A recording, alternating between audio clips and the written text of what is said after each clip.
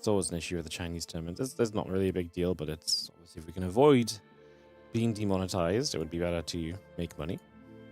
It's a crazy concept, I know. Crazy concept.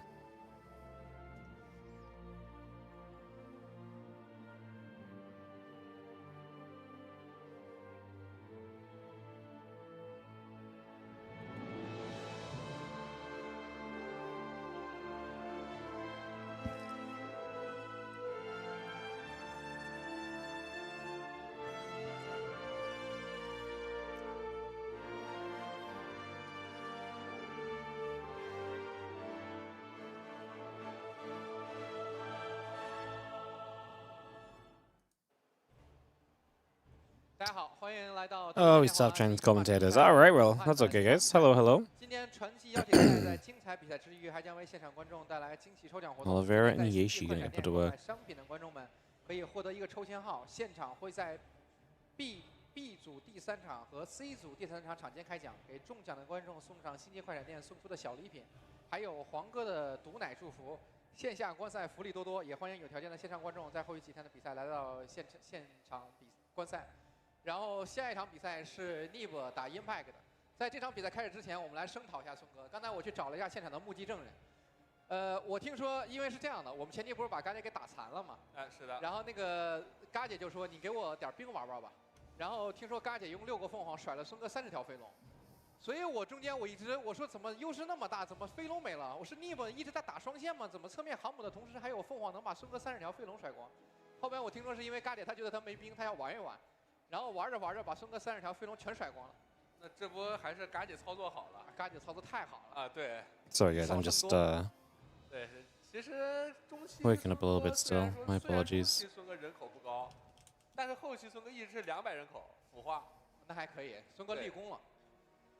下一场然后是 Neeb 打 Impact 的，总体来说就是肯定 Neeb 更强一点，因为我听说 Neeb 现在好像6100吧，6000左右差不多啊，6000左右差不多。然后 Impact 的已经很久没来打了 ，Impact 之前去打剑体比赛啊。Translate?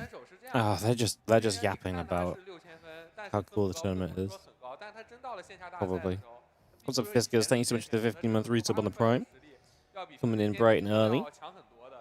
而且听说是 Neeb 挺会打的，但是昨天比赛看下来，说实话。Hello, Zegberg on the YouTube. It's an early as well. Hello, everybody. Yeah, obviously, again, weird stream time for us, but we are here to cover the Douyu Cup because we don't mess around. We don't mess around. Douyu Cup's available. We cast Douyu Cup. So yes, hello, hello, hello. Good to see you guys. Thanks for joining us. 今天应该是这组有2个中国选手，应该是麦克赛勒和碳基。麦克赛勒和碳基现在在副舞台打，是的。但是我看今天鸡哥也输了很多。但神族现在输一输天梯是很正常的。但是我看他的输。It's about the show match. Yeah. I'm not waking up an hour earlier to cast the show match. I'm sorry, guys. Ain't happening. Ain't happening. Tomorrow we already start an hour earlier just with the games. Like the normal games. Oh, tomorrow's gonna be brutal. Tomorrow I start at 6 AM. And then 7.5 hours after we start. So basically when we, just before, like basically around the time we finished yesterday, and I went to have a nap, and then we're gonna start Maestros of the Game, which is gonna be probably super long as well. Man, this is a crazy first match. Neeb Impact for round 1 is pretty nutty. It's kind of brutal, to be honest. Max had signs the other matchup. I'm excited to see what Neeb looks like. The best part of this group, guys, there are 3 Protoss players, so at least 1 Protoss will advance. Man, it's so cool to see Neeb. I actually feel like it's 2016 or something. Holy.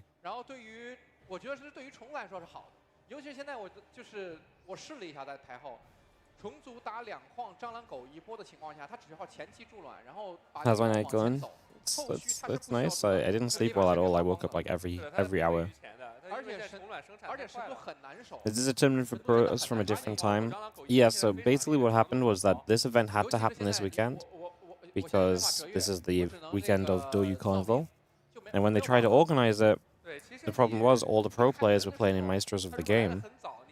But Maestros of the Game only finished their kind of matches like a week and a half ago to decide who would make it to the top 4. and because of that, it's not enough time to actually organize who would be able to arrive and play, basically, and come and play in like a big tournament in China. So they basically couldn't run their tournament, but obviously it had to run this weekend. So they invited a bunch of old players to come and play, which is very cool, very fun. Yeah, something a little bit different.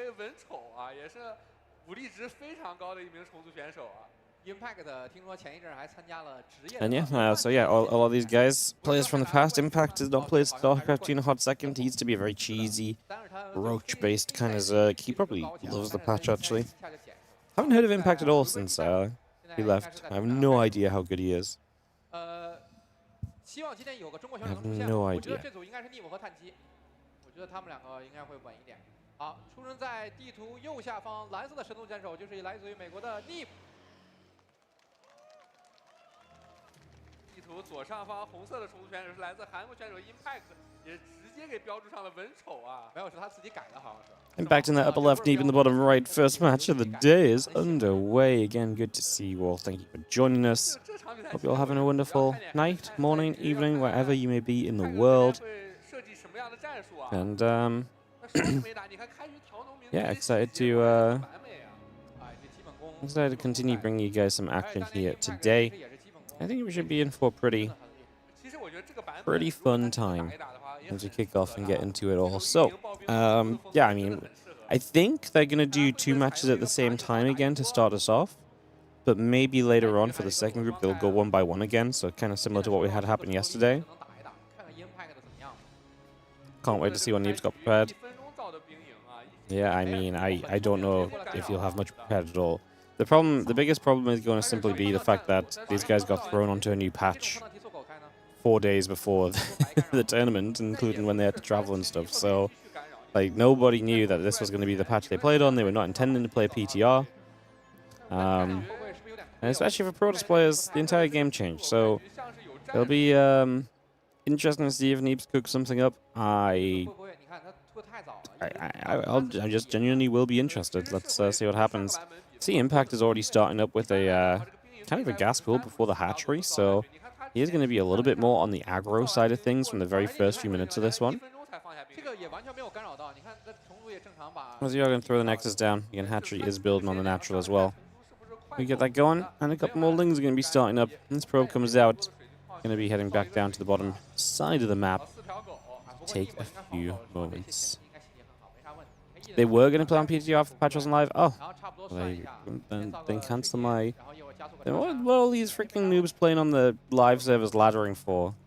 Ay. Unbelievable. Rex, why are you here and not casting? Where's the Rex stream at? I'm actually surprised no one else is casting this. Like, apparently it's me, the Ducklings, and everyone else just didn't wake up early. Crazy business. People missing out on the freaking Douyu Cup with all these cool names. People crazy. Hey, what's up, Captain Ben? Again, how's everyone doing over on the YouTube? Good to see you guys. If you're here early on the YouTube, please take a second, hit the like button. It goes a long way. It helps out a bunch if you hit the like button over on the YouTube. And the earlier we get that like number up, the better it is. Stargate opening from Neeb, as he opens pretty standard here in the first few moments. All these players still active? No. None of these guys are active in SC2. The most active player in SC2 that's in this tournament is Scarlett. She's pretty active. I'm surprised. She's here because she's definitely like a fan favorite. But yeah, Scarlett is the is absolutely most active. And then I mean, Killer Z plays at like home story cups every few months. So yeah. But I mean, everyone in this group is pretty much... I mean, Cyan plays a decent amount here and there as well, sometimes in the online cups too. He's in this group B. So, yeah, I mean, there's a couple of players who are active, but it's not like none of these players are playing like every single weekly cup and stuff like this, you know? So, yeah, there's definitely a factor there.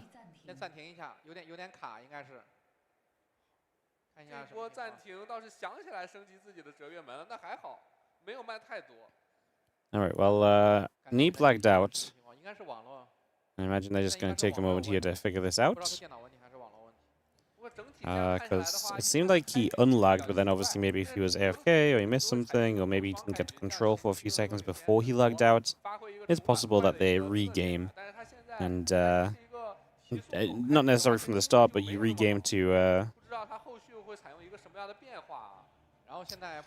Come on, Brain, you can do this.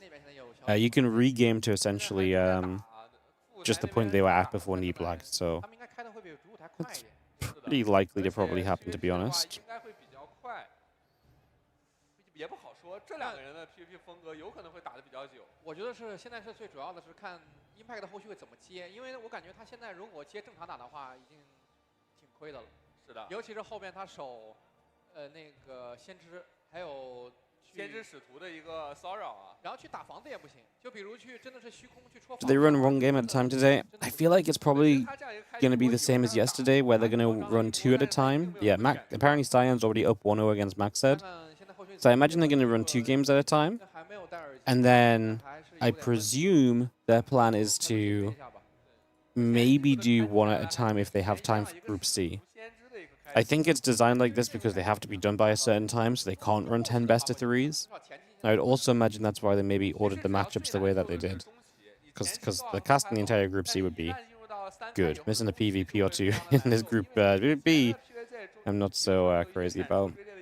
Will I cast Paris, the Maestros of the game? Yes, I'll be casting tomorrow. It's going to be a mega stream for me tomorrow, guys. So tomorrow we're going to be live with the Douyu Cup quarterfinals. And then we'll go from the Douyu Cup quarterfinals into the Maestros of the game. It's going to be a... I really think it's going to be like 16-ish hours of casting. So tomorrow's going to be a long one. We're going to be pretty low energy to start us off because I'm going to need to save the energy through the day. And we're going to see how it goes.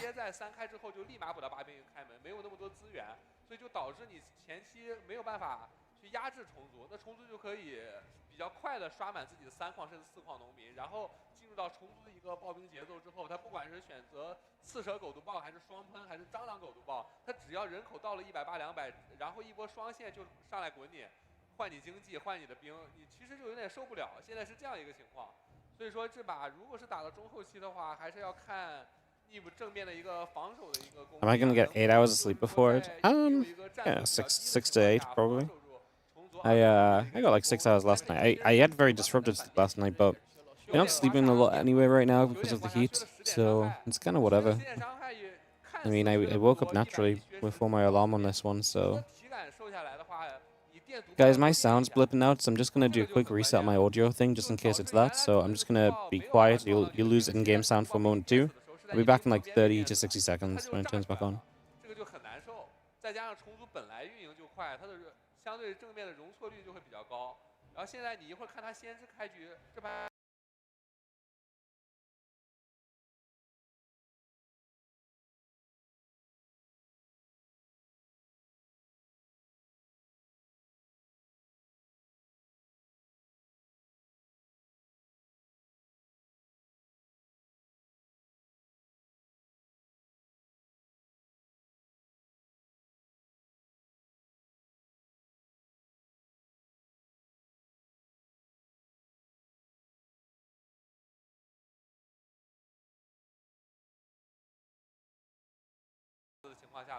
Hello. Thanks for that, guys. Sorry.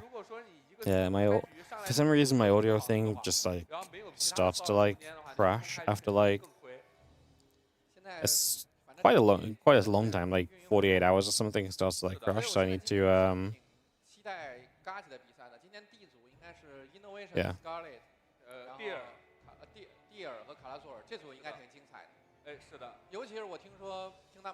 So yeah, I just have to reset it every now and again. It seems to fix it, so we'll go for it.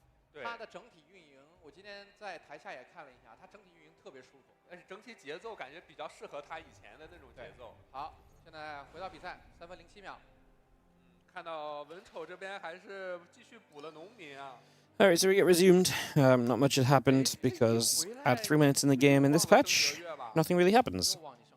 So, yeah, we had a probe scouting. Neeb has thrown down a Stargate, and we'll be getting that up and online in the next few moments here. We just see a battery coming into place. And a couple of Lings looking to linger around the edges. as we take a few moments. Again, battery coming up, a couple of probes in the depth continuing through. Drone and a few Zerglings, a couple drones and a few Zerglings all coming up as well, as we just have Neeb going to start up with an Oracle. Oracles seem to be extremely popular right now, as they always were. Turns out the unit that still does everything. So, yeah, I think pretty popular. Going to battery at the front and let that finish to finish the wall off, so that's interesting. Obviously, one of the biggest things about this patch seems to be that... So the big, from listening into people and the back and forth I'm seeing, the issue is that Protoss has been changed in such a way that you can't really take the third base as quickly as you used to be able to. So you have to take a much slower third base. However, the issue is figuring out what the Zerg is doing. If the Zerg is droning heavily, and you do not get your third base down, you are very, very far behind. But if the Zerg if you put your third base down as if the Zerg is droning, and then the Zerg hits you with an attack, you die. And that's been a very difficult thing to kind of match up on so far, it seems. Obviously, there's a lot of figuring out to be done there. It's one of those scenarios where you're basically having to play as the reactionary race with, like, limited info, so it's kind of the interesting part of PvZ right now is that sort of approach. Now, Impact is already just droning away in this game. He is just droning. A couple queens on the way out as well. Roach drone is dropping down too. But, yeah, I mean, on the side of Neeb, he's going to actually throw Resonating Glaives down. So he's just going to play Star Glaives, Oracle into Stargate into Oracle Stargate into Twilight Council Glaives. So some Star Glaives action here. Gets a couple drones with the Oracles. Takes a bit of a beating as well. I mean, yeah, in this situation, Neeb is correct. He is kept his couple of Adepts at home. He's not been out on the map harassing with them. I wonder if we're going to see more of that, actually. It's kind of a win if you have created a situation where the pros have to keep their Adepts at home. Because if the pros have to keep their Adepts at home, a couple of drones that they can oftentimes get from this and so on is going to disappear. Now, that means less for us to watch, less excitement in the early game, but it does mean a more stable entry to the mid game for the Zerg players a lot of the time, which is pretty cool. Yeah, going to be interesting to watch this PvZ, because this is the matchup which people really seem to think Protoss have very, very low hopes for. As you're all going to see this battery finishing, it feels as though Neeb is just going to get away with everything he wants to in this game, though, right? Like, he's set up economically, he's being greedy, now he's going to threaten with these Adepts. There's enough units here that it's not worth justifying them in.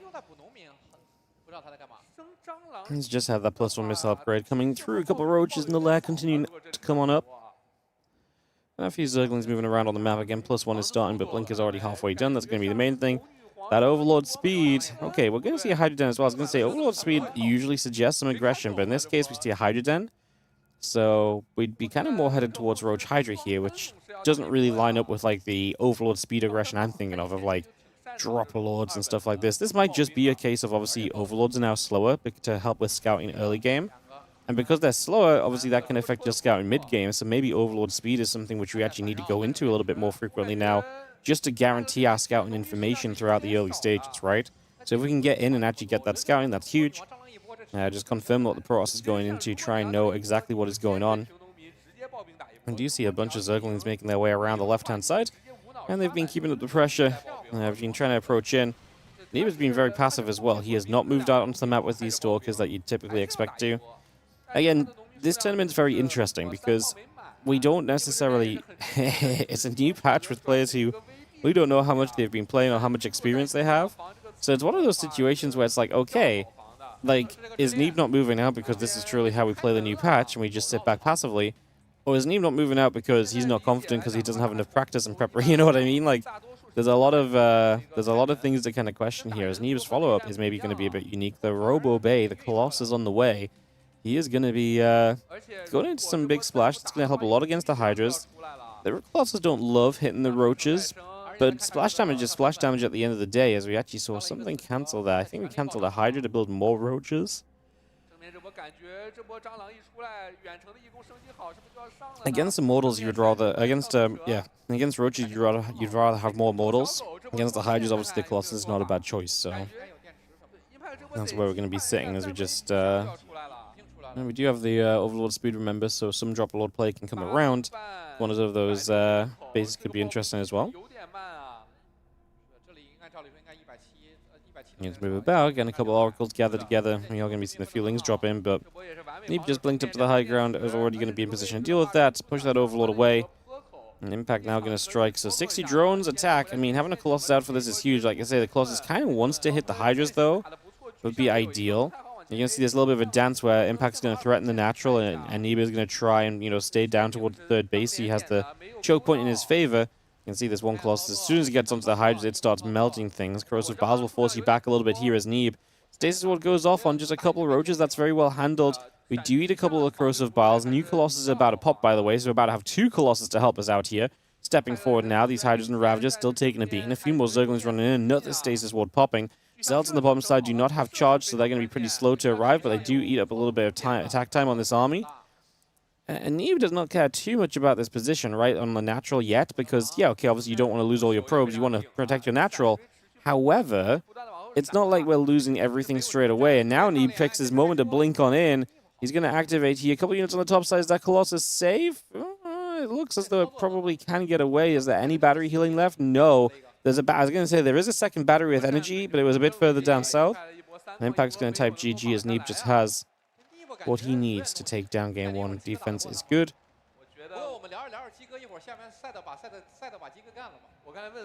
I mean, Neeb basically just... This was a really good way to play against...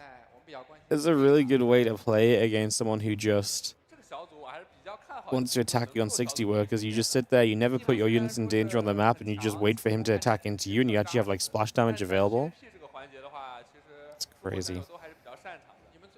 Is this live? Did Neeb retire? This entire tournament is... I mean, if you look at the lineup of the tournament, you'll figure that out.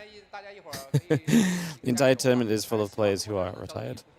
It's kind of the vibe.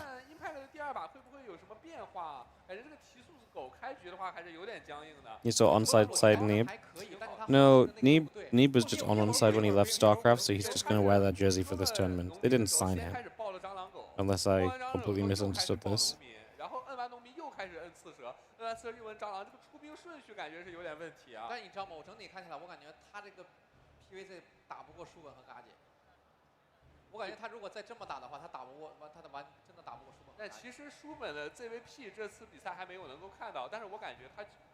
Yeah, I'm pretty sure it's just a case of,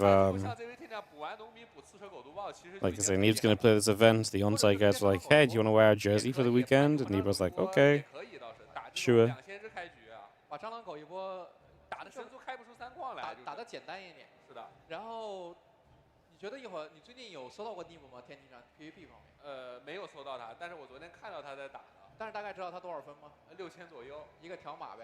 I mean, maybe I'm wrong. Maybe Neeb is actually going to play. I'd be kind of shocked, though. I think it'd be kind of... Yeah,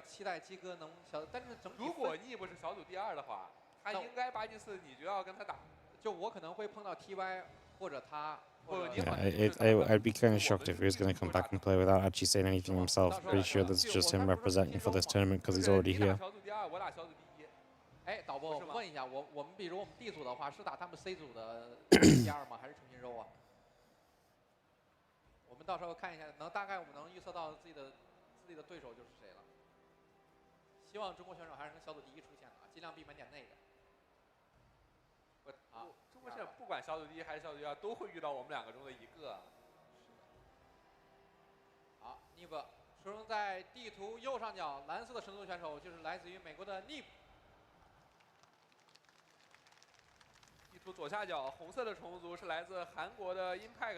Neeb in the upper right, Impact in the bottom left-hand side, and we go into PvZ game number 2.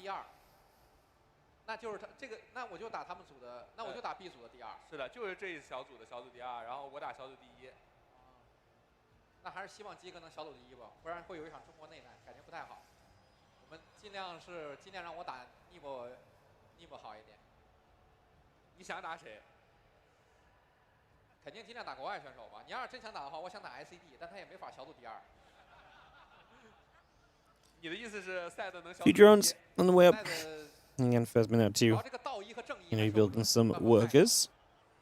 大家可以留点体力啊，一会儿都给中国选手加加油。这场打完了，哎，这场打完就是败者组了，是吧？这场打完就是先主舞台应该是先打败者组的。是的，但是你不管赛的能不能出现，但是我刚才看好像有很多妹妹来给赛的加油了。啊，你已经看到了吗？你羡慕吗？我不羡慕，因为我觉得成都的妹妹现在应该在磨刀了。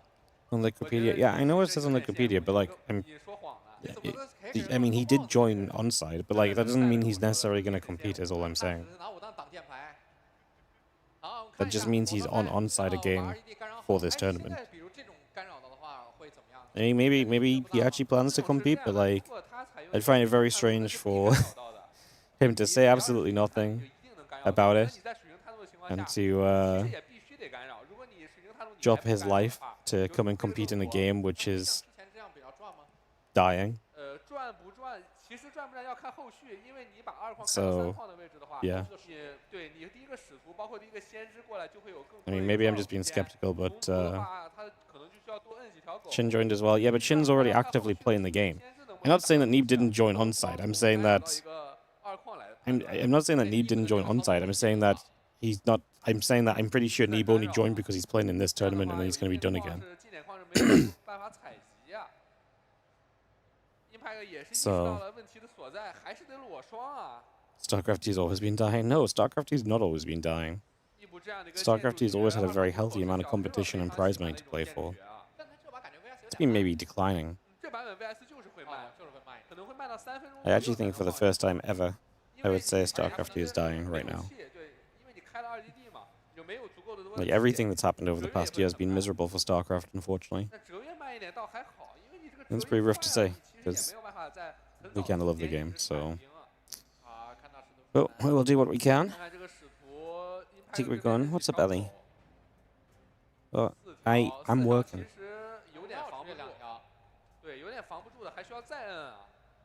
Ellie's like, you know these first few minutes of the game now when nothing happens? Isn't that perfect time to just play with me? You should go to bed. It's still early. You meant to just go have your nap after your breakfast. You daft. Yeah, have some loves. Well, a couple of lings run in and Neeb opens Stargate again.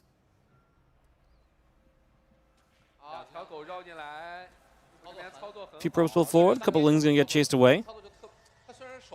Second speed is coming up, 8 more lings on the way through. So we are going to see a few more lings this game. And this time Neeb gets aggressive with the Adepts, which is going to be good for 3 workers straight away. So immediately a very different vibe from Neeb.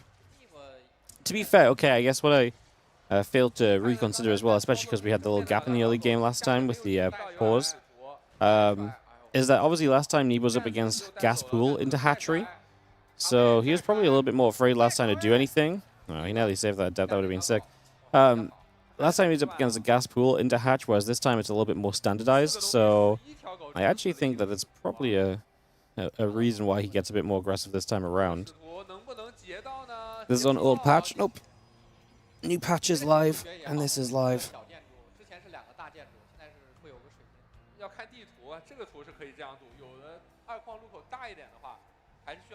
You can tell because the game time says 4:30, and we're actually like 2 minutes into the game. Yeah. The 8 workers really doesn't change anything in terms of... From what I've seen, I still don't think the 8 workers has changed anything. I think it has literally just pushed the timer along. I'm still yet to see builds that are significantly different because of 8 workers. If you, someone was asking about learning yesterday, and everyone was like, well, the guides are all wrong, but it's like, you could actually just follow any of the old guides, but instead of following the timings, you just follow the order, and you just build the things at the order in which you have the money to do it still. So, yeah.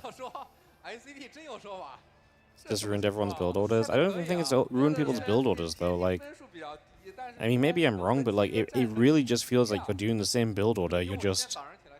Like, your timings are different, but like I say, if you know you're going to go for the Stargate after this or whatever, like, everything still comes in the same order and kind of at the same pacing, just a bit later.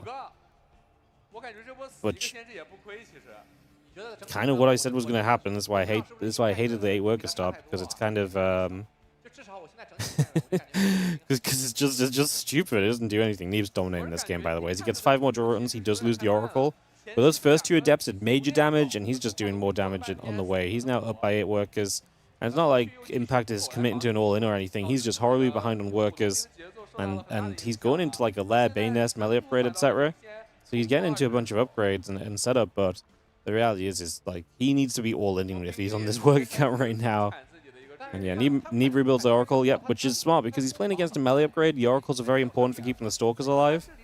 And it's just safe, and he's far enough ahead he can afford to rebuild the Oracle to keep it safe as well. It's kind of funny having retired pros on play on a new patch with new maps, yeah. I actually kind of wish this tournament was old patch, not necessarily because of any... Oh my god, fucking lightning. What the fuck?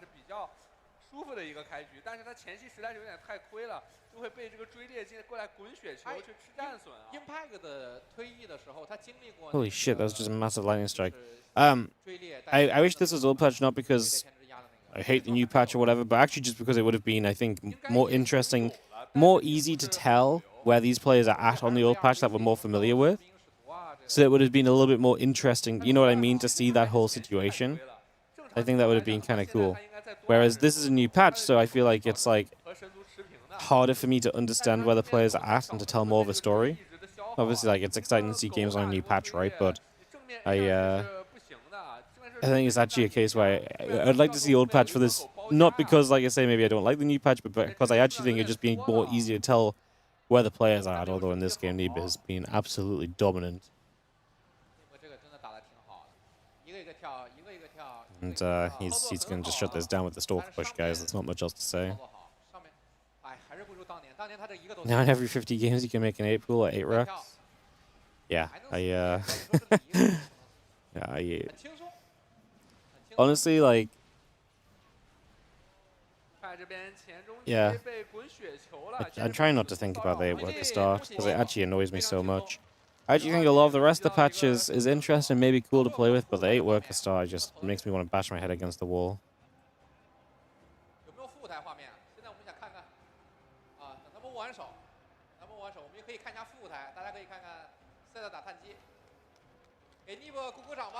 Why? Bro, I've talked about this so much. I have zero will to once again go into the 8 worker start discussion. I mean, the TLDR just doesn't change anything. Oh my god, we can jump into the other game? Wow. Look at Sai, he's going to place a pylon in the base. Yeah, Maxet's going to check though. He's sneaky.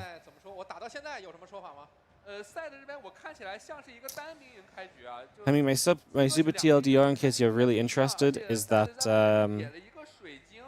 is just that we balanced the game around 12 workers for a super long time. 8 workers does not, the worker count does not actually change the way the game goes, I don't think. There are some very small intricacies which does get changed, yes, but in the grand scheme of things, you're going to watch the same kind of games play out. It doesn't create strategic variety. When they first announced the change, we watched some 6 worker start games from Legacy of the Void, and it's kind of crazy because you see the same builds being used as what we've been used today, basically. It's just like, a Reaper Expand is still a Reaper Expand, it's just minimally different, right, in terms of timing and exactly how it works out. And I don't think those tiny intricacies create this strategic variety that people want at the cost of slowing down the game, which I just think is silly. So yeah, I just don't think it doesn't create interesting changes. The changes it creates are the kind of changes which, like, if you sat down and explained it to people, people would be like, God, can you cast the game and talk about something interesting? Like, that's the level of changes I think we essentially are working with, basically, so...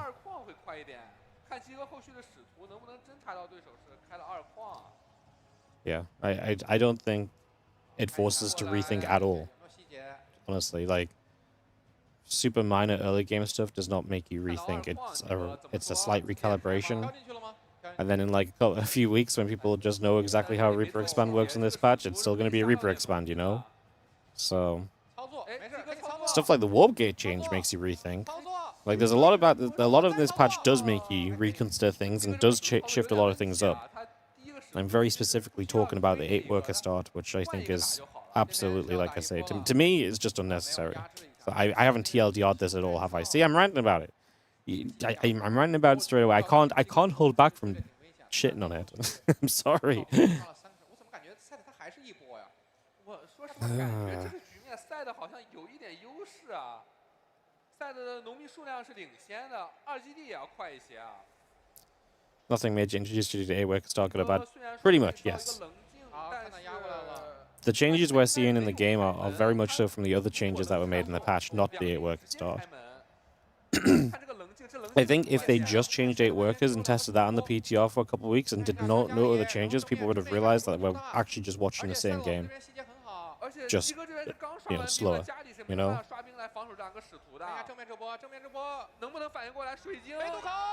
Ugh.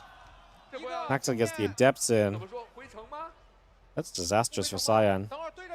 Cyan on the other side going to try and get some... Oh, Cyan on the other side is like full commit. He's got the force fields on the ramp. Oh, Cyan, stop messing your units up. These units are running to the ramp when they don't need to be. Oh my goodness, this is an absolute mess. I don't know if Cyan has enough to really do much here. The problem is Cyan's now super committed to the base. It's another good force field. He needs to keep these force fields up. He needs to warp in a sentry right now, no? Because, yeah, he's okay. He actually did get one more force field down. 2 gates, robo depowered. Probes are pulling into this. We need to shut down these numbers. We're going to recall back home. As obviously Max said is going to... Oh, he recalled an Immortal? Oh, he recalled his units from the low ground, but they're not walking forward to fight. So Max said actually has the Immortal in position now. The only problem here is obviously elevating to the low ground is going to be kind of a slow process. Loses 2 more Stalkers. Max said going to be down at only 6 workers. He lost a lot pulling those probes in. He should have recalled sooner. I wonder if he just didn't have the energy for it straight away. He recalled and didn't have to, yeah. He recalled the Immortal and just nothing else happened.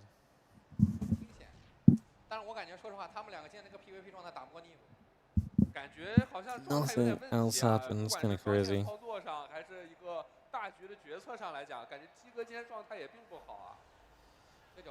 These dogs going to drop off. A few probes. It's going to get picked away. A couple of workers going down already. Going to look for a couple more.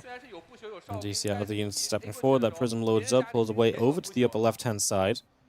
Again, battery on the way through from Cyan as well. A few stalkers, sentry, just going to settle into this top left-hand corner.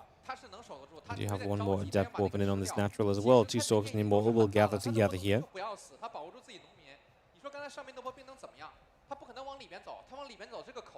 Yeah, Cyan's going to have a lot of economy in comparison to Max. He just came out better in this attack. Those force fields did work in the end.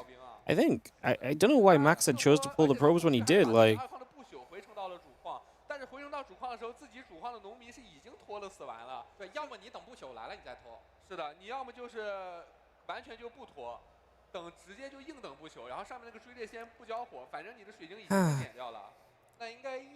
kind of an interesting situation, guys. I'm trying to think back to the fight, and I'm like, I just don't know why we pulled the probes in then, because we already had the stuff depowered. Like, why not pull the probes when we recall the Immortal to the high ground or so, you know?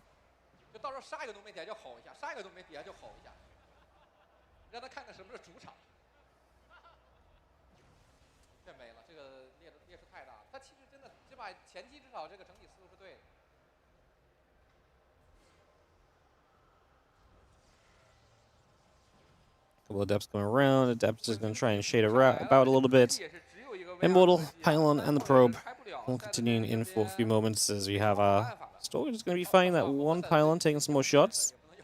The Adept is just going to be chasing away, pushing that Stalker around. 2 more Stalkers are going to be sending it as well.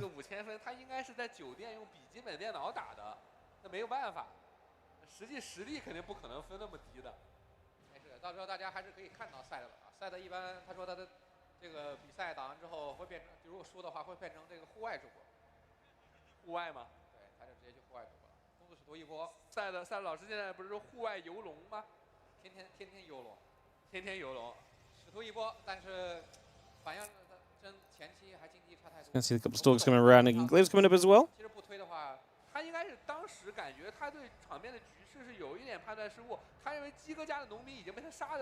More Stalkers coming around as well.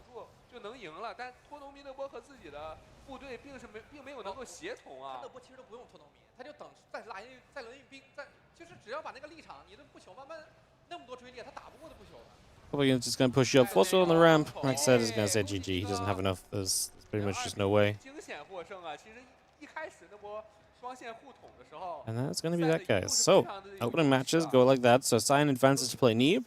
Max said forced to play Impact. I wonder which one they'll show on stream, because again, they're showing kind of a mainstream and they're doing 2 matches at a time, and I think they're going to do 2 matches at a time for this winners matches again. I think they might do the PVZ, because obviously Maxhead's one of the Chinese casters, so I think that's very fun for the Chinese audience to see Maxhead on the stage, so I think they might do that, but I guess we'll find out soon. 不过也是后话了，就是他并不是上帝视角，而且确实，如果他什么都做得完美的话，他就小组第一出现了。确实，这样的话有点可惜吧这一把。那一会儿的话，胜者组就是鸡哥打逆布，然后败者组就是 Impact 的要打赛德老师了。Impact 打赛德老师这场可以看一看，因为我觉得 Impact 和赛德老师现在其实实力差不多，有的打，实力差不多。然后我还是比较希望鸡哥能赢，就是希望还是就少点中国选手内战嘛，尽量那最好能2个中国选手出现最好。好，我们现在场间签售啊，休息一下，然后一会儿我们的场间签售活动是我们的李培南要过去给大家进行一个签售啊。应该是去淘宝，我觉得我已经去排队了。可以要签名的可以来这边排队。Alright, guys, just waiting to see what the dealio is. Oh, the crowd is like, wait, we can go meet people or something. They're all up at once. Hot rush to try and find people or so. All right.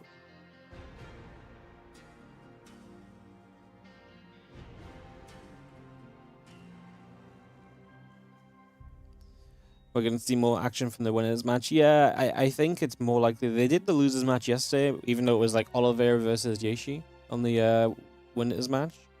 And it was PvP on the lower match, but was it PvP? It was no, it was PvT, Trap XY. I think there's a very good chance to do the lower bracket match, honestly.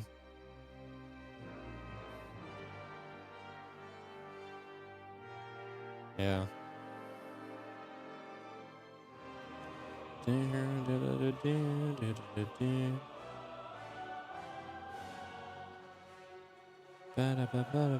So these guys can go under the barrier, but there's other people at the front that aren't allowed into the queue. What's going on? I don't understand the system. Also, we have a queue with space, but they're not allowed into the queue with space. Holy shit, this guy's brought his freaking gaming headset. Our boy's about to play some SC2 on the in the freaking venue.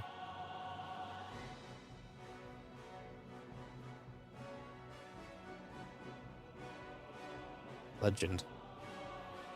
Do you have a Zealot shirt?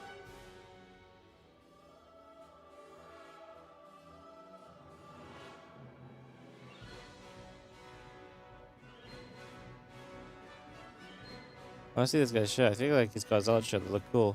No, he's covered it! Oh, damn. He's so happy he's met Oliveira. That's so cool. What's up, Casamigo? 50, hell yeah.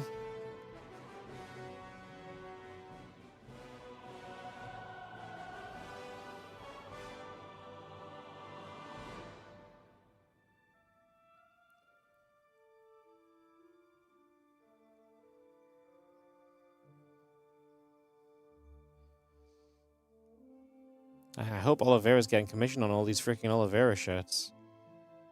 There's so many being sold.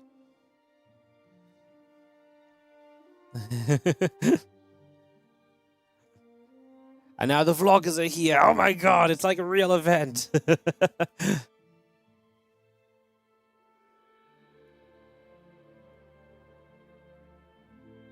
Oh my god, she's so prepped. She has 2 phones. She has one for recording and one for taking photos. Holy. Crazy business.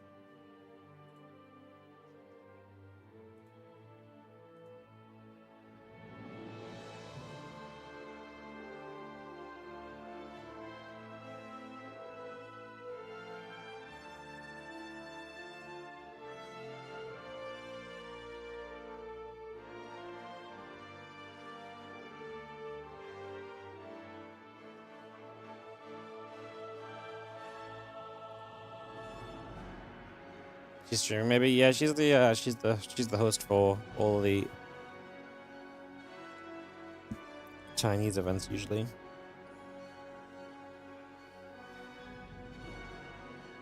She's streaming in Douyu. What's her Douyu stream? We should watch from her point of view. We could watch Oliveira from 2 different angles.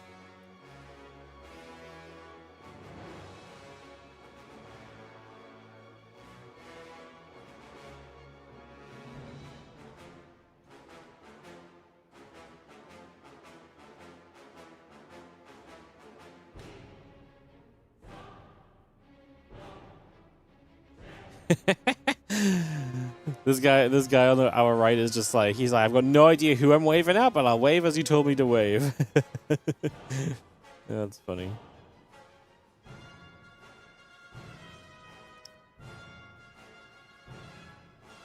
Down, down, down. Bow, bow, bow.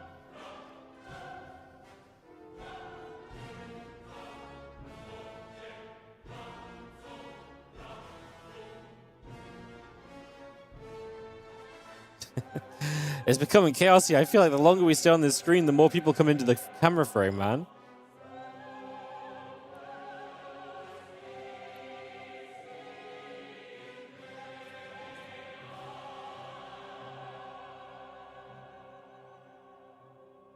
The Chinese fans are crazy. There's so many of them, and they always want to meet everyone.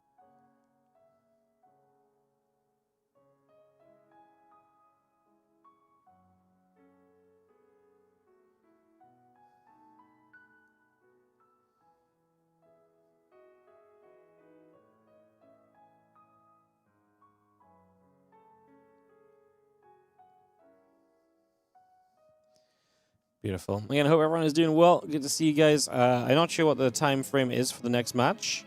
It looks like they're videoing. Hopefully not too long. I mean, probably like 10 minutes, I think, is the official time frame.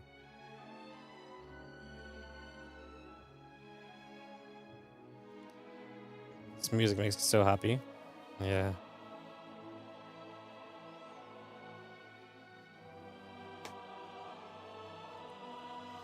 Yeah, I'm really intrigued about the new music we get in StarCraft 2. Sorry, excuse me. I'm really intrigued about the new music we get in StarCraft 2 because I think it's going to be very off-putting. Like, I've casted SC2 for so long with the same soundtrack to it. When I casted some games on PTR and different music tracks came in, holy shit, it was so off-putting. It was so off-putting, it's crazy. So I'm actually really intrigued how this works when we get to casting in game with some stuff. Like, I'm actually going to be very interested in how that seems.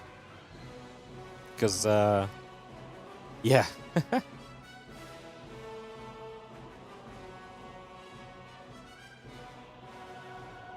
It's kind of,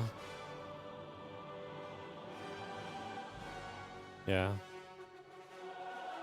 Kind of a weird one. Yeah, it'll be interesting to see how it feels, like I say.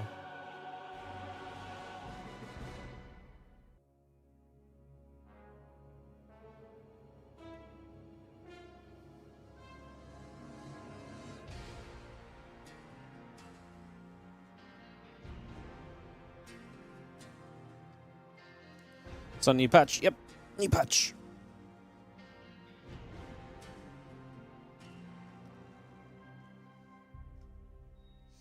I'm going to take a couple minutes away, guys. I'm just going to step out for a couple seconds.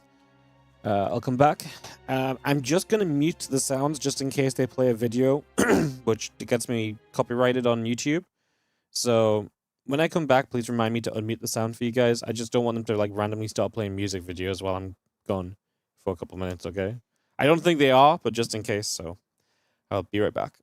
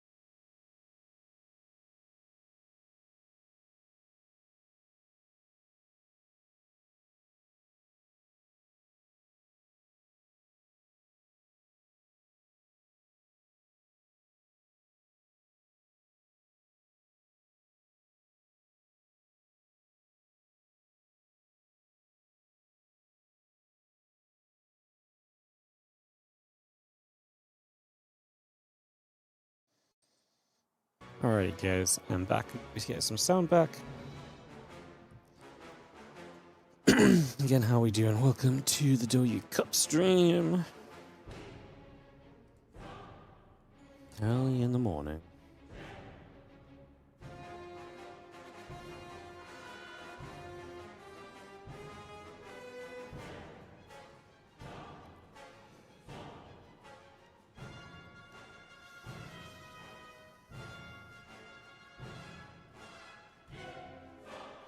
Where are all the top Koreans? Well, there was this tournament called Maestros of the Game. So no one could play this tournament because they all thought they were going to get top 4 and go to France. So this tournament decided to only invite retired players. When is INnoVation playing? So he's in the second group of the day. I'd say about 2 hours, give or take. It's scheduled for like 2.5 hours from now. I don't know if he's the first match we're going to watch or not. I think he may be match decent. Probably like 2 to 3 hours for INnoVation.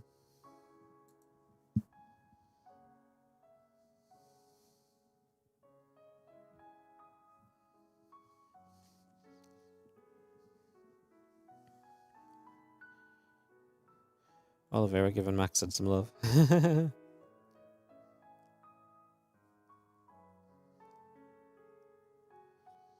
Why? I just explained. None of the pros could play because Maestros of the Game is on Saturday. Do I have any idea what Inno does these days? I'm pretty sure he just sits there and contemplates life without StarCraft 2 and smiles to himself. And watches his brother play League of Legends.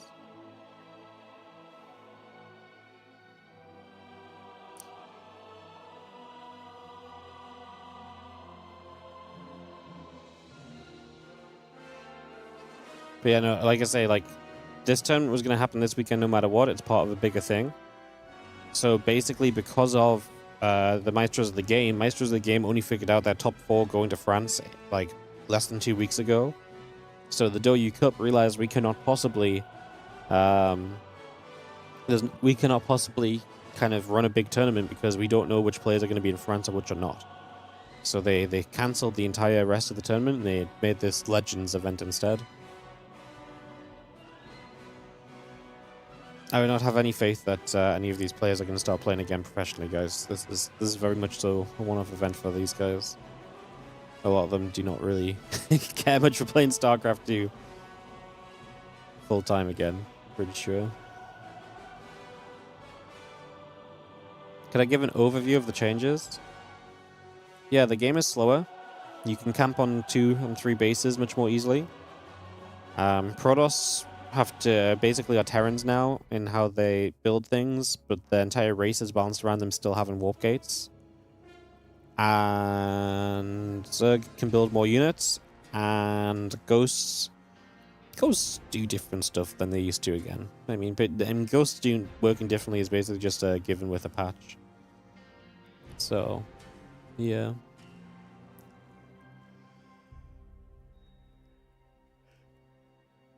That's the TLDR.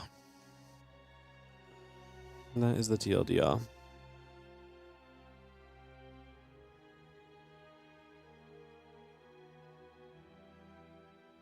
I forgot to mention the new variety. Yeah.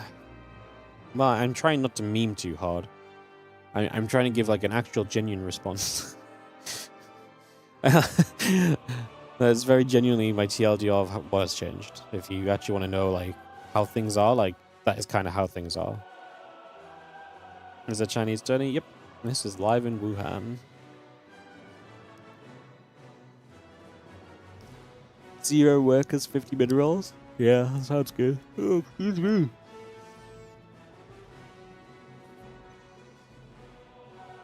What's happening? Yeah, we're just between matches, guys. The next match is scheduled to start right now, so we should be able to go soon.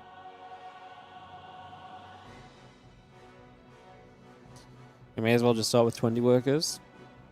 Skip the boring parts.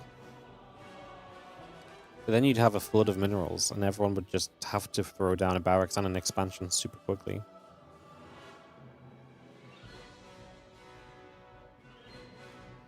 1 worker, 400 minerals, no town hall.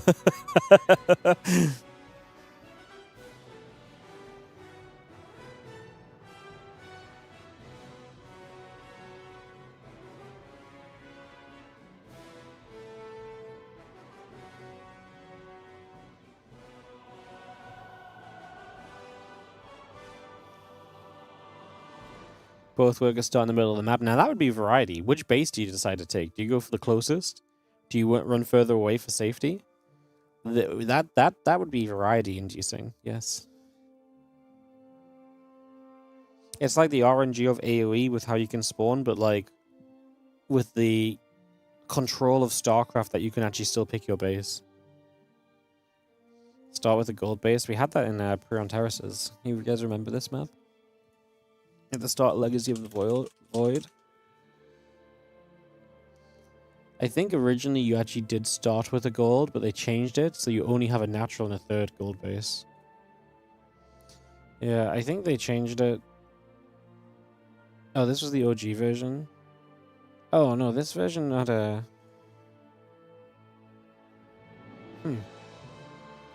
Interesting. For some reason I thought the main base was gold, but it's just the natural and the 3rd base that were gold.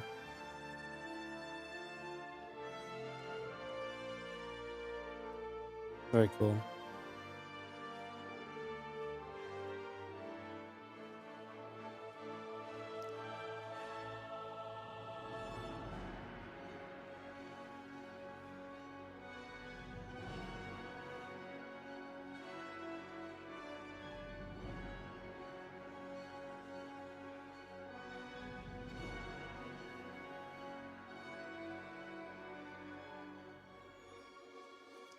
Yeah, I'm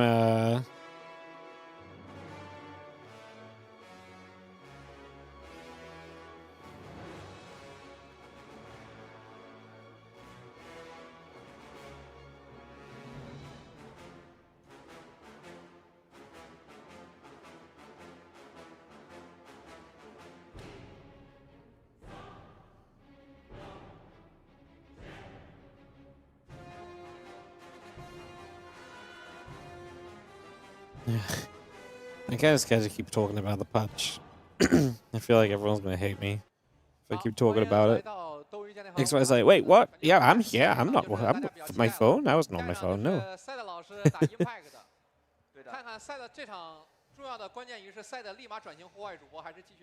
Thanks for casting. No worries. Thank you so much for watching. I know it's not my usual stream time, so I appreciate all you guys hanging out with me when it's not my usual stream time. 哦，你说前期那个对 Impact 的前期失误很大，一会儿会被第二局失误很大，但第1局其实打得还可以，对吧？然后我们插播一下，今天传奇邀请赛 So many over-exaggerations and dramatic SCT players. Yeah. Neeb is playing. Yeah, Neeb won his first match of the day against Impact. Impact didn't look good. I think I'm going to favor Maxed here. Maxed's played much more recently in Impact. I think maybe Impact does something different, but like I actually think Maxed might be a favorite on this one. It's 2 AM for you, God. There's some dedication going on. It's like the old school StarCraft days, staying up all night to watch when we had events in NA for me and stuff. Oh, yeah, yeah. 那个农民可以存管道，然后很快就过去。哦，他去了那张图是吧？对，有一张图其实是3人图，有张4人图，他会默认办一个点位。 Bring back the Fist of Neeb. Neeb looked good, man. Like, he looked very solid. He played a bit safer in game 1 and then much more aggressively game 2, and it just paid off for him both games. Kind of adapted just what his opponent was doing a bit. It was cool.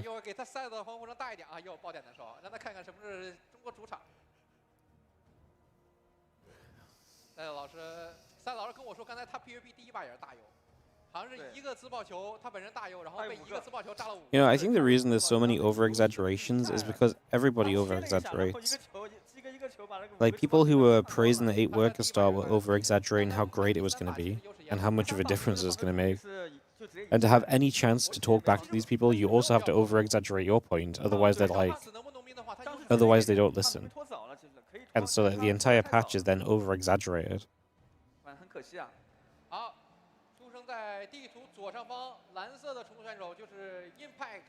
No comment on the dramatic side, though. Impact in the upper left, Max in the bottom right, second match of the day. This is going to be our elimination match, guys, so one of these players will fall out. I'm not sure if Neeb and Cyan are going to play at the same time. Yesterday, we did do 2 matches at the same time for the first 2 series, and then we went 1 by 1 for the rest of the day afterward. I think that might be their schedule today as well, to make sure they're done within the time frame they have.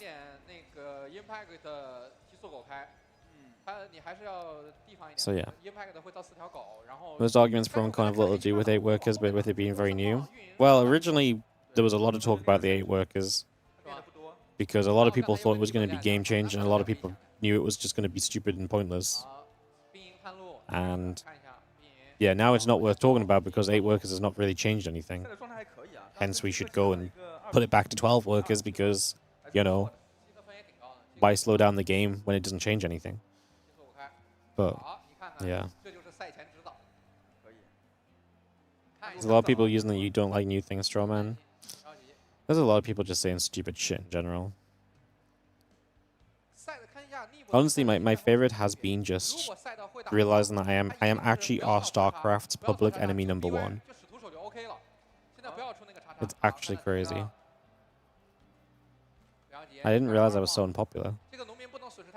It was a real eye-opener.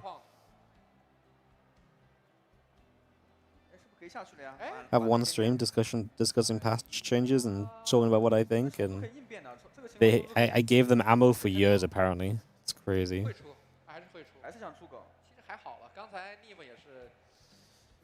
Well, this is again the kind of gas pool opening. The kind of cool thing for Impact here is obviously Max had played his first match at the same time, so he was not able to necessarily see what Impact did, unless he was able to check between the games, which is possible as well.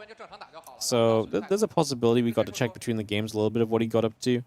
So we'll see if Max Ed kind of recognizes this. This was the game where Neeb obviously played a lot more passively. I mean, you go for the hatchery later. Sending your depths on the map is going to feel pretty scary. That faster link speed is going to feel pretty scary to kind of move out against. So we're expecting Max Ed to play, you know, back a little bit here.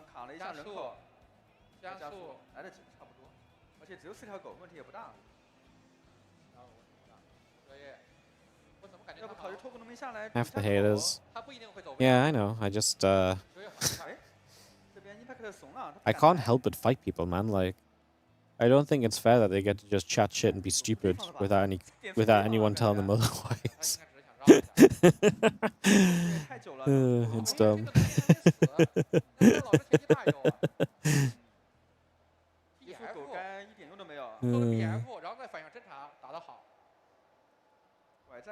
Freaking, I defend myself, mods delete all my messages. People literally spout hate and lies about me. Gets upvoted, mods do nothing. It's crazy. One of the 2 main communities for StarCraft, by the way. Fucking actual lunacy. Linkson kicks in, Wolof is not there. Remember Neeb last time? Actually, Neeb put a battery in his wall, and I was kind of questioning at the time. And this was kind of in part, I think, due to, again, that pause we had because Neeb DC'd. I kind of forgot the fact we actually opened with the gas pool hatch. But the battery in the wall made a bit of sense, just in case there was that bit of aggression that kind of hit early. It's going to see that as a couple lings, going to get pushed back, chased away. An attack upgrade coming through on the Forge. I'm just going to be seeing our single circling still getting hunted. Around into the natural. Again, the Adept and the Sentry still coming through. Just going to be having this Stalker able to get after and pick off a Zergling as well. Yeah, 2 probes go down. That's actually not a bad little start from Impact. Now, was 2 probes worth the entire opening of delaying the hatchery? Yeah, that's why I probably like, no, maybe not. So maybe this wasn't worthwhile.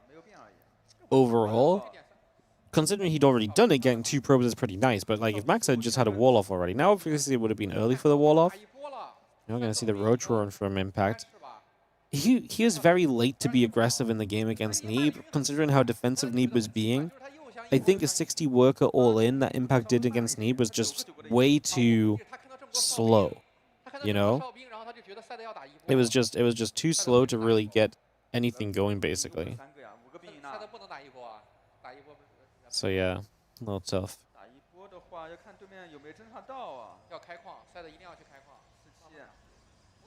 Couple simulators, piling coming down, gates coming through. Just gonna see the center in the +1 coming up. That Ling trying to get at the front, few sentries. Just gonna be there. The Adept and the Stalker coming around. A couple queens are going to gather together. Yeah, I've got roaches building. It's still a little bit earlier than the last time.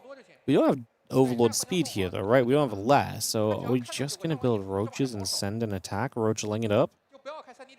There's a lot of force fields for Maxed in that case, although if Impact gets a few Ravages, we can do a bunch of the force fields as well. Guess we'll see. Does he know what Ravages are? Yes, Impact played a long time in Legacy of the Void. I mean, Impact only quit, what, like two... Oh, I'm going to show my age here. Like, I want to say 2 years ago. Let's see when Impact's last played match was before today. Let's have a peek. Oh, Eligulac. I don't know what they did to Eligulac, but it sucks. It's fast, but everything doesn't work properly. Oh my god, Impact last played in 2020. That's freaking nuts. What the hell? Really? It's been 6 years since Impact played? Nah, someone's forgot to upload some results or something. What are we on at? 6 years? Bro. What the actual hell?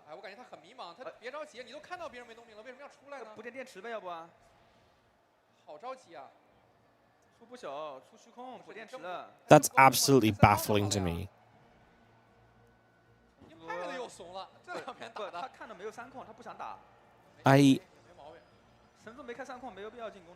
I just remember him playing tournaments.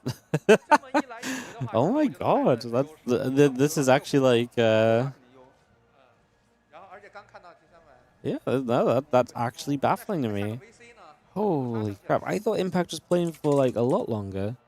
What Zergs have left more recently than Impact, guys? One of Impact's most recent matches was against Curious, who I would have said left the scene, and Hurricane as well. Like, guys, I thought this left the scene way before Impact. Oh my god, Curious played some games in freaking 2022. What the hell? Man, looking at old match history sometimes is absolutely baffling. Armani? Yeah, Armani left in 2024. I just confusing Impact with Armani. That's crazy, because I know them as two very different players. Maybe I'm just thinking of Armani's leaving as Impact. Yeah, he left in December 2024, so like less than 2 years ago. Maybe I'm thinking of Armani as still playing.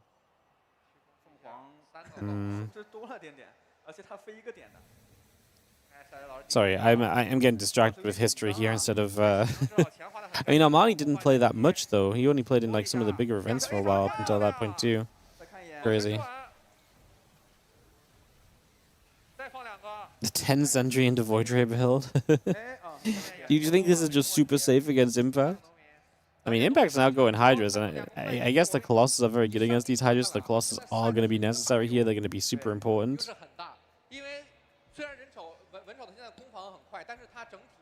Colossus about to pop. Void Ray coming through.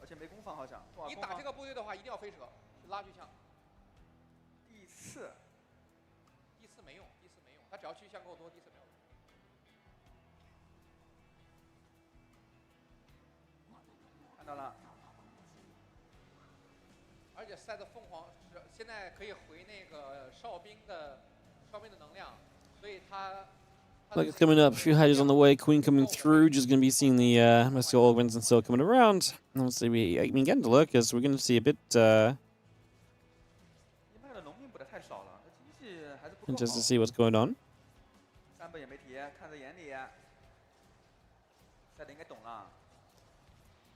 Hallucination going to fade again, Lurker Den coming up, feelings active on the map. I think Impact's just approaching this correctly. Like, he's only on 69 drones, but he is going to get to Lurkers, which I think the composition he's going for is nice. But he's maybe should be up to 80 workers, right? We're going to 4 bases. He's going to have a massive army supply, but usually Zerg is about trading and having the money to rebuild out of the trade. So I'm not super sure about the setup, but I'm not so super sure about the work count, but I like the setup. I guess he's going to have this one big fight, and then he will follow up into Lurkers after this. We're going to have a ton of force fields to work with. Those Ravagers are going to have to work some absolute overtime during this fight. As we engage in from the top side, Next is going to come into fire. It needs a good concave from Impact. Let's see a few Lings hitting on the bottom side as well. Corrosive Bars keep coming through. The Void Ray in the sky. It's going to go down. These Colossus are putting in overtime, but they are just not doing... I thought it was going to be the Ravagers had to put in the overtime. It's the Colossus, really. They've been the only thing that's really carried the damage output here. The problem with building 10 sentries is that it's a massive investment that doesn't do damage. No, the Corrosive Biles. I was going to say, he nearly lost the Colossus to the Biles. New Colossus. That's a hold.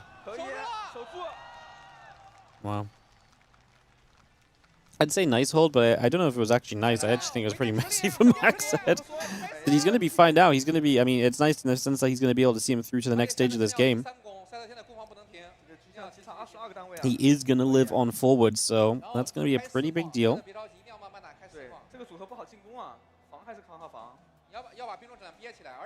Look, Den is done, but we've not upgraded anything because we don't have a hive, right?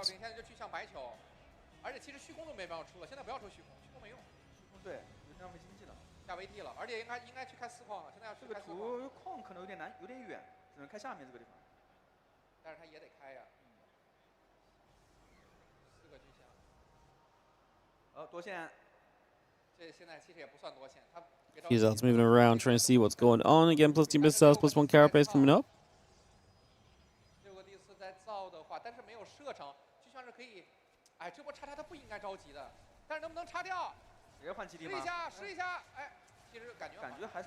So let's gather a couple lurkers stepping forward. Roach the Ravager is going to be coming up as well. I'm just going to be chasing those few Zealots away. Again, we've got our Colossus Void Ray. Peeking in the Nexus coming through. A couple Hydras and the Lings will continue to produce as well. Carapace upgrade also about halfway done. Single Zerglin steps through. The Zealot is going to swipe that down.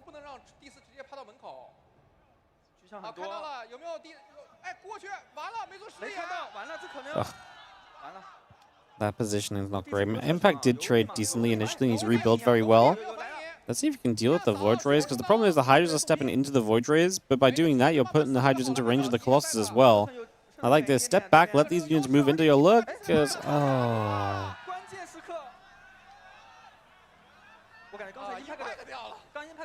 We're back. We're just going to continue. It seems we're just going to go as though nothing happened.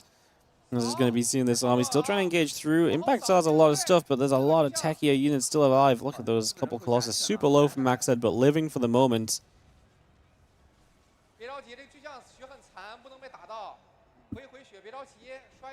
What's going on with the Chinese server? It's kind of every server. There's a reason that all the observers keep lagging out randomly in games when we're casting. The servers all just suck at the minute, unfortunately. They have for a while. The Chinese server obviously got brought back online, but it has seemed a little bit unstable. It's interesting that the players do see a bit more on the Chinese server.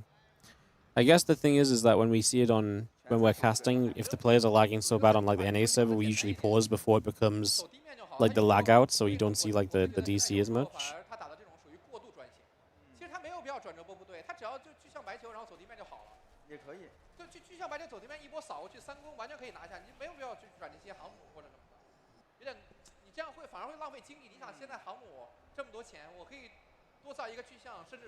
Spy about to finish from Impact obviously makes a lot of sense. Some Corruptors against these Colossus would be nice. I don't think we're going to go meters here. I think this is absolutely a Corruptor angle.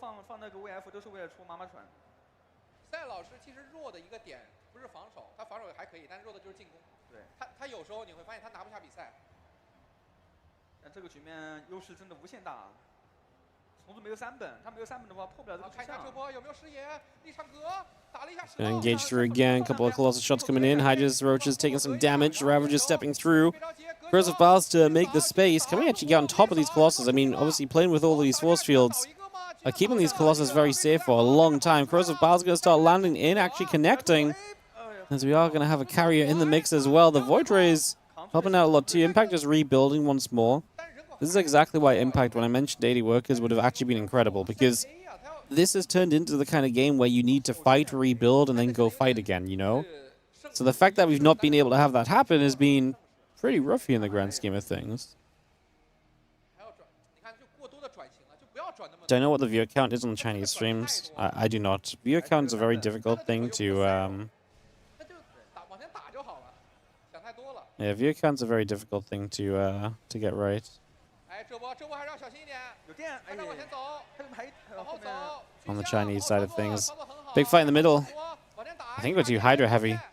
It's weird because we kind of need Hydras against the Voids and the carriers, but then the Colossus are dealing well with the Hydras. This is why the Corruptors, I think we should be rebuilding on Corruptors, but we've not had the money to. So it's a little rough. 他在家里好好的，为什么要出门呢？还行，没打赢。不过还是可以交换一下，要不还是回去吧。交换一下，其实神都是也行吧，也优吧。 Mobiles. We have High Tempo showing up now as well. I think Maxed is stabilized. Impact has had his moments in this game. He's had his chances, but they have disappeared at this point, it feels like. 你说这个情况，那肯定可以进攻，但是赛德老师出了航母就不能进攻了。这个组合需要成型才能出门。没有3本，我觉得 Impact 就没有想过打后期。Couple carriers going through. That Colossus coming over. 中前期还是可以的，进攻也挺犀利的，但没有运营，他农民不太少了，现在经济还没有赛德老师好。 航母、电兵，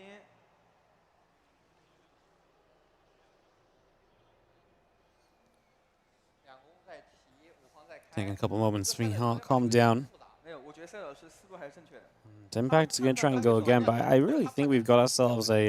没有，他判断就是对面只会打这种。I really think we've got ourselves enough here as Max said defensively now that I just don't see these fights starting to go the right way.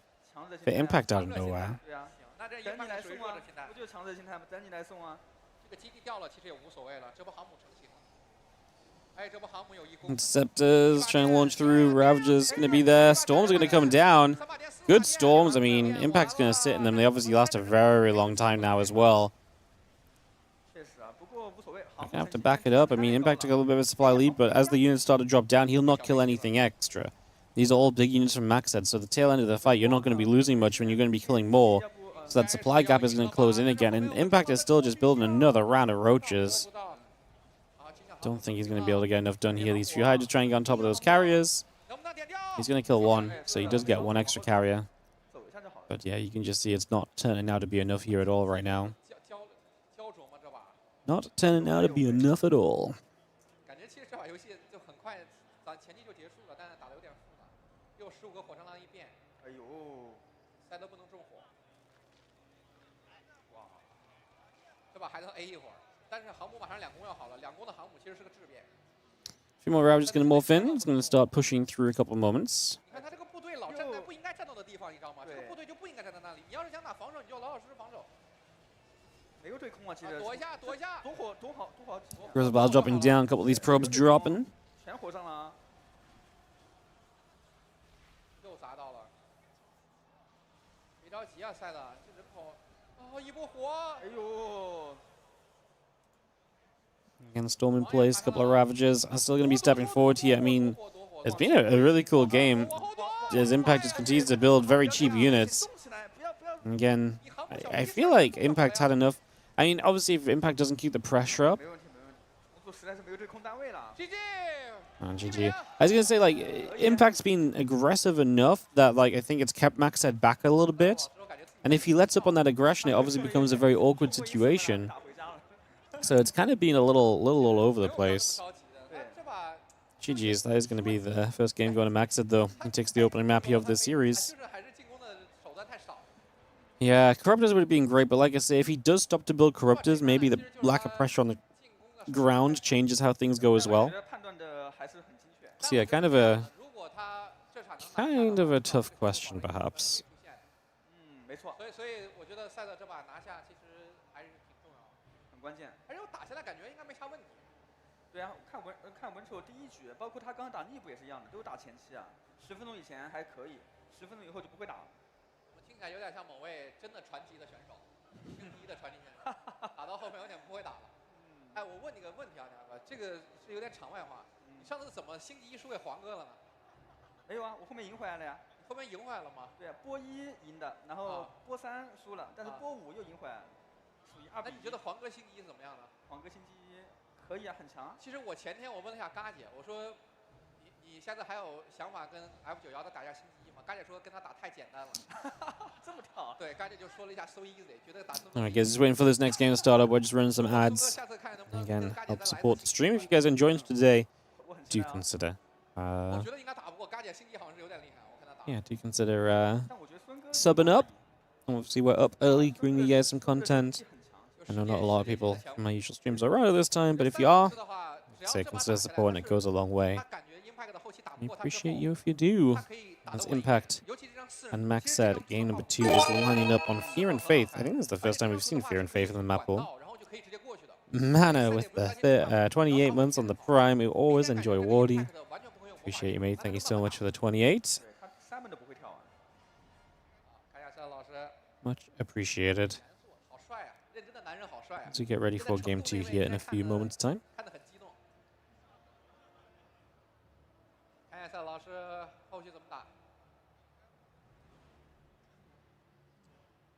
冷静点，别着急，这文潮感觉打不破的。但是他上去，你觉得他上去打那2位 PVP 有机会吗？感觉机会，有机会，有机会，真有机会。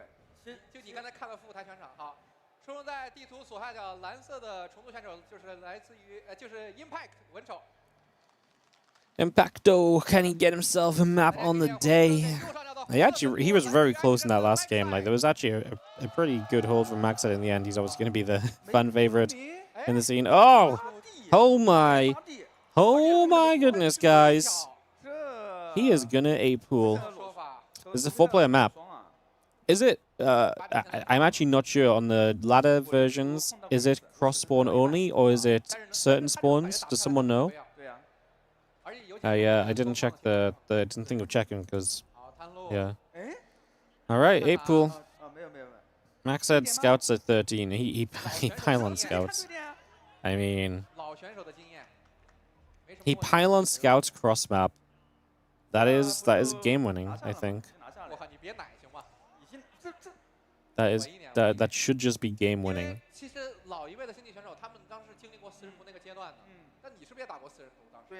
就是有一个什么先探对点再探近点的。一般先探对点，因为中间可能会野东西呢，习惯性先探对点。好，看到了，6条狗。而且现在， There's the map with the worker tubes. You can see Impact scouting to figure out where his opponent is with this worker tube up the left-hand side.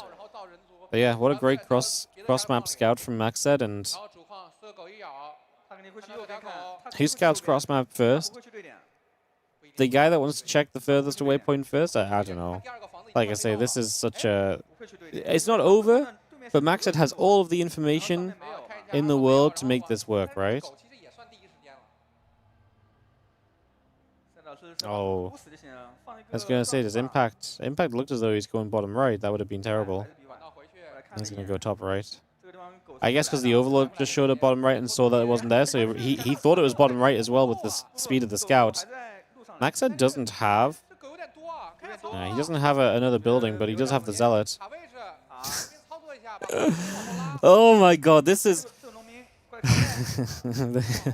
This is a complainer's wet dream of a game, as we are going to see the Zealot does get surrounded, the probes are going to pull in, the Zealot pulls out of here. Another Zealot going to be ready in a second. It was just a bad position, as we are struggling to stay choked up. I mean, these Lings are looking to get themselves an angle. More probes are going to pull down. I think it's maybe an underreaction from Maxed in the end. His extra probes should be able to trap these Lings in. We lose a few workers. Oh no, keep fighting. You're like a couple nibbles away from killing multiple Lings, no? I think we should have kept engaging there. I think these probes were already in position, like nibbling through to get some kills. Zealot shows up.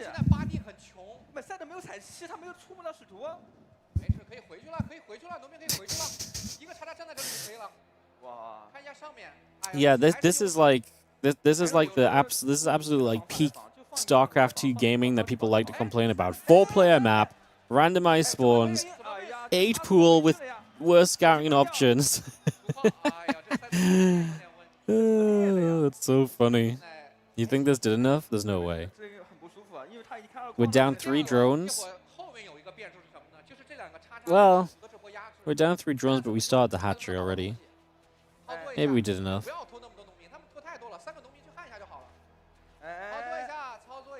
Wish you could see what would happen if Bro didn't scout him first. I know. Isn't cross-spawn scout such a baller move? It's so funny. Yeah. 有点慢呀，这二矿。现在一定要压出去，要往 You think it's 2 possible spawns? I kind of thought it was as well. 版本重组重了有点多。I thought one of the spawns was disabled. 赛德要开二矿，我觉得裂，怎么都裂，除非这波能打到东西啊。后面还有10条狗，我天哪，打不到东西。没事，我就是要打不到东西，他要把成都的卵给逼完。 No, I think it's all spawns enabled. On this map, it's 4 spawns. The other 4-player maps, 3 spawns. Yeah. Okay. Thank you, man. 他会飘，他会飘。哦，没有。 That's really dumb as well. I think you need to be consistent with these things. Like, I think having certain maps be all spawns and certain maps be only certain spawns is really silly. It's a whole new discussion we've never really had to have, but yeah, I don't like that. That's so unintuitive.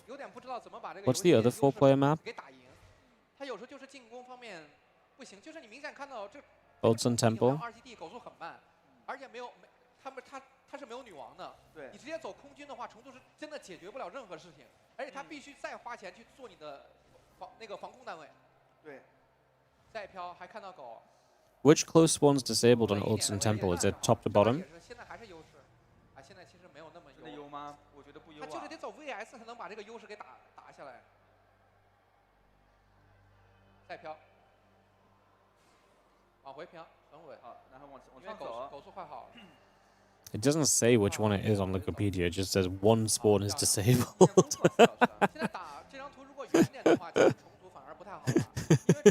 God damn it. Top button's disabled? Okay, thank you.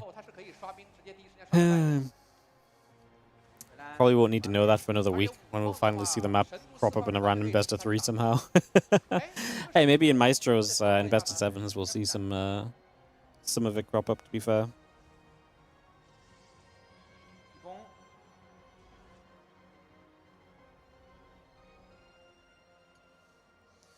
All right, well, this, sorry, I'm getting distracted looking at maps, but this game obviously does develop onwards. We do stay alive. You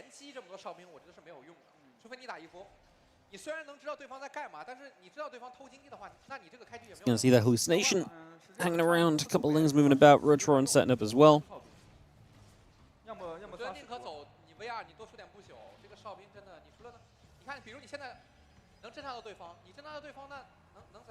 Sometimes a couple of zealots need devs gather up.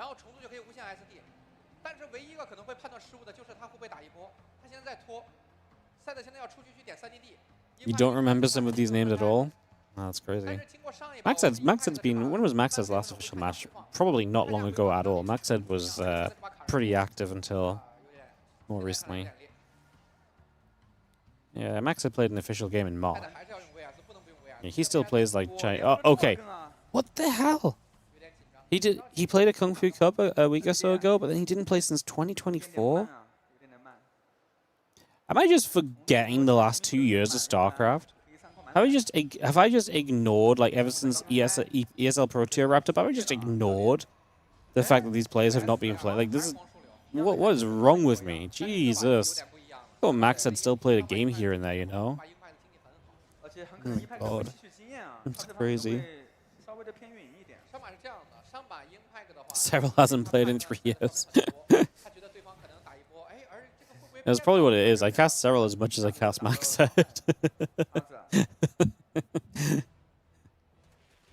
That's what it feels like. I feel like I cast Maxed more than Cyril, even though Maxed's not played in 2 years. It's a good one.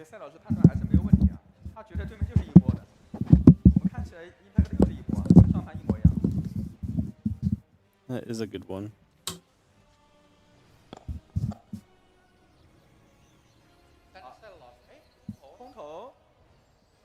At least I remember these players. You only remember INnoVation, Neeb, Fantasy, maybe a couple more. Maybe a lot of the guys are Chinese players, so if you don't follow the Chinese scene as much, then... Or the Chinese players as much, it's very possible. Oh, Max is lagging.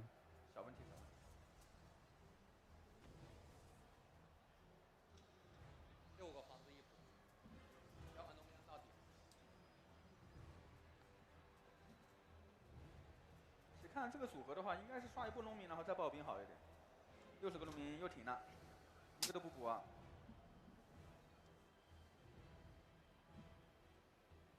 I'm just gonna be a second, guys. It's just starting a thunderstorm outside. I need to go close a couple windows. I'll be right back. 不好，8条狗，哎，有东西啊，有东西啊，上面有个东西，我们看，虚空，应该是个虚空，有个小狗在那巡逻，小狗也看到虚空了。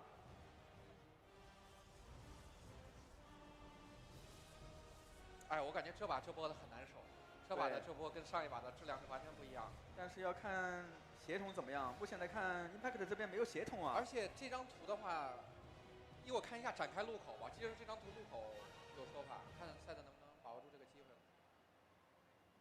人口低了40了，这波过来了，低了50，低的有点多了。这波很凶，而且是个双线。哇，好牛逼！阿法是跟上半一模一样，上方死蛇一波。Sorry about that, guys. We have our bedrooms in the roof, and we have like windows open because obviously it's been hot. So I want to make sure that it wasn't going to rain inside. Helen still sleeps, so. All right, Impact is fighting. Swinging across the map with this Roach Hider Ravager Force. Does he have enough? I mean, honestly, he's going to get on top of this army pretty nicely. A couple of corrosive biles landed on the army as well. Alexa does not have the second Colossus yet. Yeah, I don't think he's going to have enough chance to hold this out. GG's. GG's. Alright. Yo, Travezino, thank you. Excuse me, so much for gifting us up. To Dr. Cashew. Appreciate it, thank you so much.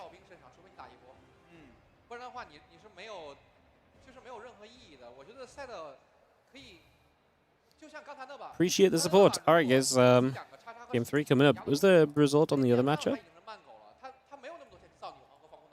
No update on Neeb Sign. I wonder if they are if Neeb Sign are playing or if they're waiting. 3矿也开得慢，然后他的又没有骚扰能力，就只有侦查，只能看不停的侦查，所以花这么多气在哨兵上面真的太亏了。而且最重要一个问题就是你没有任何东西，你中期你去干扰虫族的经济。他没有任何骚扰，虫族太舒服了，虫族。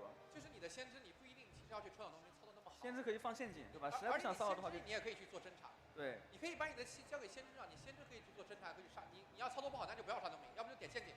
但是我觉得刚才最关键的是他防那个8D防得不够好，看到的情况下差点被咬死了，操作太差了，操作有点问题。然后我觉得防的方法。They changed it so changelings are easier to deal with. Yeah, what did they change to changelings? 对，直接 BF 开 ，BF 开也可以，不亏的。It was 就是 VS 这个科技，为什么说现在在 DAZ 里面比较流行，或者比较基本都是 VS。Oh yeah, if a changeling dies, the other nearby changelings just die as well. They basically splash other changelings.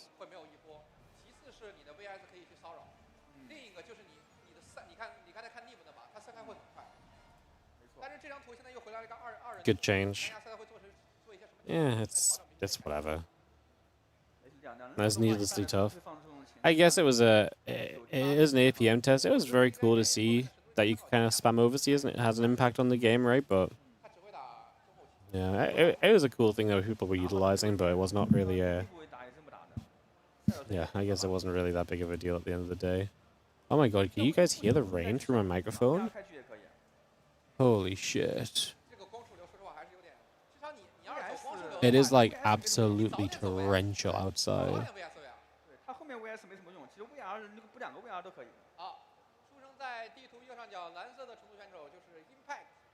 It's literally, it was already lightning earlier. Now it's fully thunder and lightning as well.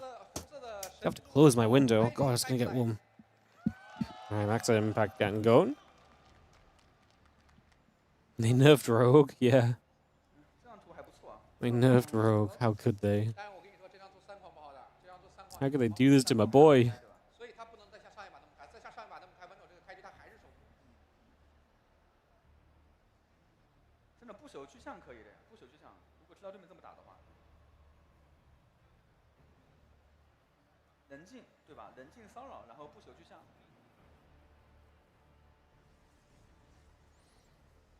Probably coming over. Helen about to finish up on the low ground.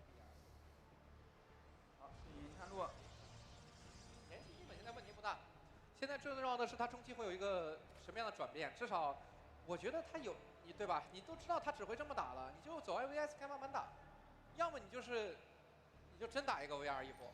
There's the drone patrolling back and forth, going to throw a hatchery down. 现在成都的卵太快了。不，他不要打一波，打一波不好，他就 VR 防守不修。对你打 VR 打防守就行，那哨兵真的没有用。就是刚才一个最重要的问题，就是我说你出这么多哨兵，你是可以无限侦察重组，你知道他在干什么，但是你还是没有办法把你经济的这个差距给补回来。对啊，你出哨兵要么早点开矿，矿也开得慢。哎，这个农民，哎，别要，哦，没事。 Probe comes over and just going to see the spawn pool coming over to the side.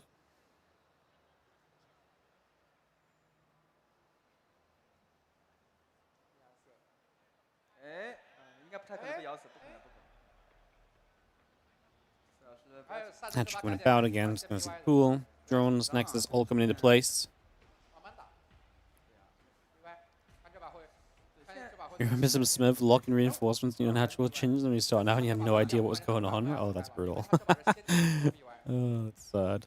先基地后 BY， 这个机会多一点，经济钱也会好一点，没问题。我觉得他打点自己擅长的领域。你既然知道 Impact 他前期也不怎么会进攻，那你就，对吧？你 VS 开打稳一点，偷一点经济，然后想办法把3矿开出来。对。3矿之后，你再去做防守。你就打一个防守型的 VS， 出一个先知开矿都可以，你不要去骚扰嘛，你不想骚扰就不想骚扰，不去骚扰就行。 对吧？你开好矿以后，先知再去侦查。We're having the Wolf Gate coming through, just bringing that about. 哎，又不是 VS 啊 ，VS 的话不用提折跃的。取消吗？取消。啊 ，VC 好吗？我觉得 VC 不好啊。他上的飘使徒都打不过我虫族。对呀，我虫族上次守这个使徒一波就随便就守住了，因为现在是这样，这个卵真的太快了。 We're going to see a couple of lings continue to move over then, so move across, take a couple seconds. Trying to just see what else is going on. And yeah, then we got our Twilight Council, the Probe and the Stalker coming up, the Warp Gate coming through, that Link Speed is building as well.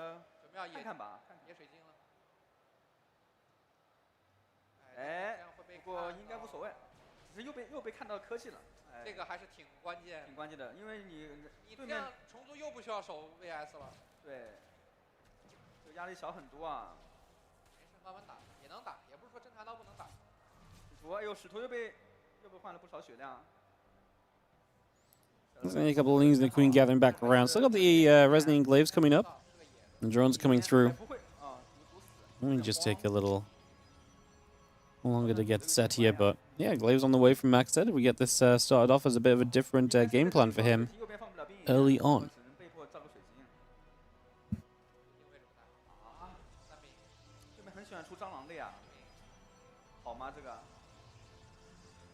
他只要使徒别死的话，还是有说法，但他，我是觉得现在这个开局真的不太好。对，因为对面喜欢出蟑螂的，对面非常喜欢出蟑螂。但是 Impact， 但是你看 Impact 这边的细节就很好，他在防你一波的同时，他提2本，他有侦察帮能去保底。He's going to have the Dark Shrine coming up behind this as well, so Max is going to hit with all of the possible aggression that he can. Kind of love the choice there. Impact 这边很有细节，这边守哎，农民绕过，看到了，哎呦，这细节，别造！哎呦，还是造吗？那不是很明显，太明显了吧？其实农民出来已经够明显了。那对面 And coming about, a couple of devs going to step over. 他知道是引刀啊。不是你这个太明显了，你出来这么点电池，你还能有什么呢 Again, Resonating Glaives about to be done. Dark Shrine coming up. 要不过这一套应该还是可以运营的。可以。赛导师要不稳一稳，引刀烧了，然后开3矿算了。看一下正面，看到使徒了。那对面其实蟑螂已经在爆了。 This thing's going to be moving over, just going to be having the Adepts coming up as well. So we are going to be seeing the Adepts transition toward the natural. There's going to be a Stargate coming down. Again, the Dark's trying about to finish. DT on the way, +1 missiles and Roach Speed building as well. 没事 ，Impact 被吓到了 ，Impact 农民不敢补。不是 ，Impact 是一看就是要打一波了。对，但有可能防完以后打一波，没错。这边敢飘吗？不敢。赛老师刚好 VS 来防对面一波，我觉得也没有问题。引刀，但是也被防，也死就行。走，没问题。这个引刀不死其实是个威慑力，而 You can see the DT gets turned away. The defense in general has been good from Impact. We've not done much as Max said, although he will control the map a little further. And will threaten still with these Adepts. That's honestly looking like a good shade. Yeah, he's going to commit to it. He's going to get some drones here. He'll get some lings. Now the roaches do show up, but his Debs will be able to shade elsewhere, force the drones off the mineral line, get a few more kills. One more drone available here. We shade to the low ground. Do we hit the mineral line, or... Probably should have gone to the mineral line, although it looks like he just wants to preserve some of the adept numbers. We'll lose a stalker here. Adepts warp in behind it, so at least we'll protect against those lings. They do not get into the base, if nothing else. And now we have ourselves that DT just hiding over to the side behind some rocks. Chilling for a couple of moments.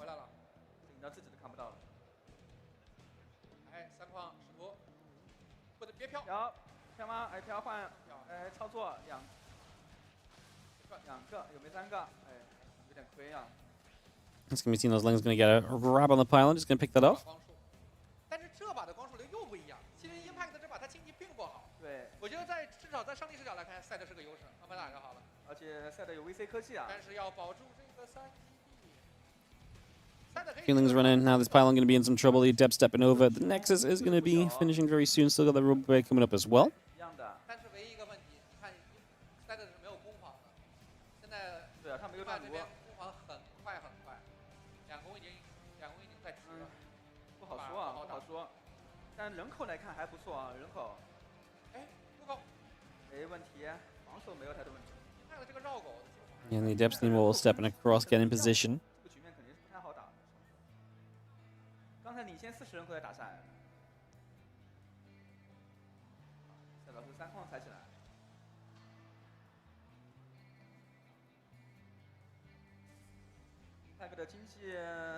Having the feeling stepping down again. The Immortal, a couple of sentries gathering up. Still just going to be seen our Void Ray in the extended thermal lens coming up as well. Forge probes still building. A couple of sentries, the Immortal there to push the Lings back over the other side. Maxed is just building Void Rays and Colossus, so very similar to what we saw from him in that first game. Kind of interesting that we're relying on the Void Ray production. I mean, this is obviously a newer style of Protoss, and maybe something akin to what we might start seeing with the Gateway units being a little bit worse off, so it is interesting. 看怎么防了啊！你看这张图，唯一一个我为什么说光束流可能有点不厉害？自己看光束流现在3矿那里上边那里口太宽阔了，有大概3个路口吧，大概左边右边可以。好来了，人口高了30了，高的并不多啊。但是有个问题，他回城没带他带侦察王宠。Gonna have the batteries coming down. We are going to be seeing this army in the center collecting together at the moment. Another DT stepping across as well, continuing to make a move.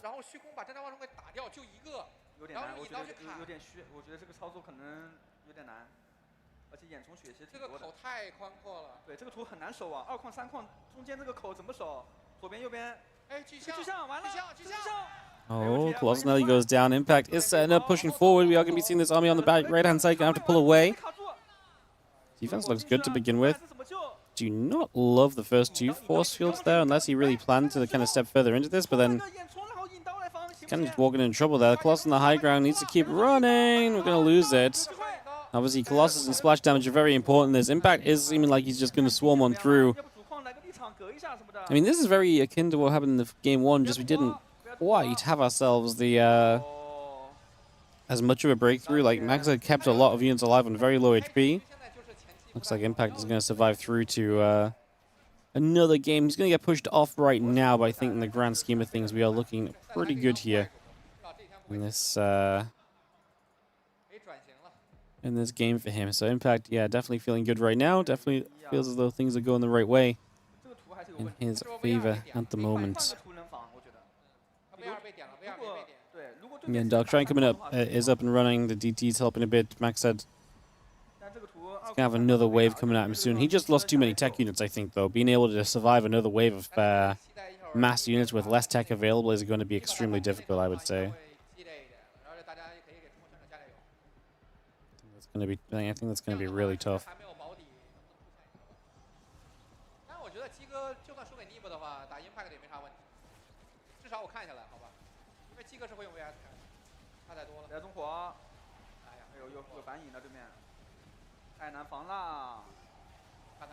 We didn't get true. And Max that is dead in the water, unfortunately. He's going to get eliminated in the first round here. Let's just see the Roach Ravage continue to push on in. And that is going to be, that's going to be that.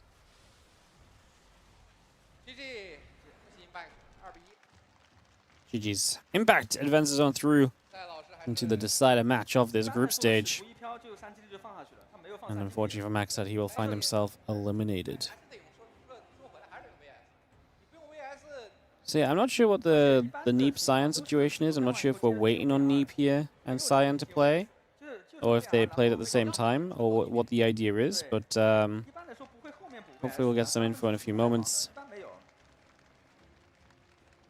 As Impact advances through to that decider match.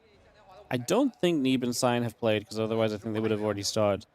I tell you what I'm going to do, guys. I'm going to go grab myself a quick bit of breakfast, so I'm going to leave you guys. I'm going to mute the sounds on the stream just because I don't want you guys to hear music and me get DMCA'd on YouTube again, so I will leave you guys here.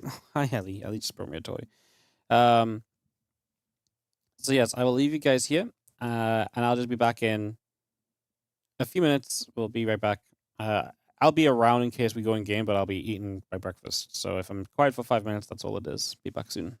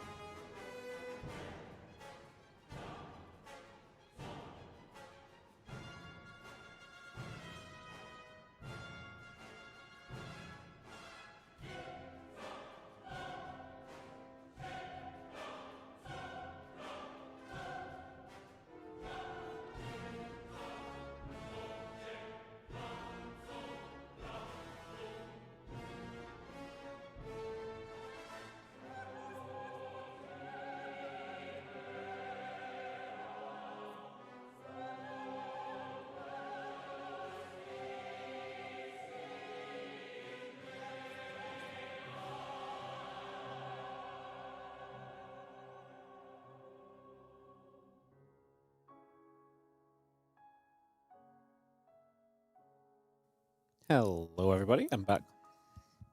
Just chilling, watching Sue sign things.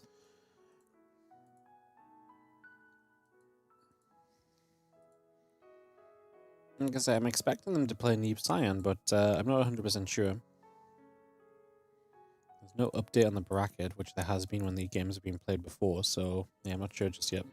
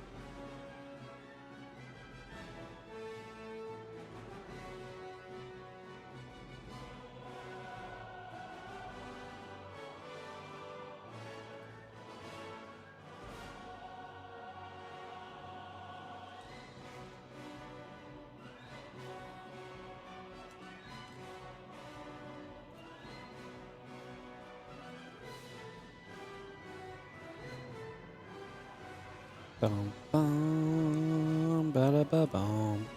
Yeah, I was chilling, guys.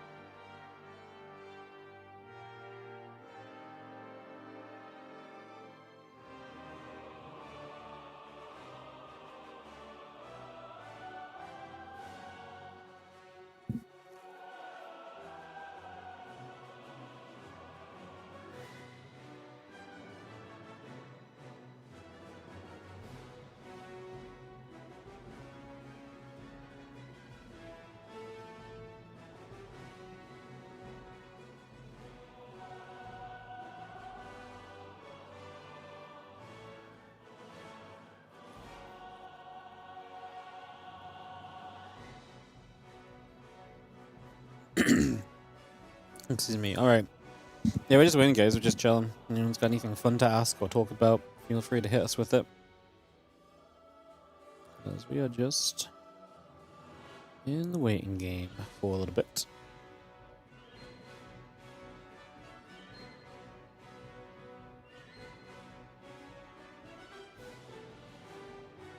Do do do do do. Bow bow bow. Bada ba bow.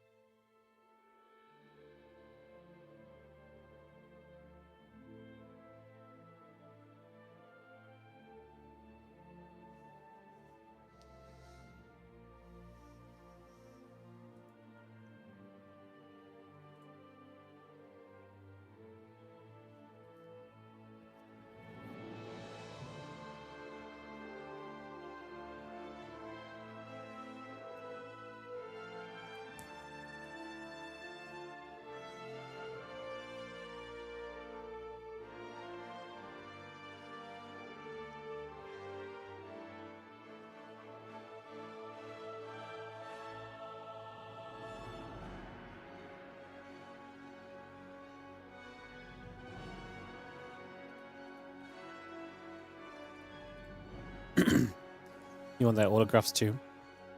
And he should be in China. It should be in Wuhan. For this event.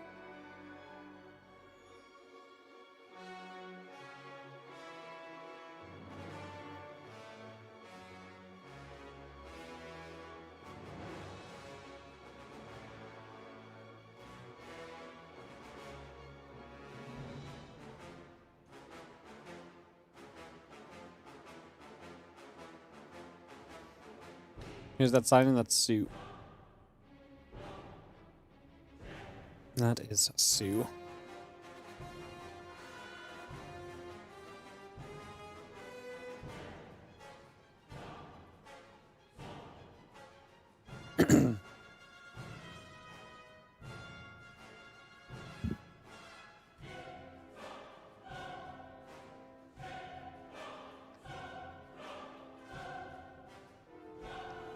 Living in China, but you're too poor to go there.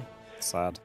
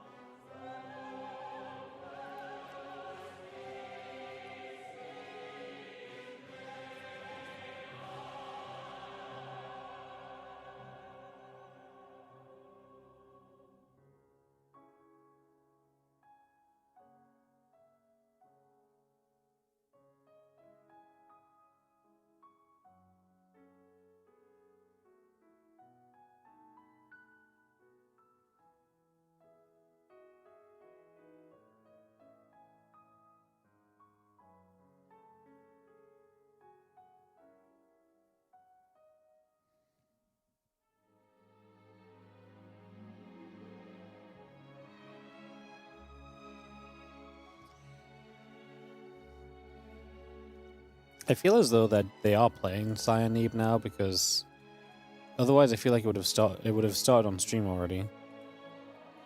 This has been some pretty extensive downtime, guys.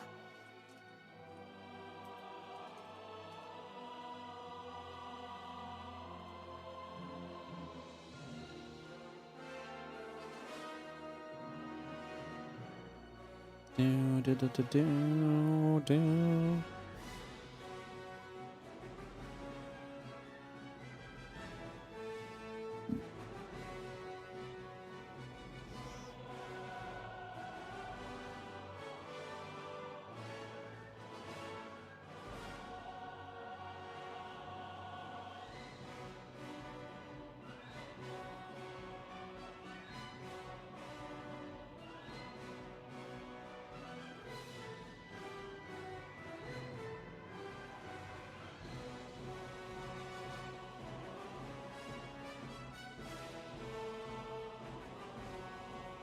Didn't he retire? Yes.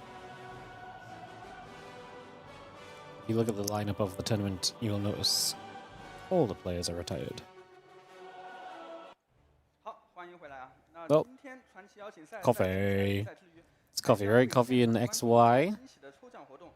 今天在星际快闪店购买商品的观众们可以获得一个抽奖号，现场会在 B 组第3场和 C 组第3场。All right, well, we're gonna get some games in, it seems, fairly soon, so that's exciting. Very exciting.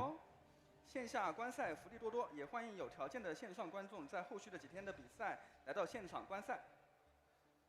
星际快闪店以及互动区都在营业中啊，现在应该是书本正在签名啊，大家有空也可以去逛一逛。对，那接下来的比赛就是我们的国手啊，鸡哥要对阵Neeb了，是 PVP。Oh, I think they are going to see PvP. 而且我记得最近的一次国内的一个比赛，他是夺 All right, so they're definitely letting us watch more games today than we got to see yesterday, so that's cool.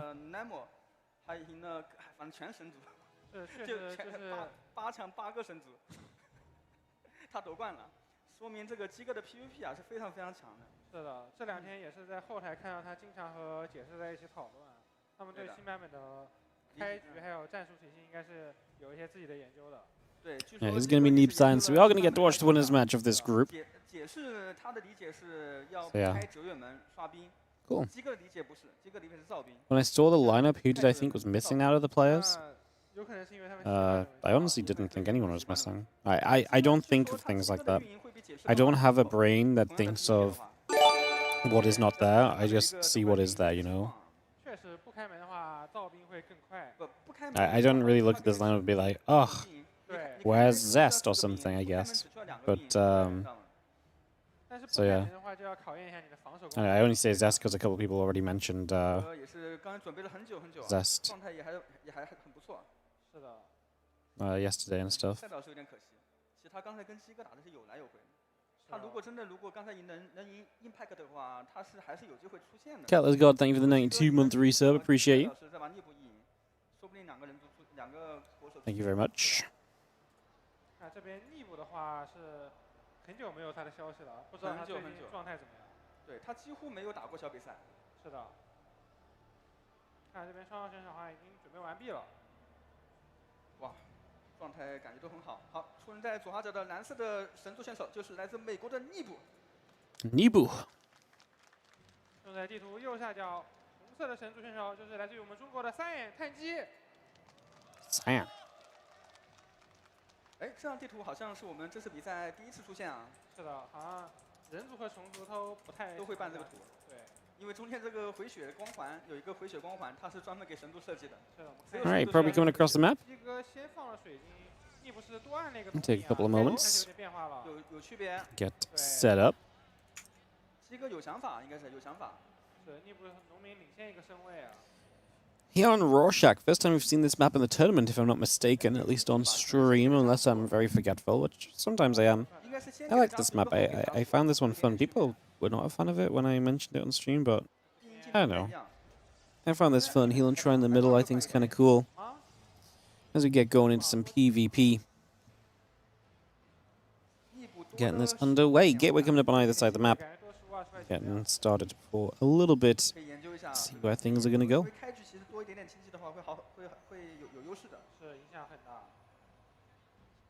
刚才上新版本啊，每个选手的理解都不太一样。没错，新版本很多细节需要调整。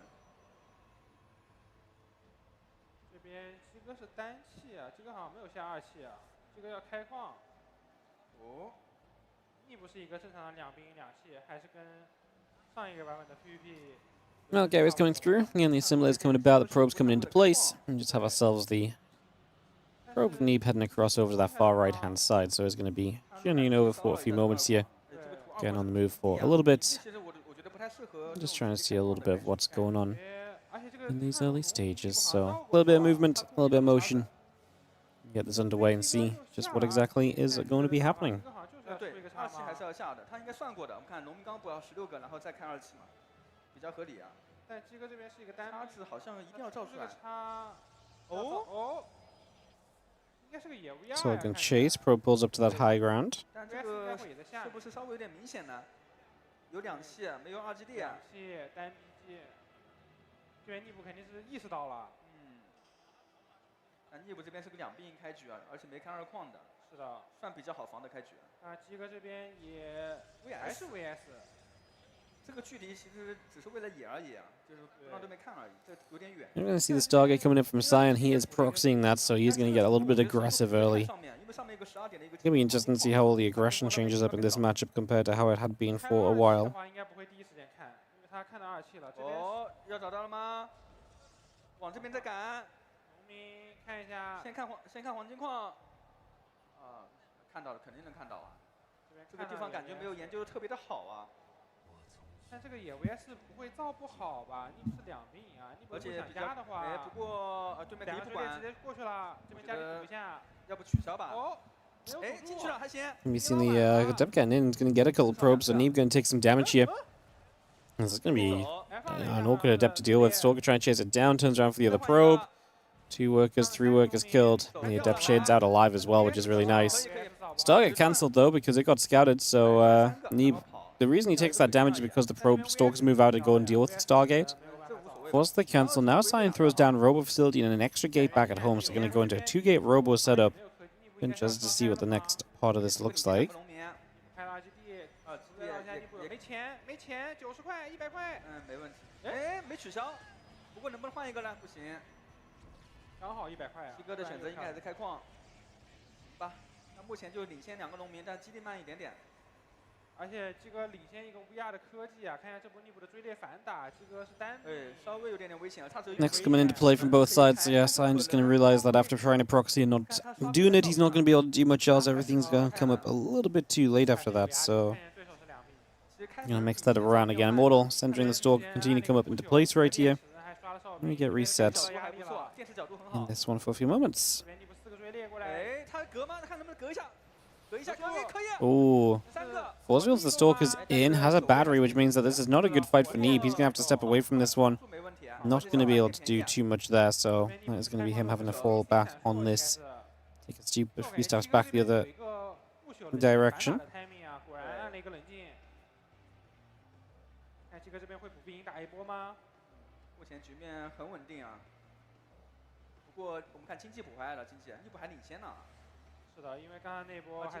But Depths and the Stalker still moving around again. That next is about to finish up from Sign. He's got a Prism as well, so he can put some work in.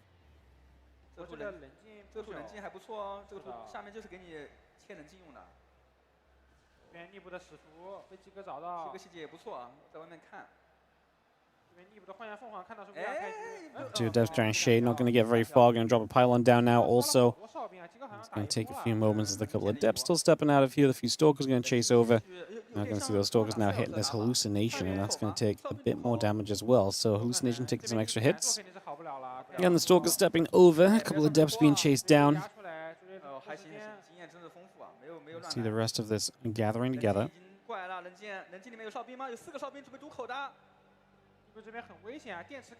Prism and the Stalker's going to step through. The Sentry's going to load up.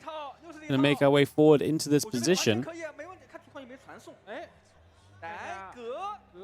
Oh yeah, force field on that ramp, which is pretty decent as well. Sentries and the Stalkers together. I mean, this is a nice attack. Probes are going to pull. We do have a few Stalkers in the main base. There's some damage output available here. This Immortal is a priority because that Immortal is going to do so much. I think Neeb's in trouble, guys. He's losing too many workers. This pylon going to go down, depowers the gateways. You now have recalled up into the high ground, but it's a little bit too late. And now you can just elevate it to the low ground. And obviously, same issue if there's another central, though I don't think we actually have another force field available. Now we're just trying to evacuate out of here at all. 11 probes going down. Neeb stepping up. He's so close to having Blink. He's going to be underneath the Prism, but not with enough Stalkers. Blink is now done, so now we do Blink on the Prism. He's going to get it. He'll get the Immortal too. Down 11 workers, but he kills the entire army in the end. And has Blink to utilize from here on out. Neeb's going to turn this around a little. He will need to probe up pretty aggressively from here to catch back up in the work account, but he's back on track compared to where he was. He absolutely steps back on track, if nothing else.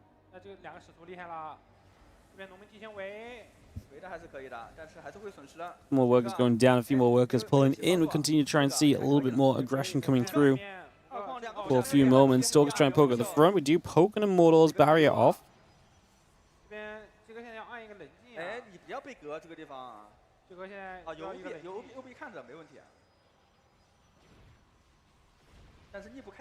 Two Immortals hitting that Stalker taking damage. 8 Stalkers, 3 Adepts all coming through.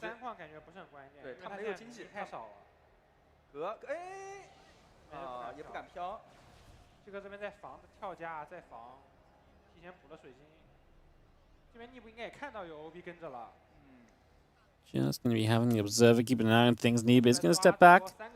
He's going to say, I don't think it's worth fighting 3 Immortals, but he's given himself a bit of time. Science still has a massive eco lead, though. As they both go to a third base, Neeb is going to consistently try and play catch-up on the work count. 33 to 47 is kind of crazy.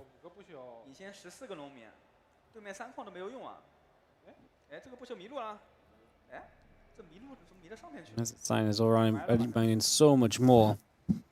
Like I say, a pretty big factor early in the stages here.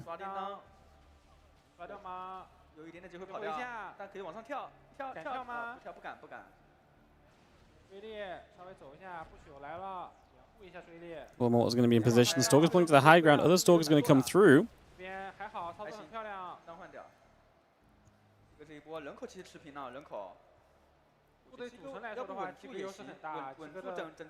Pushing across that a little bit. I mean, Neeb is stable. He's going to be back on the map. I mean, Blink's on the way from Science. He's going to do that one advantage that we do have here as Neeb as well.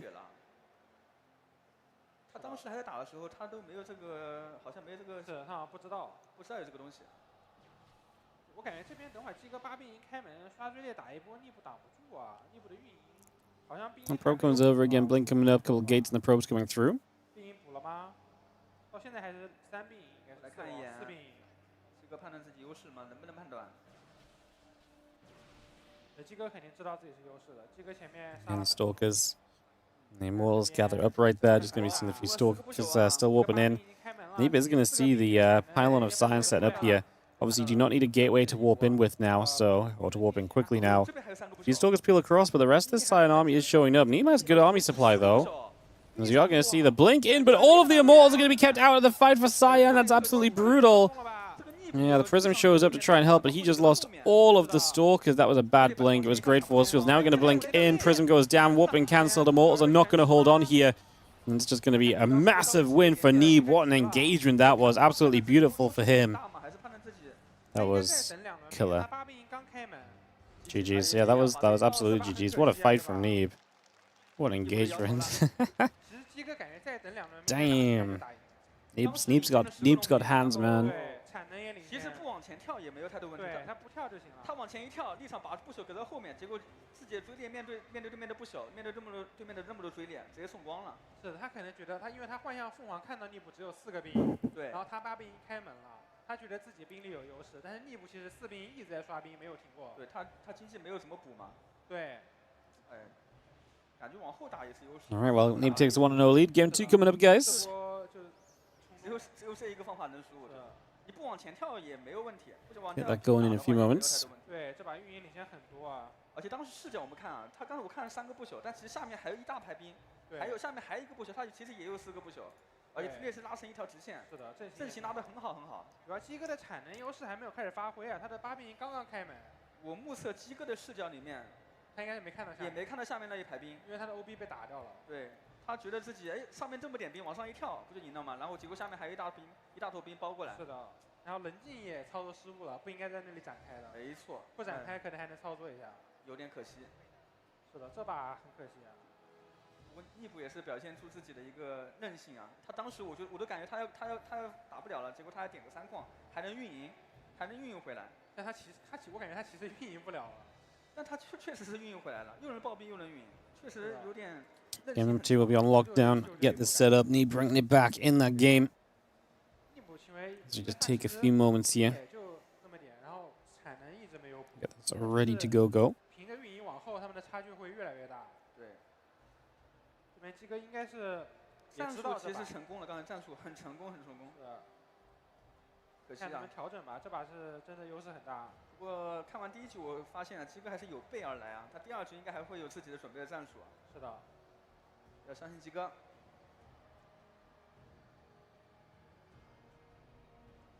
好，比赛继续。右上角的蓝色的神族选手就是来自美国的。Top right hand side with the 1-0 lead, Neeb. 地图左下角红色的神族就是。 In the bottom left, our red Protoss is Cyan. Did they have to change the map pool and/or rules when the patch went live? I mean. No, you just play on the maps that went live, no? 上来直接给加速，你看他能不能一直快一点？直接给加速不会卡一下人口吗？2矿好像不会卡。They're just playing on the new patch and new maps, so. 他说造一半才。对，那是错的是吧？那把这个给。 Apparently they were already expecting to play on PTR, so I don't think anything really changed. Is that Neeb? That is indeed Neeb. 感觉冒气把这个给骗了，他造一半才开始给加速啊。 亏15块钱啊！逆步上来是赌2矿，应该是要开矿了是吧？对，逆步是直接一上来直接给一把加速，然后农民不停的造，对。这样子。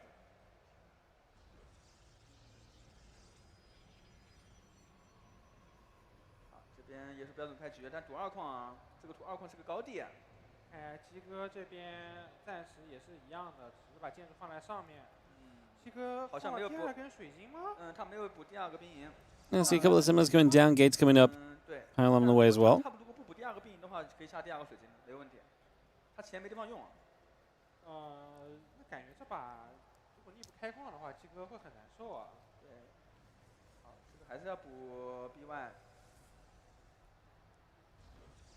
好，左边留了一个口啊。You can see that probe going through. Cybercore's on the way. Probes on the Zealot come by as well.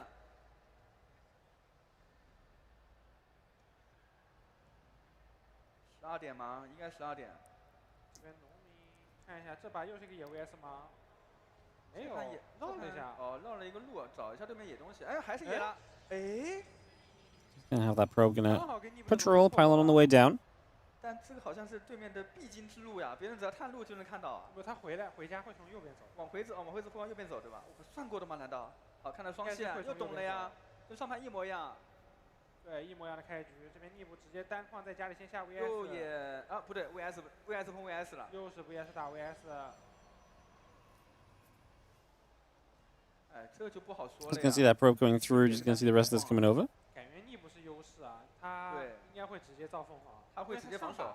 And we just take a couple seconds. Sign will have that forward gate, Stargate again, so we'll see if it actually gets committed to this time. There's Adept. Is it going to walk up this ramp and see it? Yes, it is. Neeb's going his own Stargate as well, by the way, so knowing his opponent is proxying a Stargate is just amazing information. 感觉没有研究透啊，这个地图啊。来这边绕一个叉打水晶，可以啊。有点烦。尼布的使徒出门了。 这边尼布家里直接出凤凰，但是这个使徒出来， Zealot swinging on that pylon, Adept is going to be hitting that Zealot in return as well. 进去了，他进去了，在堵着口。 Again, the Adept are going to fight the other Adept taking some shots, a few probes. Going to be hit as well, getting caught once more. Again, Phoenix and the Warp Gate continue to come about here for a few more moments. 这边尼布是家里的 VS 提前造的凤凰。 看尼布这边断电啊，没有断电，提前补了个水。哎，这个使徒换掉一个。危险，这个使徒很危险。哎，可以先把这个使徒换掉，我觉得往回飘。哎，家里有电池。但杰哥这个使徒是不是走不 And 了 it's going to be seeing the Adept going to shade about. It's going to be coming through for a couple seconds. 我觉得现在要不开矿吧，开矿其实就没有太多问题。看杰哥这边直接补了3命啊，要打一波。杰哥有点急啊。 这边先知，然后被发现了，直接取消了。Stalker is going to be there. Phoenix getting turned around the other way. 这个是下了 B 赢家基地一起放。这样子吗？是的。感觉刚刚应该余了一波钱啊。那感觉存了很多的钱才对啊。是的。And a couple of Stalkers going to be pulling back. I mean, Neeb in, like I say, a nice comfortable spot. Going to be building Phoenix. Interested to see what we are able to do with these Phoenix. Obviously, they do have some lifting potential on some probes and so.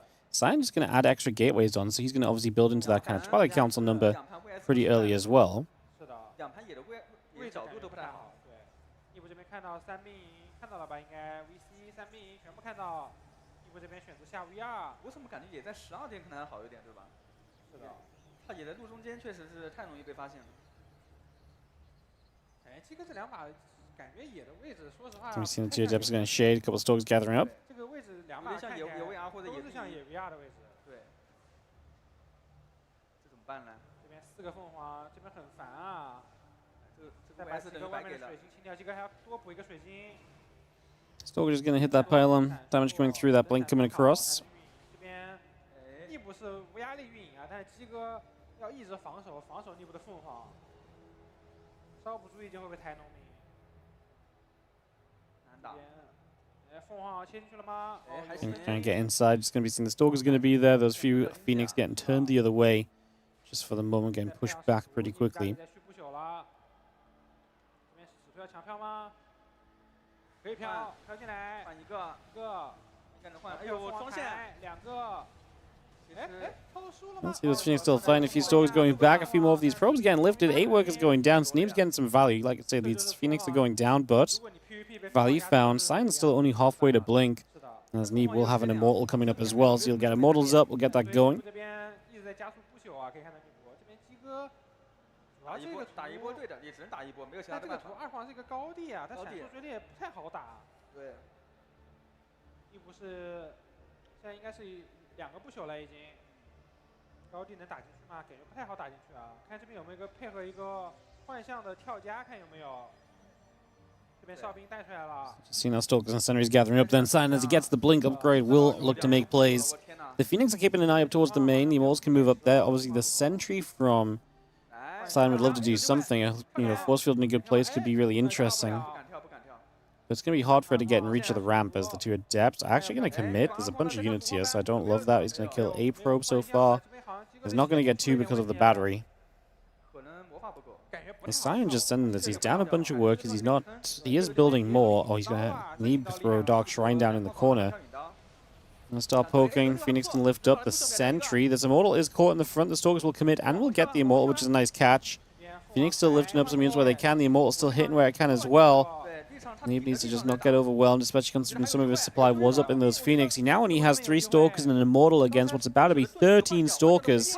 This feels terrifying. Probe's going to pull in. The Immortal does have a battery. Pulls it back out of reach. That's an amazing move from Neeb, because he keeps that Immortal out of reach of the rest of the Stalkers, so they can't jump on it super effectively. It saves itself for a long time, but probably needed to still be a bit closer. The probe pull is obviously good. Is it good enough? Stalkers have their blink. We mineral walk the probes through to be able to get some more damage done. These Stalkers are dying with blink on cooldown. We've only killed 2-3 workers so far during this. A new Immortal available, but do we want to bring it down this ramp into a unenergied battery, basically? Stalkers blink forward again. Probes will turn on the Stalker blink. Again, with the blink used, we will see the Immortal showing back up. We need a new pylon at the front. As the Stalkers get their blink back, we'll see what we want to do. Neeb pulls back. Dark Shrine about to kick in. Robo only just started, by the way, and remember, now you can warp DTs in off the proxy pylon as well. It also means that Neeb can warp in a DT at home defensively. So that should definitely be a priority here, as he gets one more Stalker at the price of the Immortal Barrier. Neeb is warping in a DT. Like I say, Robo's halfway done. It wasn't an immediate DT, which would have been very, very damning for Cyan, I think. Instead, this fight's going to be important. The 2 Immortals, are they strong enough? Looks like it. We're not going to get rid of the pylon. DTs are heading in. I mean, like I say, the Robo's not done, so it's still going to take a few moments, and Neeb will get some damage back on this map. The Robo is there in the natural. We could right-click the Robo. There's a battery, though. It's probably not worth it. Observer Chrono Boost immediately. First Stalkers chase after the DT into the main. The other DT shouldn't go into the main base. I think he should go into the natural. 2 Immortals on the front are going to play a bit of defense. The Stalkers just play the blink backward. Neeb has killed 4 workers so far. 5. Losing Stalker Cyan as well. Did the DT split into the natural? It did, so we get maybe a couple more probes. 8 workers killed. Neeb retaking a worker lead. Neeb's actually going to push forward with these 2 Immortals. A lot of belief in his units there. Finds that third base. That's a bit on an awkward spot as well. If Neeb was able to get the DT warp-ins a little sooner, this could have been so much deadlier than it was. Still very good.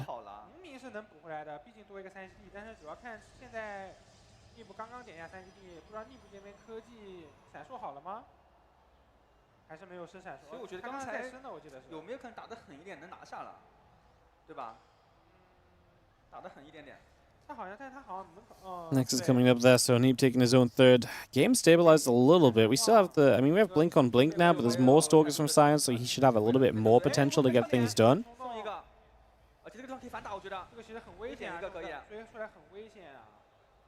A few more of these Stalkers getting chased away. Stalkers and Immortals still stepping over.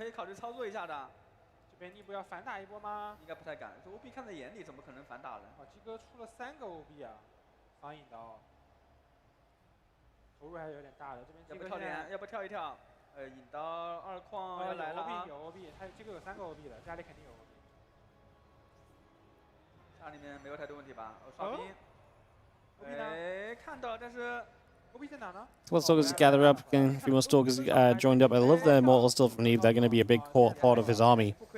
And just sprinkling a DT in here and there continues to do some damage as well.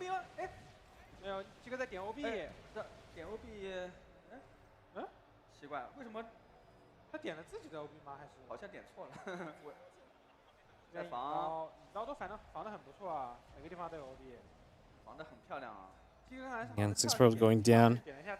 So Neeb does continue to do good damage. His army is lacking a little bit now in terms of size, but I still believe in the Immortals and their strength, as long as the Immortals don't get taken down too quickly.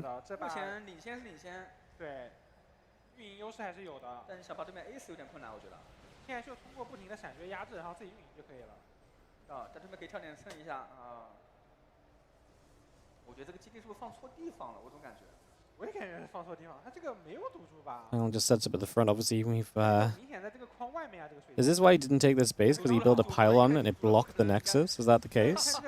It's kind of brutal if that's what happened. And you see Neeb blinks forward, chasing after these Stalkers. Going to be able to get a bit of a chase on these then. Stalkers getting pushed away. And the rest of the Immortals and the sentries coming up as well. Neeb being pretty proactive in terms of stepping forward so far.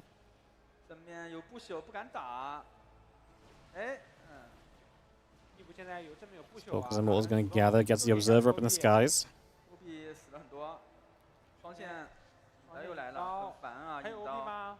不会 OB 被点完了吧？哎，但这个其实人口都还是领先的，目前啊，经济也领先，其实全领先。是的，唯一就少几个不朽而已。地补主要领先的是不朽数量。补地保的，被迫补地保。就还是得补地保，所以这个刀确实烦。OB 出的感觉确实出多了一点，我感觉。其实正面有 OB 就可以了。现在鸡哥领先一个角速啊。但是。 Also gathering up again. Next is the +1 attack coming through. A couple more cannons coming up as well. 不急，他早想开实况了，只是这个一直水晶被卡得很烦。想开，哎，又水晶，看来这个水晶又不开了。这边内部感觉引刀送多了，他还在一直刷，源源不断的刷引刀啊。对，一个防偷线能力很强。是的。You have the Stalker Mortal Force. Just steps back and Neeb not going to stay too aggressive on the map then. 5 DTs have gone down, but I feel like those 5 DTs have been very useful. I feel like he's been getting value out of them. Going to 4 bases each now in this PvP here on lockdown. Continuing through strongly at the moment.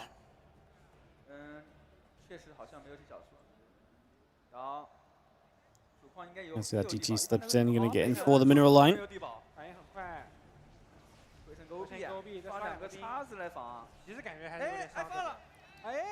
4 probes going down. Stalker's on the top side, going to have to turn away as well. Going to try and turn out of any trouble there. 4 more probes have gone down. Again, extra Stalkers coming up. The Observer overhead.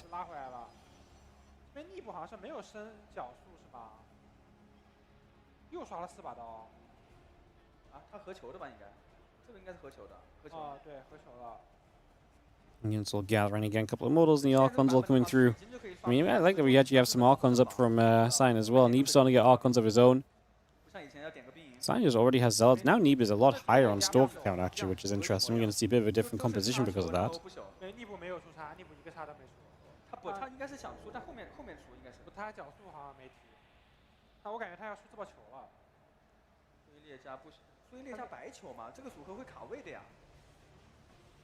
Neeb 这边是纯的追猎啊，很多追猎。这个组合会很聪明啊，先卡一下位，哎，但这个上不能 A 啊，这个 A 的话会送兵啊。Stalker's trying to hold, just going to see the Prism warping into the High Templar, bringing this back. 现在应该追猎先出来消耗一波，不然如果直接被插顶到脸上的话，感觉也不太好打。对，攻防来看的话，尼布这边2攻快好了。感觉鸡哥这波不能 A 呀。2攻，尼布果然是尼布要出自爆球，而且尼布2攻快好了，这波不能 A 呀。要 A 就早点 A。 要 A 就现在 A， 不 A 的话就不 A 不了了。对，只不过这边阵型卡住了位置，但是阵型还不错。看看插追猎打纯追猎。Neeb on the defense here, Zion has pushed up across the map. Force fields are interesting. I don't know if the force fields are benefiting one guy more than another. Maybe Zion, his Immortal, is able to reach the Stalkers and Neeb was not, but Neeb's blinking back. Neeb now going to chase this army away a little bit. Going up the ramp feels scary. The Prism Micro to save the Archon that was low in the back end of that army too. There's a couple of units in the natural being dealt with. Stalkers handling these Zealots at DT as well. Looks as though the Zealots will go down as Neeb is.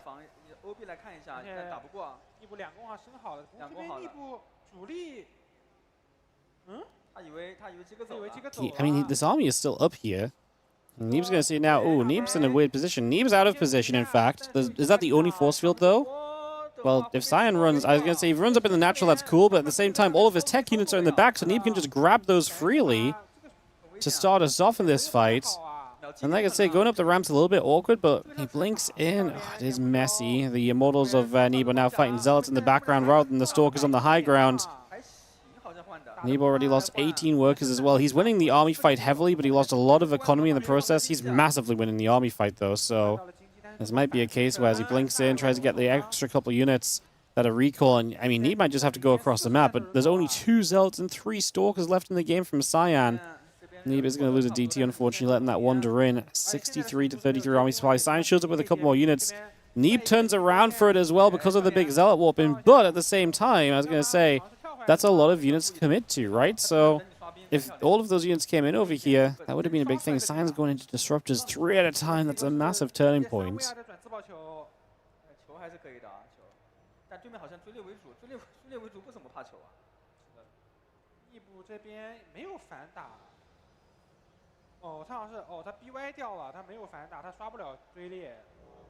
哎，那这样子的话，好 I 像 see 还有 Stalker Model Archon just gonna pull back over the sides.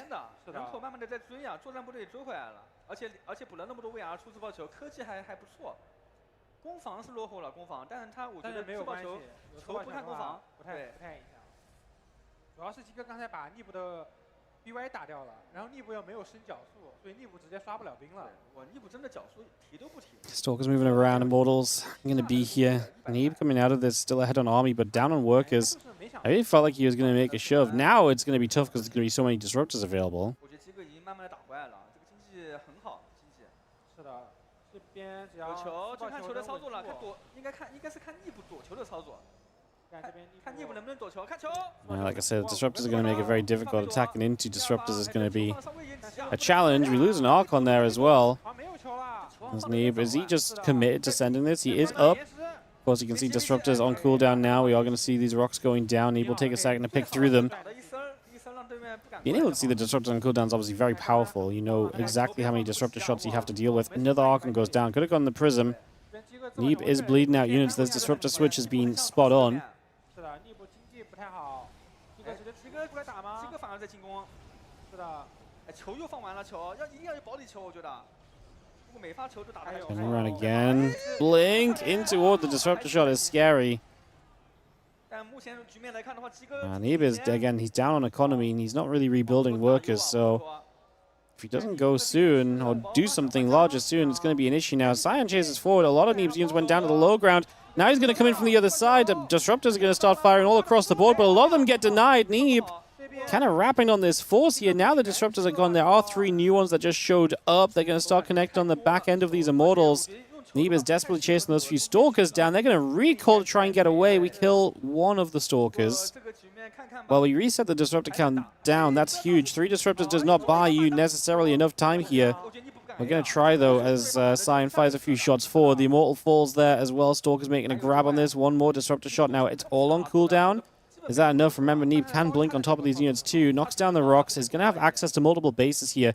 Now you're forcing the disruptors to attack into you is a much better deal, although these Immortals are super exposed.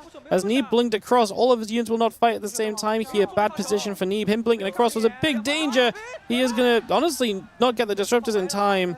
But then, at the same time, the disruptors kind of miss. Now the disruptor does get dodged away from. Extra Zealots just joined this fray. Isn't enough from Cyan actually so far? No, it's not been. One more disruptor landing.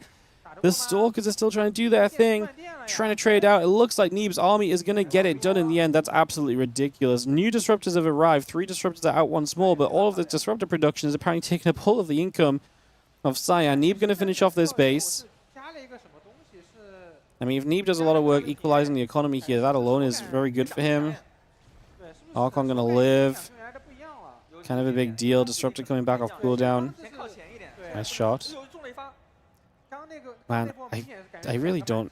I like the idea of the disruptor and visual, but it looks ridiculous when they're just like... It looks like they're literally grayed out.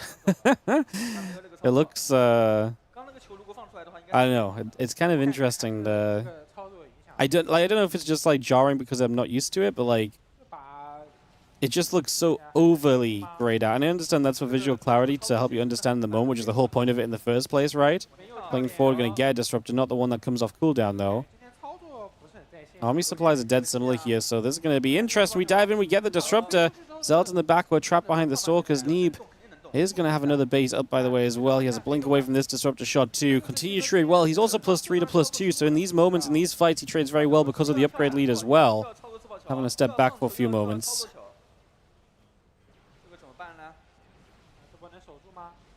Did the disruptor get a new attack? Did they add auto-attack to disruptors? Was that part of it? As Neeb is going to get the win. Cyan will have to go to the decider match.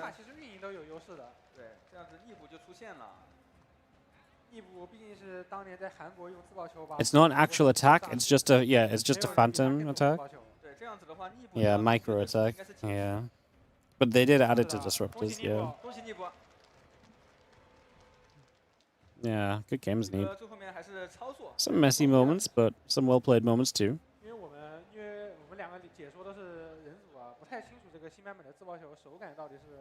应该只是距离感的问题啊！以前球你往前 A 的话，它球会在你的部队的前方，或者在靠前一点点。现在的话，你 A 上去，可能球有一个那个攻击的一个动作，它不会往前靠了，它会在追猎的后面。但他飞出去的自爆球是那没有影响，那没有影响，他没有改动。那感觉确实是这把比较可惜啊，自爆球的操作失误有点大了。就刚刚那个地方2个球炸空了嘛，如果一个上一个下炸中的话，直接就赢了。炸中直接赢了，炸中的话对面是没有闪烁的，当时他一动不动。他是跳上来的。对。炸中，然后配合提速差一插，直接就赢了。对，易卜这个你看，基本上每个球都是满的，基本上他没有怎么躲球。这边通知一下观众不要走远啊，我们这边马上是有一个主舞台的抽奖。对，我们 C 组刚打完，就马上就可以抽奖了啊。是的。下一场是鸡哥打 Impact。鸡哥打 Impact， 这还是稳。Impact 的打法已经完全暴露了，他就会蟑螂40一波。以鸡哥的经验的话，而且鸡哥是走 VS 的。他会走 VS， 也会走 VC。All right, guys. So that's going to be our matchup wrapped up here. So this should take us to the decided match, which will be Cyan versus Impact. It's kind of nice because it means that we haven't seen Cyan Impact yet today. 但是我对重组也很有信心。但我觉得我对 Impact 没什么信心。Impact 这个属于是的，目前出场了5局。You think you should make disruptors more glory when they have the shot instead of darker when they don't? Yeah, I kind of agree. I think this is very I think graying them out looks really silly. I think like the disruptor core should just glow heavily or something, you know. Like visual animations to tell things and telegraph things in StarCraft 2 are not a new thing. But this is one of the more extreme variations of like a visual display, no?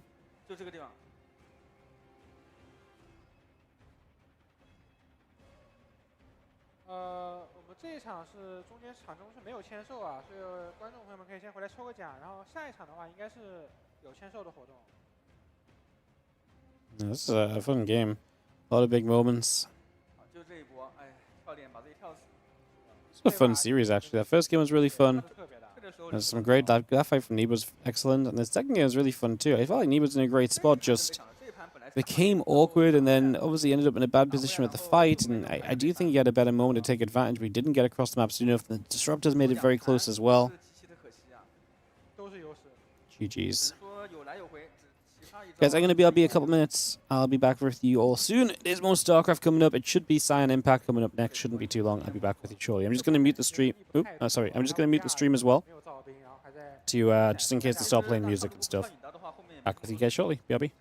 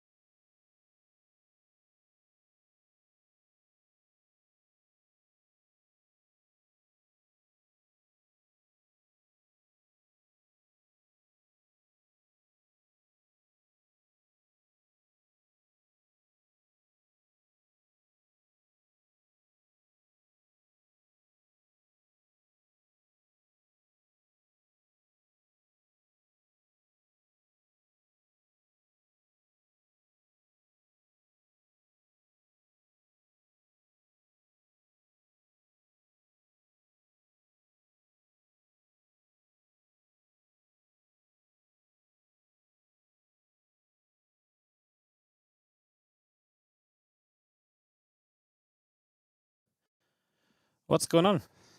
I go away for 2 minutes and they have people on stage? Unbelievable. What did I miss, guys?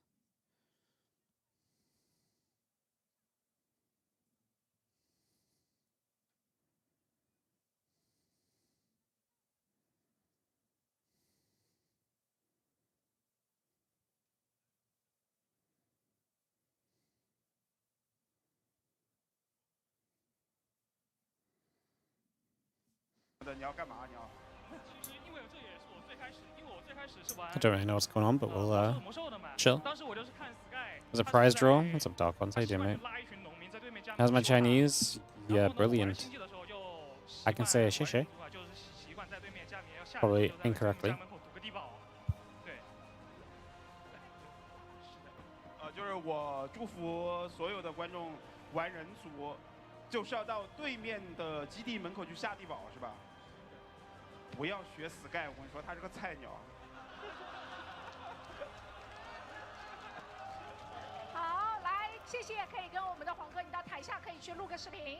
好，那我们接下来为大家抽第二份是我们吕布的签名 T 恤以及吕布的色卡一份，有没有吕布的粉丝啊？哇，来，我看看抽谁，来 Shoe Boy， 来我们的 Shoe Boy， 请把我们的抽奖箱拿上来，给大家抽一份。这是刚刚中奖的兄弟，把它拿走，来看一下 A85 在吗？看一下 A85一次 ，A85 来是吗？是吗？OK， 哦，给我看一下 a winner。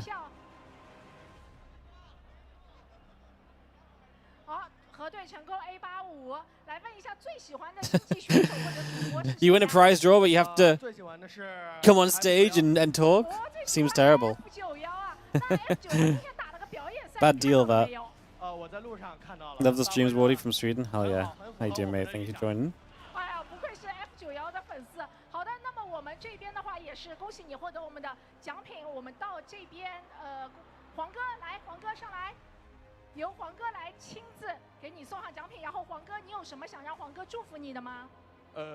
你是 F91的粉丝就不要上来了。我们色格博不欢迎你。有什么想让黄哥祝福一下的？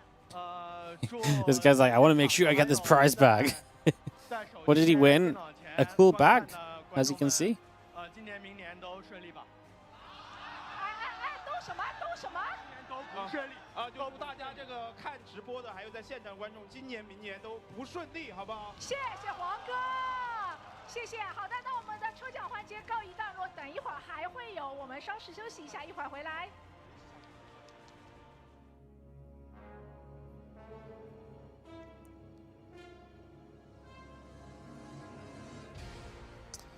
Alright, well that's gonna be that. So many Terran fans there. Well, Oliveira, you know, definitely helps.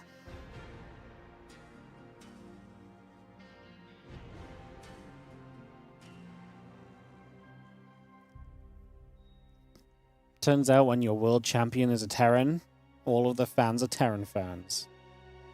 You know? Funny how that works, isn't it? Funny how that works.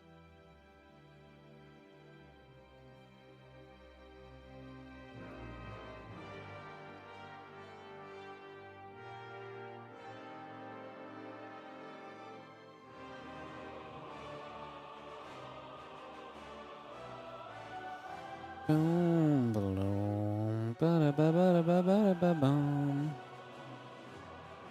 Do do do do do do do. Do do do do do do do do do ba ba ba boom. Do do do ba da ba boom. I'm still really good at singing StarCraft soundtracks. Has the new patch got any good responses back?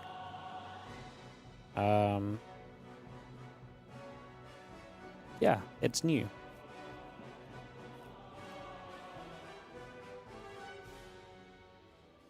Yeah, it's a bit early to really say too much about most things. When StarCraft 3, yeah. Not in our lifetime, I don't think.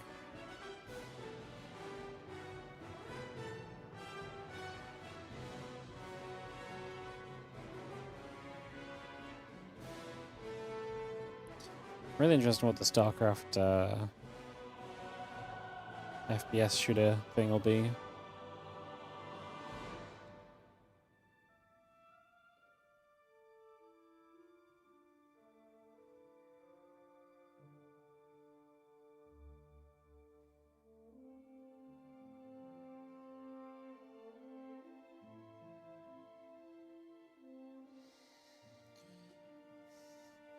Zerg has been really fun. I keep winning games I have no right to. I like the patch. No, it's nice that people like it.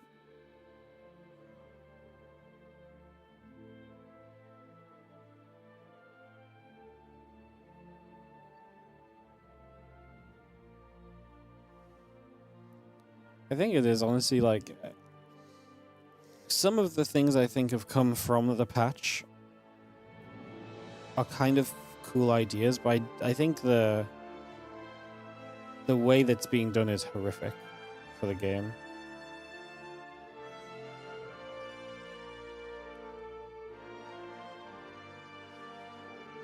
Like, I think Zerg not being just completely dead in the water before we, you know, at the start of games and be having some chances and stuff is, I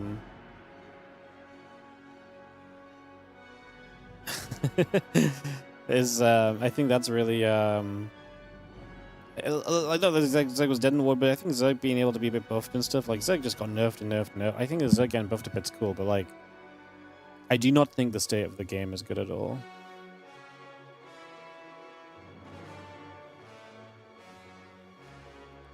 But wasn't everyone proxy hatching before the patch anyway? Not really. There was a little phase of doing proxy hatches, but the girl signing stuff, guys, she's the host for all the Chinese events. I believe she's called Red Bunny. I can't remember what her ID is. I think it's Red Bunny.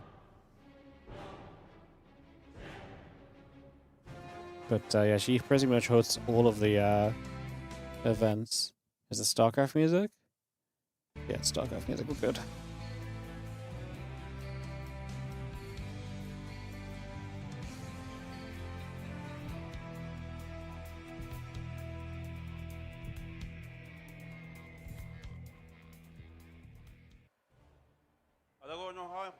But yeah, I think yeah,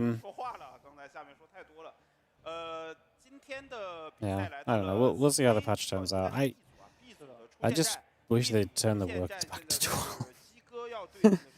The work count. I'm honestly like I'm so down for the rest of the patch, even though I think it's horrific for Protoss players and whatever. But like, please just let's change the workers back. Like, you know. Like there's just no need for the worker change, and the worker change has achieved nothing. You know? Yeah, this part's really sad.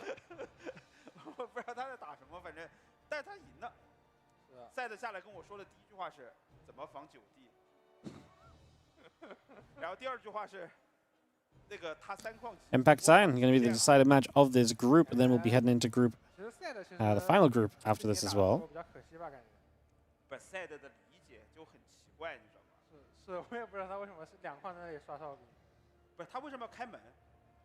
Then these times when you're dying. Honestly, like, yeah, I mean, yeah, there's just a bunch of stuff wrong with it, but just the biggest issue is just straight up it doesn't do anything. Like, it just doesn't do anything. It just doesn't happen. So.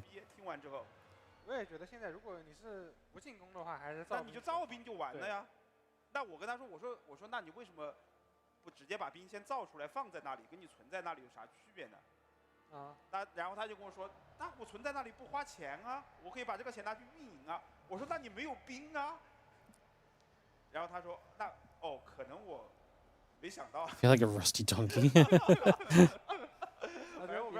Not wisdom to produce workers. Yeah, I mean, like, casting these games. I guess I must have like an ingrained, like inbuilt kind of sense of like when to, you know, I read chat and stuff, and then I look back at the game, and sometimes I get it wrong, you know, sometimes we get distracted and stuff, but like, I look back at the game ready to be like, okay, let's focus up, and I'm like, oh, never mind, nothing's happening still, because we're 2 minutes in, and nowadays 2 minutes in really still means you got another minute of nothing happening. So I just. It's just not even that big of a deal. It's annoying because it was pointless, you know? I said this yesterday, I feel irrationally angry about it. And it's literally just because it's just pointless and it changes nothing. And it just sucks. Yeah. So yeah, it's yeah, it's silly.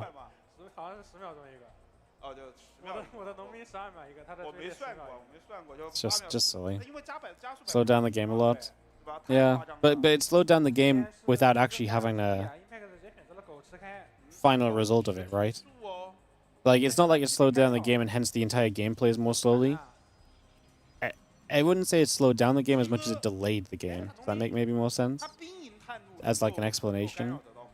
It's not like the mid-game now plays slower. The mid-game plays exactly the same. Like, all of the stress and the issues that you had in the game still exist. They just exist X amount of time later. Like I say, it's not a big deal. It's just, it will irrationally annoy me forever. More ads at the start. Oh, I am, like, unironically, I am absolutely putting up my ad time per hour. There is no reason for me to feel bad about running ads between maps now because there is so little chance of us missing anything anymore. Like, I try to be very conservative between maps sometimes, running 1 minute or 2 minutes, but I just send in the full 3 minutes now. There's no reason not to. It absolutely increased ad time. You know, from a broadcast perspective, it's kind of nice. The games take longer, the streams will be a bit longer without having to get more games, but yeah, it's just not for a good reason is all, you know.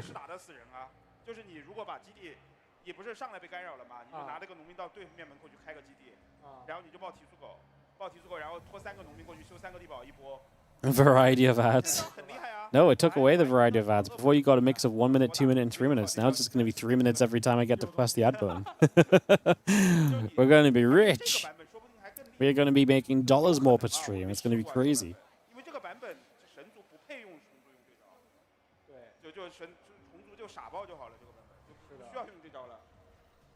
Is there any chance this gets reverted? No. I don't think they're going to revert anything. There's no way. This is the game now. They might make some additional changes, but the core changes they've made, there's almost no chance they revert.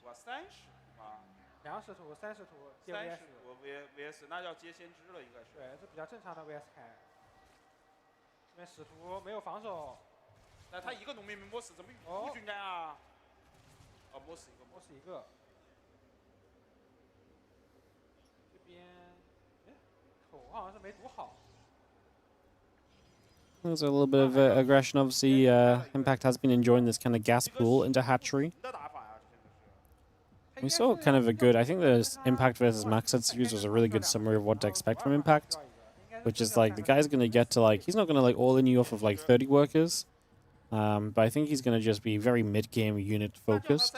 And he's just going to send it like 60 to 70 workers. Now that's obviously not like, 60 to 70 workers is obviously a good economy, but you can be all in off 60 and 70 workers as if you don't tech up, if you're just building Road Ravager, Hydra, you're not moving to Spellcasters. It's like this kind of mid-game army composition all in. I think that is kind of the vibe that Impact brings. It's very kind of Sue-like, you know. Sue has a very similar idea of how he plays. He also plays with this kind of mid-game heavy aggression kind of style. So yeah, I think that's kind of a lot of what we expect from Impact in this series. Cyan should be a favorite. Cyan is a lot more recently removed from StarCraft than Impact is. In fact, I keep looking up when people last played, but Cyan can't have played that long ago because I literally had Cyan in a WardiTV tournament recently. Freaking Aligulac needs a security verification every 10 seconds now.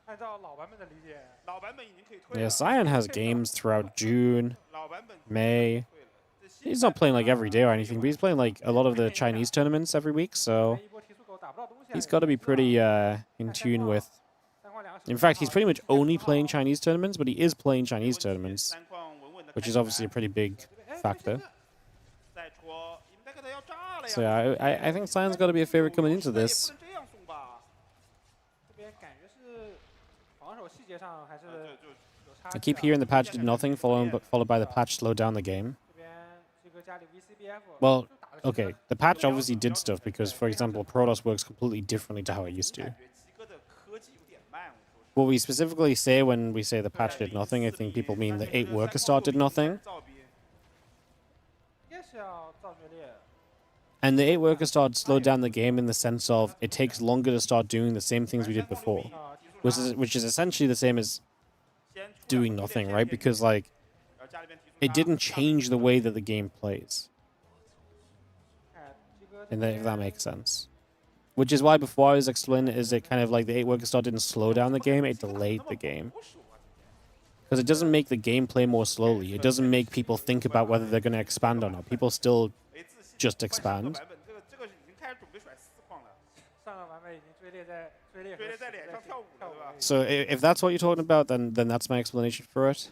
然后 It's hard to say the patch did nothing. And in terms of slowing down the game, it only, like I say, it didn't slow down the game as much as it just delayed when stuff starts happening in the game. But the game didn't really change in terms of pacing or anything. People are still going to fast rebases. People are still expanding pretty much every single game. We're not seeing this this strategic like, oh, do I have to expand or am I going to commit to tech like that people were saying was going to happen? This doesn't exist. 这边过来这样过来打乱一下。 Not trying to argue. No, I know you're not trying to argue. I'm just trying to explain it in a way that makes sense because I appreciate it can be confusing. I'm just trying to put in perspective what people are talking about. 是的。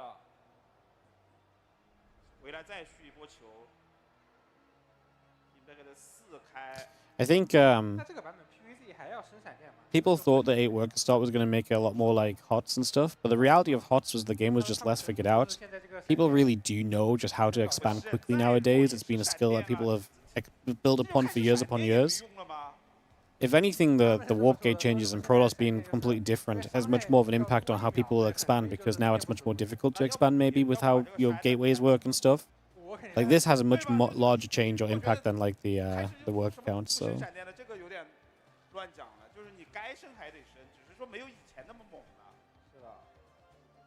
didn't they ask some in the community what their opinion on the worker start change was? I got asked like earlier this year what my thoughts on a lower worker count was, as well as some other people.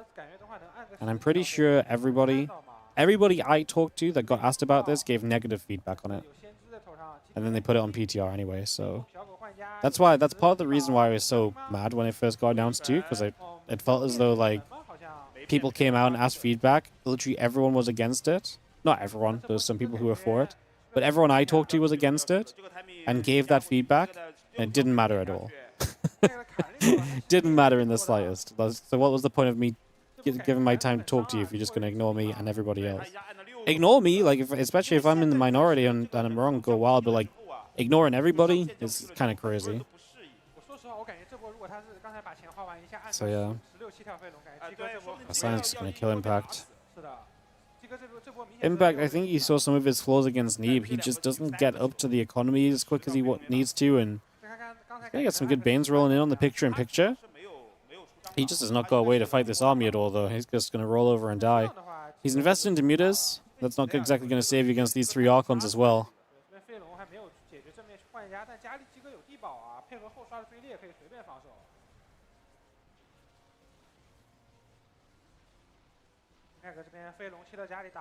Archon's just going to shoot. Roach is going down. Stalker's gathering up the few mutas. They're going to pick away at a few of these probes as well. So we get after a few of these probes. Let's see, mutas at least doing something, but there's a Phoenix out and Impact Supply is absolutely in the bin. Cyan absolutely rolls him in this opening game.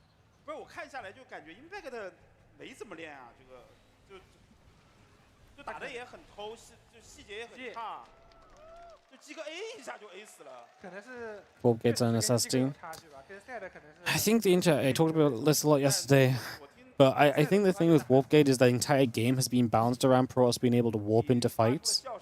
So, unless you're going to change something, unless you change a lot of the balance and things that basically make us feel like you don't need to warp into fights, which we've literally built the last 10 years of the game on, Well, and before that, but last 10 years of the game off the current version, essentially. 这个版本不太应该。 Like, you can't just remove a main concept of the game and give nothing back, no? 我现在 Like, it's like saying... 没有，我现在这5000多。 It's like saying Marines don't need stim. Marines can still fight without stim. Marines can still deal damage. But every engagement and balance is built around the idea that Marines will stim in large 我 fights. 只是会输给比较可爱的虫族。就莫名其妙就输了是吧？是的。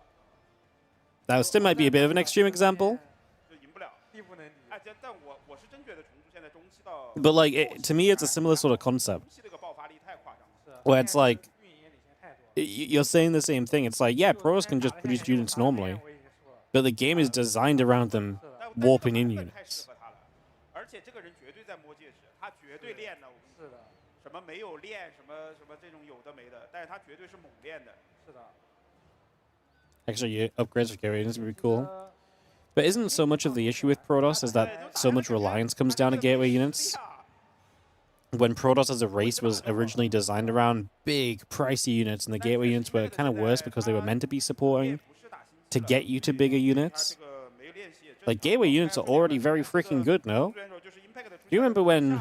Do you remember when gateway units would be like, you don't beat bio with gateway units, you know? And that's just not true anymore. Zealots are freaking tanky. You build a ton of them.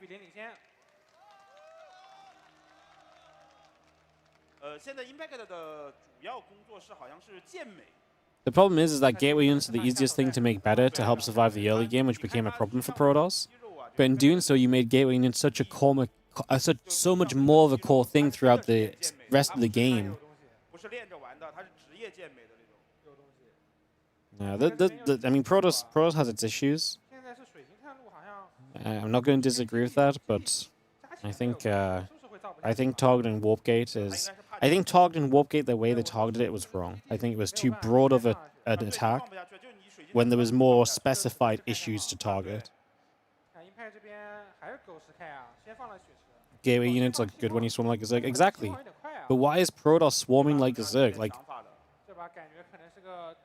you know, if Zealots are good. You know, no, Zealots are... like, we saw this yesterday. There was a moment like a Prism flew in and it dropped 4 Zealots. And it was the most pitiful attack of all time. There was no warp gates, so we couldn't warp in extra. And it was like 4 Marines in a cycle and just shut this down. I was like, oh, wow, what a feeling that is. You know? But if that's 10 Zealots, they don't die. But, yeah, the issue kind of comes with, I guess, Protoss being able to get such greedy economy and being able to just get up to so much unit production so quickly. I don't know how you fix that. I'm not a game designer. I can see the problems. I can't fix the problems. We are gasless right now as Scion. Into the Cyber Core. 他先放 BY 再放的西瓜。再放西瓜，这是个什么理解呢？也是满彩。那这样他没有 4 gates is 100. The thing about Warpgate is that you put a price on it, which I think mostly just affects early game, which is not even when the warping in problem is a thing. All you do there is cut some attacks, or gut out some attacks. Late game, when you can warp like 20 Zealots into a base and stuff, is like the problem, and by then, the cost of morphing in warp gates doesn't matter anymore. Yeah, I don't know. Maybe the more you warp in units, the longer they take. I'm sure there's 100 examples or things, and some of them are probably going to be terrible. Some of them might work, but I just think hit warp gate overall. Like I say, I mean, out of everything, I'm actually excited about the warp gate change because I actually think it is the thing that's going to achieve the thing a lot of people want from the patch, which is actually just difference and change is exciting. It just feels bad to be excited about something which I do think so heavily hits the Protoss side of things without anything coming back in their favor, you know? So yeah, I don't know. It's interesting. Restore charge damage, instant storm. I saw someone asking for old storm back, and I'm like, do we still not think current storm is good? I know it got nerfed in. There was also a great post in our StarCraft of look how bad modern storm is, where they were storming a single marauder being healed by a medevac. Like, no shit, this is the zoning tool The zoning tool that lasts for 6 seconds can't out damage a unit that's protected by a single tech unit in the sky? No way. The AoE damage gets counted by a single unit healing? Yes, no shit. Now you put 10 units there and you need 10 medevacs to achieve this. And this was the dumbest thing I saw. This was so silly. It wasn't removed? Sorry, Oscar, I didn't see your chat when you mentioned it. What wasn't removed? I'm probably a bit removed from the conversation at this point.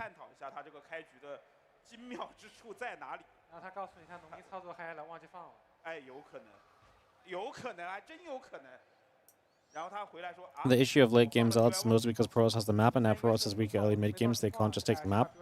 Yeah, but in Pro PvT, Pros are still just taking the map. It doesn't really change.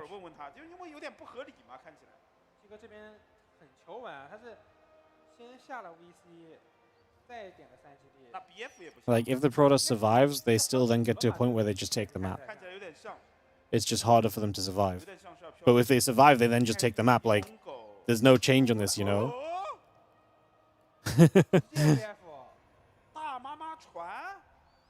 It felt like you talked about it, like it was completely gone, the ability to warp in. Because, so, it's not completely gone.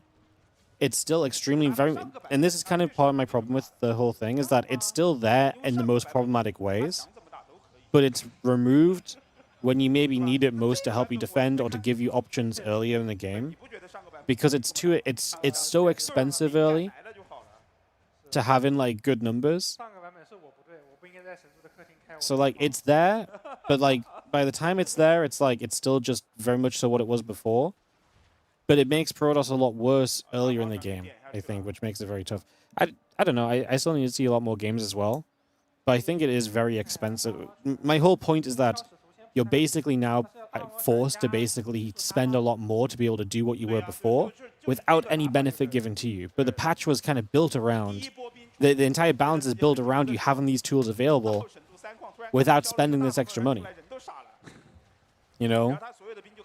And at the higher levels, like this amount of investment for warp gates is a big deal.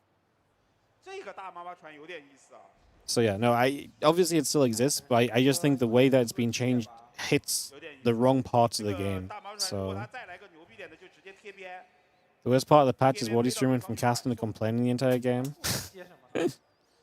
Well, actually, if you read our StarCraft, I don't even cast the game. I'm always off topic. So if anything, it improved the stream because at least we're talking about StarCraft all the time.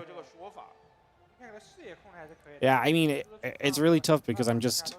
First of all, I feel like I'm not trying to complain. I'm trying to just give thoughts on the patch. I just think it's a very controversial patch. I feel like I've tried to be very positive. Like, I'm trying to think out. I'm not just complaining for the sake of complaining.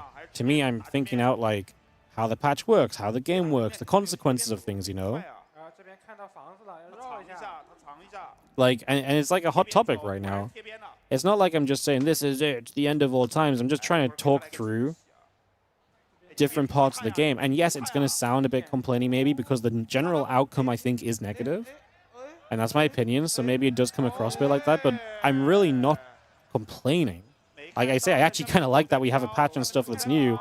I like seeing new things. I just think it missed in a lot of ways, right? But it's not like I'm... Yeah, I don't know. The problem is chat likes talking about it, so it's like, how can I not talk about it? Like, I'm meant to be interactive with the chat as well.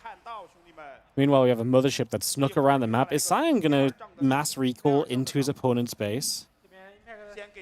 This is Mass Zealot style. Is not gonna love the Banelings, but the Banelings get blown up already. Killing the Bane Nest right now would be pretty huge. We do have Lings across the map as well. This is hilarious. Cyan built a mothership and a Tempest, and he's still just going to kill Impact by running Zealots at him. This is, I think, in fact, like I say, this is kind of what we've seen through the day. Like, his macro is being a little bit off, you know? And now we're going to recall into the main. What do we actually have to recall in here? How much is going to show up? A bunch of Zealots. Is that more efficient than warping in? Is a mothership Recalling 8 zealots, more efficient than making 8 warp gates in a prism, guys. Impact, I just think, has not been... I think Impact's been one of the weaker plays we've actually seen in this event so far, which is kind of wild because he made it to the decider match. I think Impact, when he got left alone to kind of do his thing, was very good. But anything that went a bit offbeat and didn't really play into his style, I don't think was... I don't think was... he was ready to deal with at all, honestly. Same cost, but way cooler. Yeah. I think Cyan felt in that game 1, he was like, okay, I feel pretty good here. I think Impact's macro game has been a little off, like I say. GG's. Style of the mothership, yeah. I mean, the fact that he just ran Zealots into a guy playing Ling Bane who had Banelings and it just didn't matter at the front kind of said it all anyway, I think. It was a pretty good summary. Yes, there's a new patch, guys, just in case you're not aware. I know there's a lot of people joining us as we go. This is indeed on the new patch.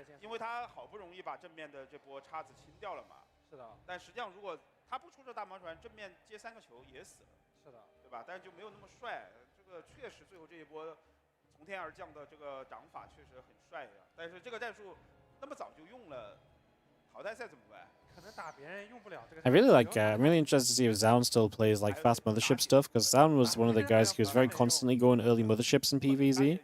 Wonder if that's something he still does on this new patch. That was actually a really cool style of PvZ that Zaun brought.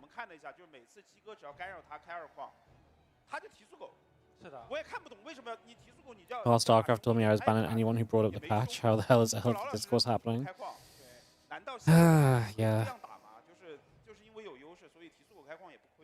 He banned 3 people who are trying to literally just bait. And this is where we get to.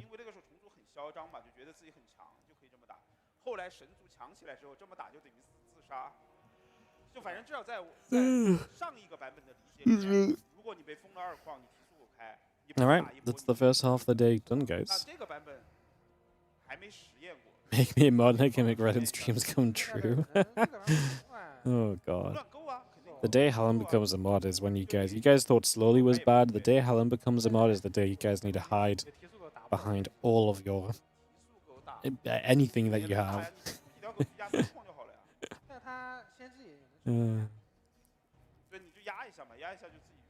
Been enjoying the YouTube content? Hell yeah.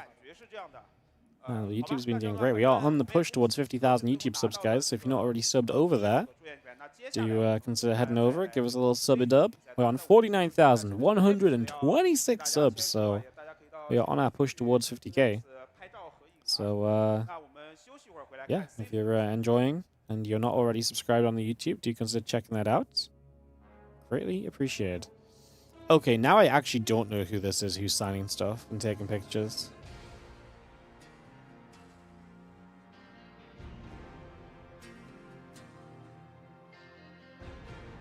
This time I actually have no idea.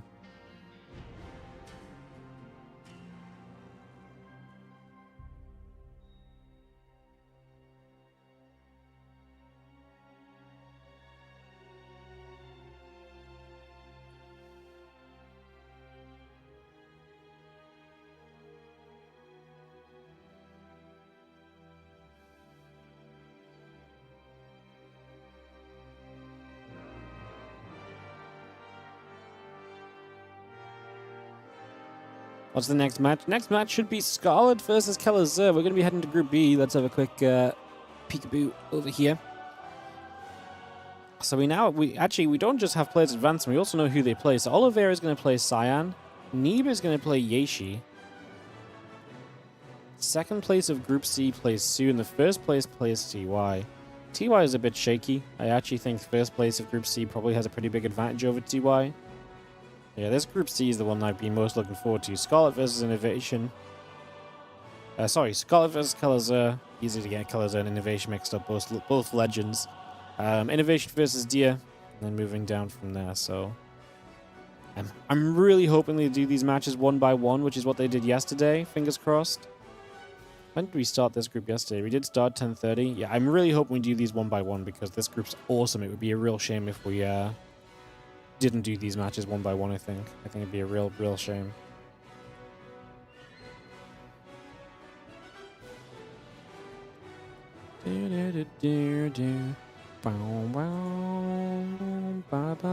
Oh my god, there he is. The man, the myth, the legend, INnoVation. You didn't know the Chinese loved SC2? China is probably the biggest fan base of StarCraft 2 I think that exists. It's not even close. It's not even close. What's Inno doing nowadays? Yeah, we talked a bit about this earlier. What I think Inno is doing is I think he's sitting at home, not playing StarCraft and just enjoying life. And watching his brother play League of Legends is my official guess. That's Dia. Damn, I've not seen Dia in so long. Dia left a long time ago. I really wonder what Dia's been up to, actually. Dia's last official match was also 2020. Yeah, a lot of these guys played... 2020 really was a bit of an exodus for players. I guess COVID and then... I guess COVID and maybe COVID was a good chance for some of them to go to the military as well, especially with no like travel, like events to travel to and stuff. And then a bunch of them just never came back from that military service.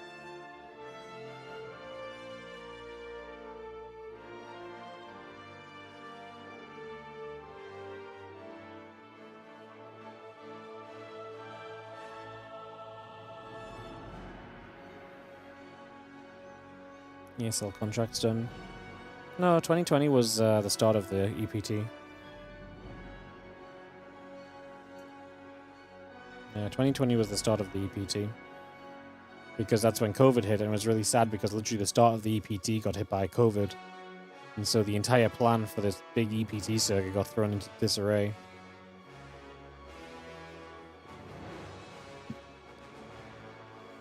Didn't know there was a camera able to capture God himself. Well, we've had many years to try and figure out a way to capture the likes of INnoVation. 22 was EPT end? Yeah, 2023, no? Like, it literally got announced in 2020. Like, January 2020, it got announced. So, 3 years from then would have been, like, mid-2023 or so.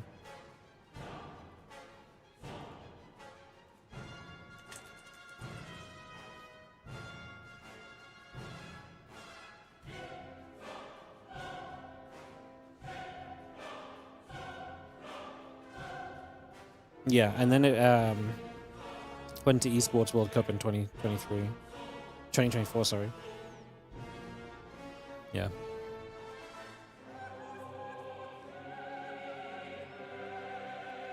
Good viewership during COVID, yeah. COVID is literally the reason I have my house. We streamed to like... Actually, it's kind of crazy that I didn't make more money during COVID. I made a lot of money during COVID, but it's crazy I didn't make more, I guess because I didn't do any events. But even during COVID, we did like online stuff. But yeah, I mean, we streamed like the Monday European Cup. We hit like 6K viewers for and stuff. Like viewership back then was ridiculous. Hang on, let me have a look. Might be able to go back that far.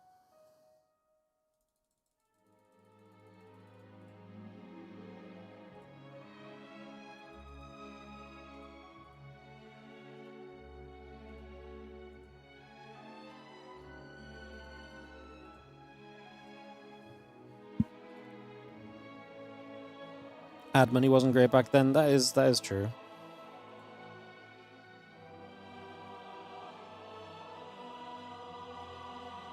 Yeah.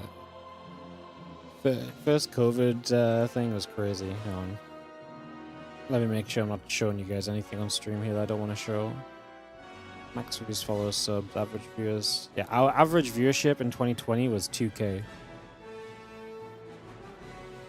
Look at this max viewers chart though. 9.6K, 9.5K, 8.3K.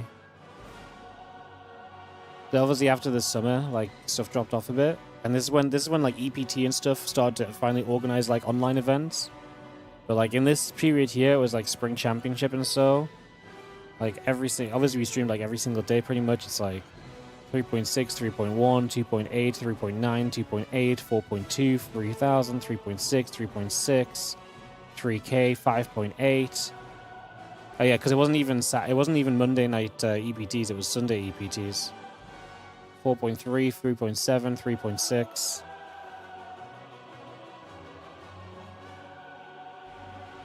What's the sabbatical in pre-March? Katowice. Yeah, because this was Katowice.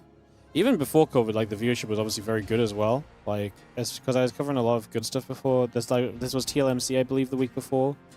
And back here we were doing like Katowice qualifiers, and like this was a very interesting time because in December of this year is pretty much when I overtook Base Trade TV in terms of viewership, and so like this was me just popping off, and I was casting so much. I was casting every single day, which is why I was really pissed off I wasn't doing Katowice. And then I got to go to Katowice like last second. It was like my first major event in a long time.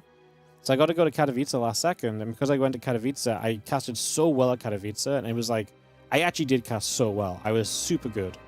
Like, it's the best casting I probably ever did. Because I was casting with like Hearthstone like most days, Lambo a bunch of the time as well. Like, I was learning so much. And we were just casting loads of games. Yeah, that's great. Yeah, pretty crazy. 2,000 average viewers is pretty nuts in general. Hang on, I'm just going to come to this screen for a little bit while I move stuff. Yeah, 2,000 average viewership is ridiculous. For example, now our average viewership is... How do I reset days? Let's just reset the page. My average viewership over the last year is probably like 800. 850.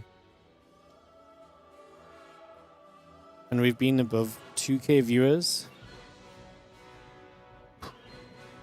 1, 2, 3, 4, 5, 6, 7.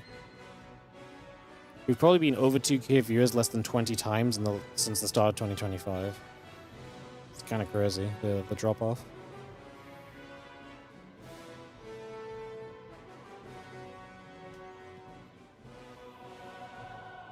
Twitch front page.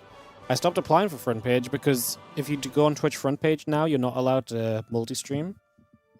Unless you're RSL, apparently. Apparently if you're RSL, it doesn't matter, but... yeah, you're not allowed to multi-stream, so it means I have to not put my YouTube live, and I really think that's shit. It's like, I could understand it if it was like, if there's rules where it's like, please don't like interact overly with like your other streams and stuff and whatever, but like... basically it means that if I want to like put a cool event, what happened last time was I put the final day of the Winter Championship on the Twitch front page, and they hit me with this you can't multi-stream thing. So the final day of our Winter Championship isn't on YouTube, and that's really stupid, you know? And yes, the viewership and this money and stuff that we got from being on the Twitch front page was great, but I really hate that we don't have it on the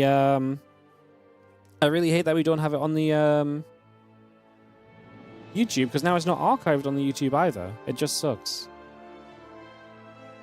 The principle of it annoys me. The idea that we're not allowed to do that just annoys me so much. So I've not applied for Twitch front page since then. I probably should do some Twitch front page today still, but it annoys me. I could cut into a video after. I could, but like I say, like there's people who enjoy watching on YouTube, and I just don't think we should be punished for multi-streaming. So yeah. Stupid. What if the YouTube streams on a delay?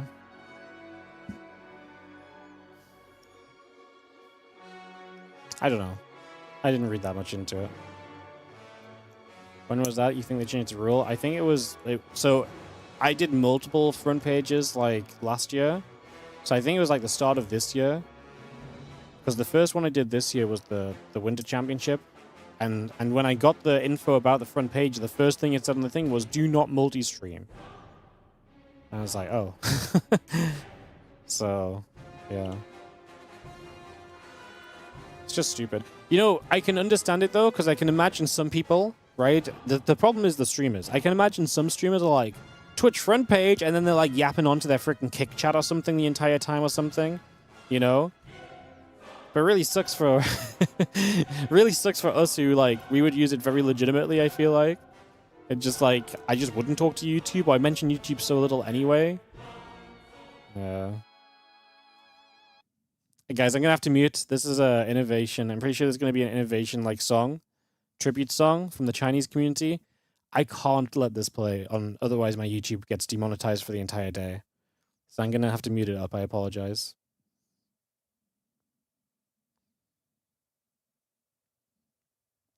Hope we're getting over as a Scarlett. Yeah, me too.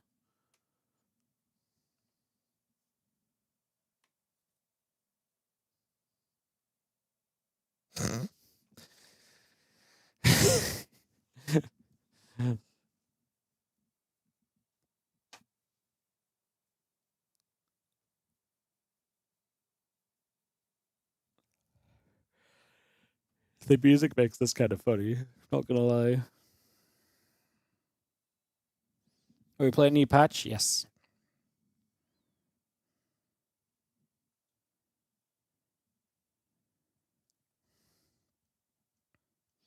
Back when a GSL pin was worth something. Do they even need to give out GSL pins anymore? It's probably not in the budget, man.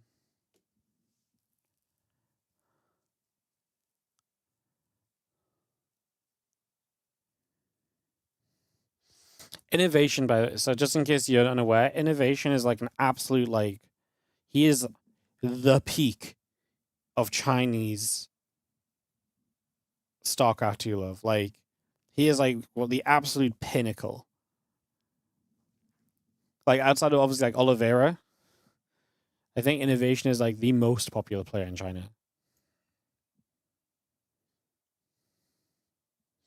Him beating Cyril at the WSG finals or whatever it was that he beat him at in China was nuts. But yeah, like he is like a, like China have a lot of like cool stuff for the players, but INnoVation is like the god amongst men when it comes to Chinese StarCraft. It's kind of wild.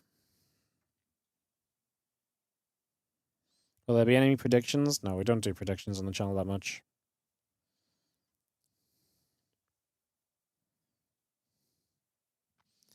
Inno's really good builds. I imagine Inno's going to hit with a bunch of big 2-base timings in this series. Well, just in the entire tournament, actually. We saw that from him in... we saw from that from him in the All-Stars event when he played that series earlier this year. Just showed up and looked freaking incredible.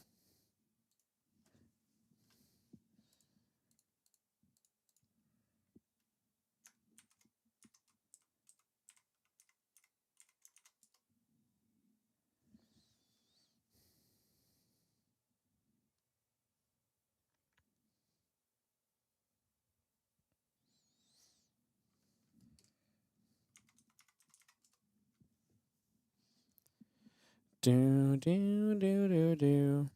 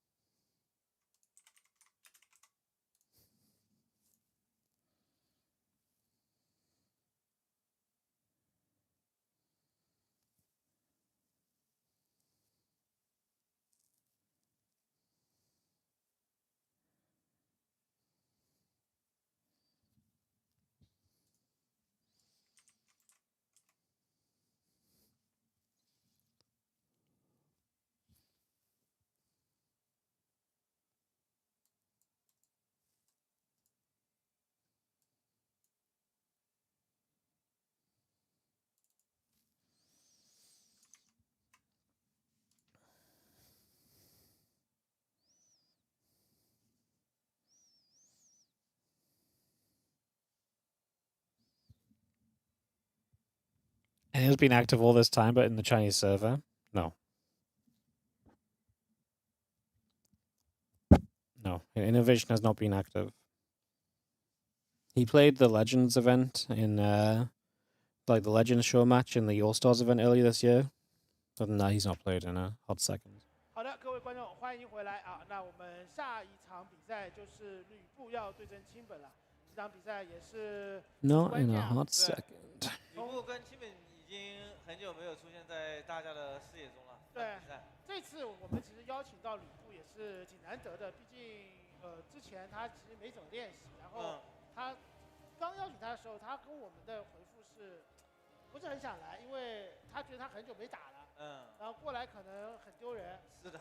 然后就是后面在我们不断的这个邀请下，所以他最后还是决定来了。其实确实，他因为太久没打的话，就是如果被0-4的话，还是对他以前的这个名声来说，他觉得还是很丢人。对，但是从这个对阵来看的话，他今天的这个分组还是运气不错的，这也是要感谢黄哥这个分组。 他今天第一场打清。Alrighty, guys. I'm just chill for a few moments. 了解的，他是在一次的战队赛中是0-2输给了一个叫王哥的选手。是的。然后之后就开始出名，本来他其实不太出名。他现在其实好像也没那么强，因为估计也没什么。In fact, I'm just going to BRB one moment quickly while this starts up. Sorry, guys. I'll be right. 所以说在面对清本的时候，吕布我相信就应该能够拿下比赛啊。 觉得这个波3应该问题不是很大，问题不是很大。现在主要是神族变化太大了，然后清本如果没有长期的练习，应该没有找到一个非常完美的一个流程。那现在打的话，估计要么就是各种卡人格，要么是各种卡钱。但是对于这2名选手来说，其实，在赛前啊，他们还是在签心上练的比较刻苦的，毕竟新版本嘛。那对于不管是对于人族选手还是神族选手，特别是对于神族选手来说。 他这个兵营的这个建造时间会快很多嘛？你想按照正常来说的话，他不开门的情况下，他的兵营在中期会特别多。所以说，我相信，如果清本是练习比较多的话，吕布这场比赛不是这么好打。对。按照吕培南的这个说法是，现在的 TVP 就是打不了。TVP 打不了。对。但是他把 Trap 赢了。他赢 Trap 是因为 Trap 太弱了，他跟我说。 Trap 6100、6200分，很厉害的。韩服就是那个前几的一名神族，还可以的。但李培南跟我他是现在他欧服打到第4了。对他李培南主要是太强了，现在李培南相当于是现在夺冠热门嘛。他因为他分数应该是这个16名选手里面最高的。其实他们这个小组我是比较看好吕布和嘎姐的啊。来，我们看一下。 画面上就是吕布和清本啊，清本也算真的是9出战阵了，他已经退役很久了，这次过来其实也不容易啊。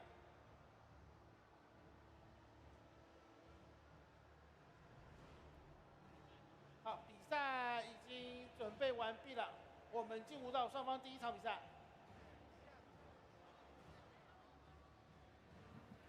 Alrighty, guys. Sorry, I'm back. So it looks like we're going to get INnoVation Deer on stream. I wonder if Scarlett and Colors are going to play off stream.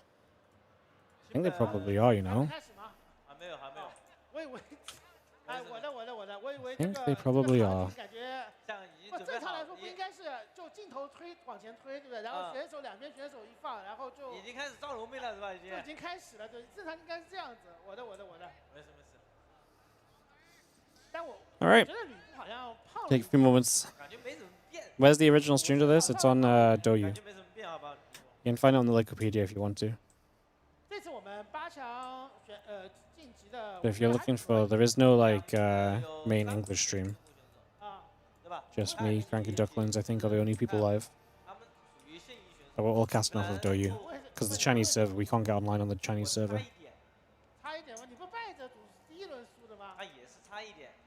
我2个1比2，差一点。如果都赢，那不就是2个2比1？是这样的吧？是不是差一点？是这样的吗？是的呀，很正常呀。现在主要是确实神族现在不太好打，现在是流程上面的，双方都走的可能不是那么好。好，比赛开始了，我们来看一下出生点位啊。出生在地图上方10点钟方向的就是蓝色的人族选手 INnoVation。 INnoVation in the top left-hand side. In the bottom right, Deer. Like I say, Deer It's been gone since about 2020. When did INnoVation leave StarCraft 2, actually? A little bit after 2020, right? Because he played a bunch of the regionals for a bit longer. INnoVation left us in 2023. Played that show match earlier this year in the All-Stars event in China as well, but has not really done much since then.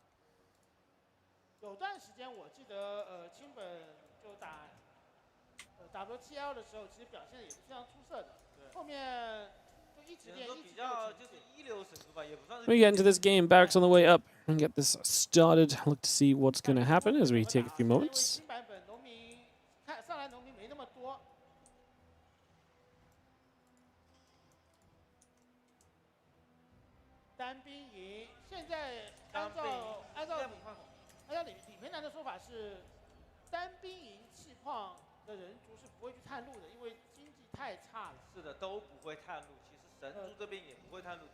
We have the Rex and the SCV coming through, so again, we take a couple moments to get this settled.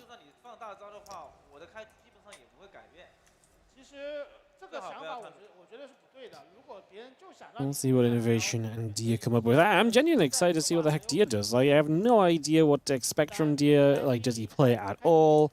We know a bit of what to expect from INnoVation because he looked very on point playing earlier. I saw INnoVation laddering about a week ago or so as well, so definitely know he's been putting some practice in and stuff too. So, like, very interesting kind of combination of players to start us off, where I feel like I should just favor INnoVation massively here. I'm also going to have a little bit of natural bias against the Protoss players, just because I do think it's going to be tougher for them. Anything Dia does remember is a lot more removed from the game because of the fact that we've had the patch, right? And that the patch is kind of very much so an active thing here as well. So, like I say, a couple of things to look at overall. Definitely making for some interest.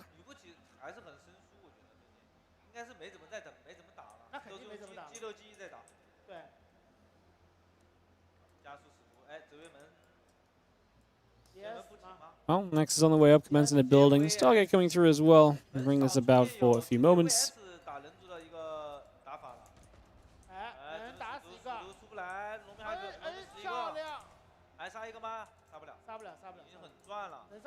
We have our Stargate coming through, that next on the way, so again we take a couple of moments, bring this about.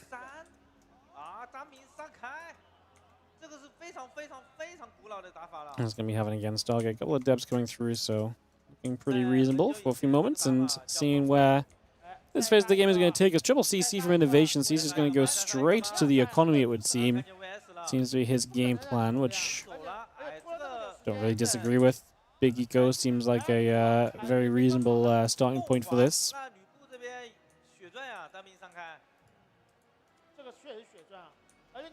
Big Eco. I mean, INnoVation off of the Big Eco, we know what he can do. We know he's the sort of player that will play into these big kind of timing window attacks and so on and so forth. So definitely expecting a lot to probably come in terms of that over time. Like I say, if you get into a big 3cc economy, there's a lot you can do from there. Now, Dia is playing a Stargate opener, which is obviously kind of interesting, because out of all the things, Stargate, I don't necessarily know if that really got any better at all, necessarily, in this patch. So yeah, that part I'm not completely convinced on, but excited to see what comes of this.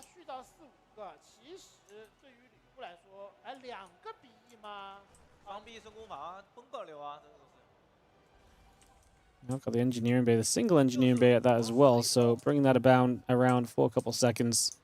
Bring that back through. Get this a little bit more back on track.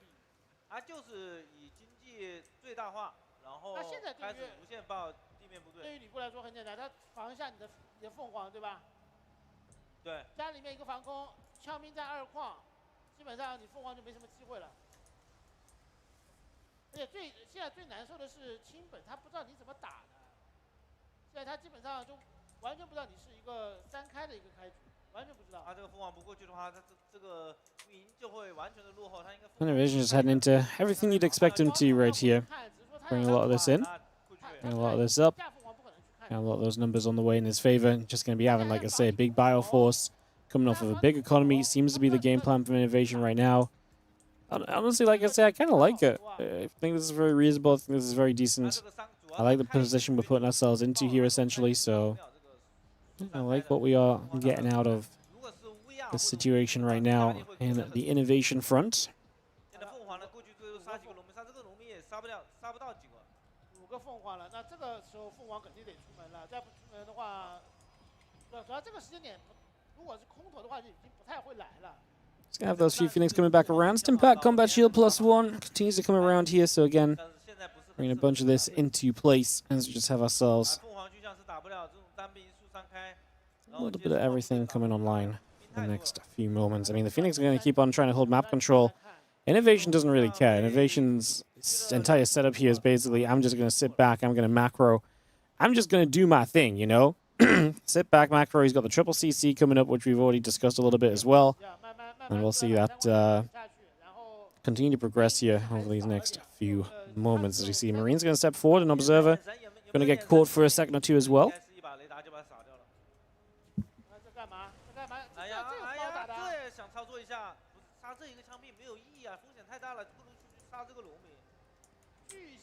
巨 Phoenix still setting up, and we are going to be seeing again extended thermal lance. A couple stalkers and the Colossus continue to come into place.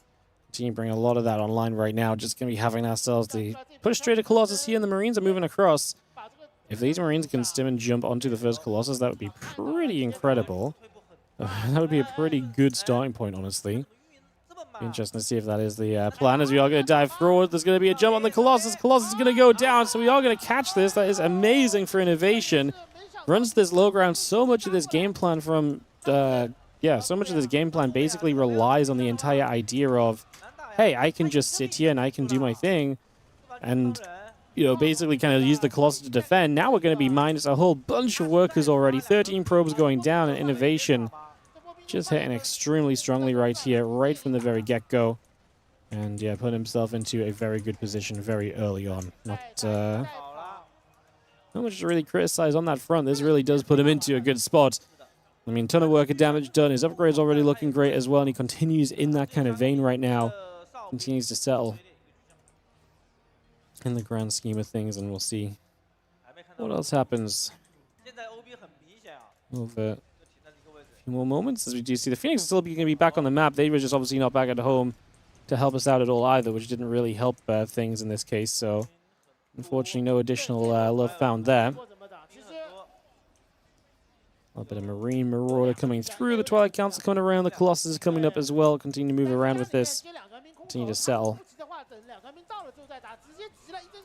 I guess Stimmin again. He just dives for another Colossus. He's going to get it once again.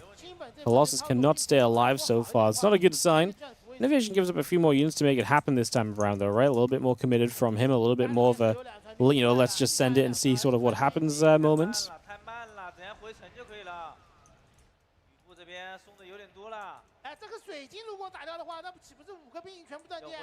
Actually going to drop in the main base. See, Dia still building a lot of units off of this position. And still building them out of the gateways, obviously without the ability to have the warp-ins. Or without wanting to pay the price for the warp-ins, essentially. So, a little bit more on that right here.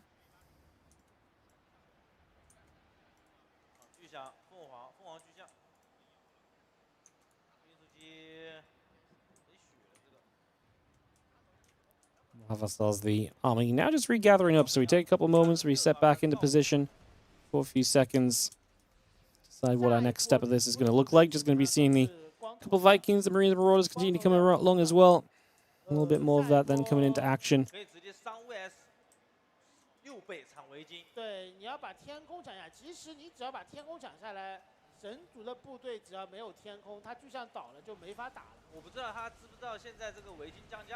You see Dia is actually coming across the map aggressively himself, also looking for the chance to try and get a little bit more done.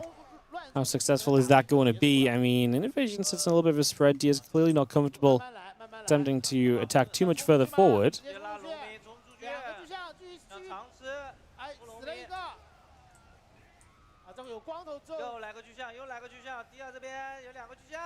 Still engaging through. I mean, INnoVation having to back it up a little bit, but he's, I think, picking good fights. A couple Vikings available, a few SCVs pulled in just to make sure he survives through this. He's going to get through the Stalkers, then he's going to get the Colossus. The moment he jumps onto the Colossus here, that's going to start looking even better and stronger for him. So definitely looking to be stepping into better and better positioning as INnoVation. Killing workers now on the other side of the map as the Marines show up. So not only does he wipe the army of, Dia trying to be aggressive, he also gets some damage back going the other way. And is going to be able to survive through that. And like I say, I feel pretty darn good about it. Restim's in. I mean, this base is likely just going to fall here. I don't think we can do much to really save this one. I think this one is going to be a little bit of a done deal. And that is probably going to be that.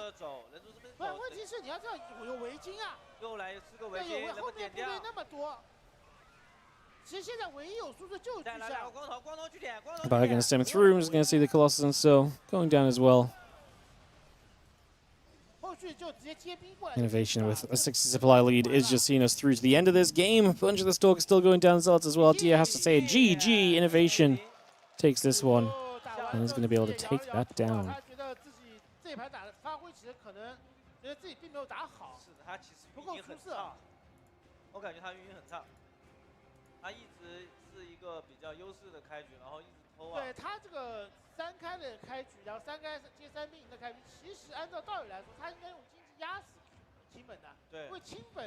All right, well, we will reset. We'll take a few moments to go into game number 2, but INnoVation looking solid in that opening game.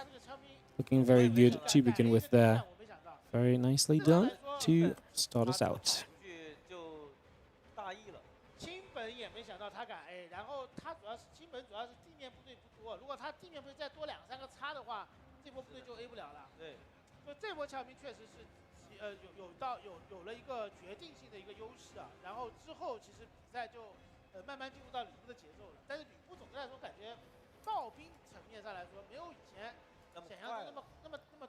Alright guys, then we will just take a couple seconds and get ready to resume here. Hopefully sooner rather than later. Get back into this and get back on track.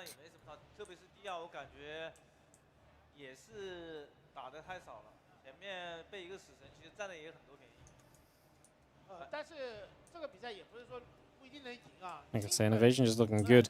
I don't think necessarily Dia looked bad. This is a sort of game as well where you just have a lot change very quickly based on what's happening.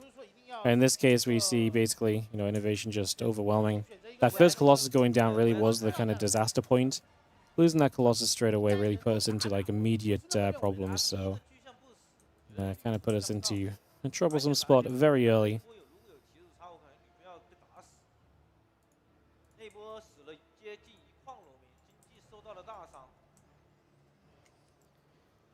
Well, game number 2 coming through. Do we have an update on any Colors as Scarlett results? No. I really hope they're going to play Colors as Scarlett after this, and just we get to see all the matches of this group. This group's awesome, so I'm really hoping we do just get the 1-by-1 games, basically.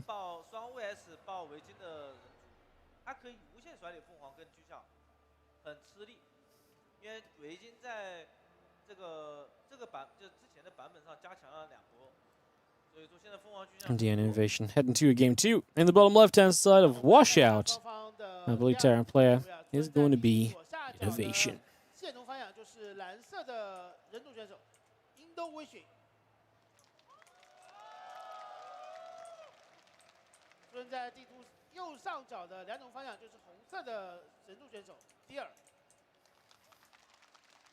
INnoVation versus Dia. That's exactly what we're expecting to see. It is what we're going to see.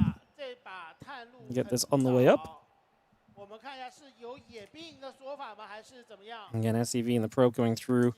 Final coming up and into place, so bring this around.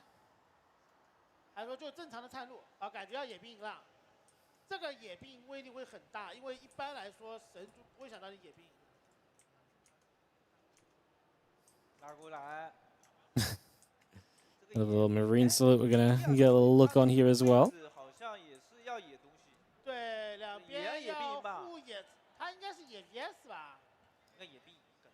We're going to see a cheeky little barracks across the map. So INnoVation going to find the chance to be a little aggro at the start of this one. So definitely doing something a little bit curious, a little bit different. Definitely not necessarily the expected situation here. Yeah, so much about the lack of variety this patch provides. Well, here we go. Now we proxy. I like actual real talk though. Be interesting to see what he wants to get out of this, how much he tries to get done.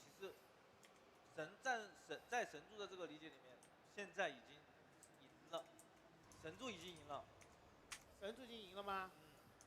他死神是打不到东西，然后正面一个兵营是可以无限去刷兵，然后去他家里。现在 Let's see if he moves up against Cybercore. Gateway and the Zealot continue to produce, so just bring a little bit more of this into action.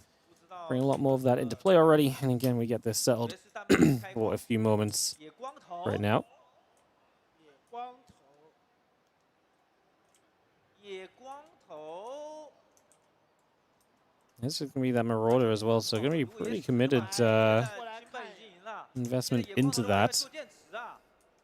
Gonna get concussive shells. Still just off the one barracks though, so that part definitely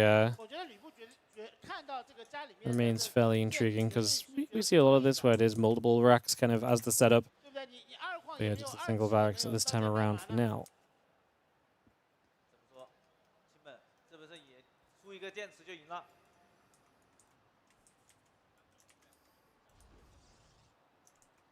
你看，现在人族家里是没东西的，走过去就赢了。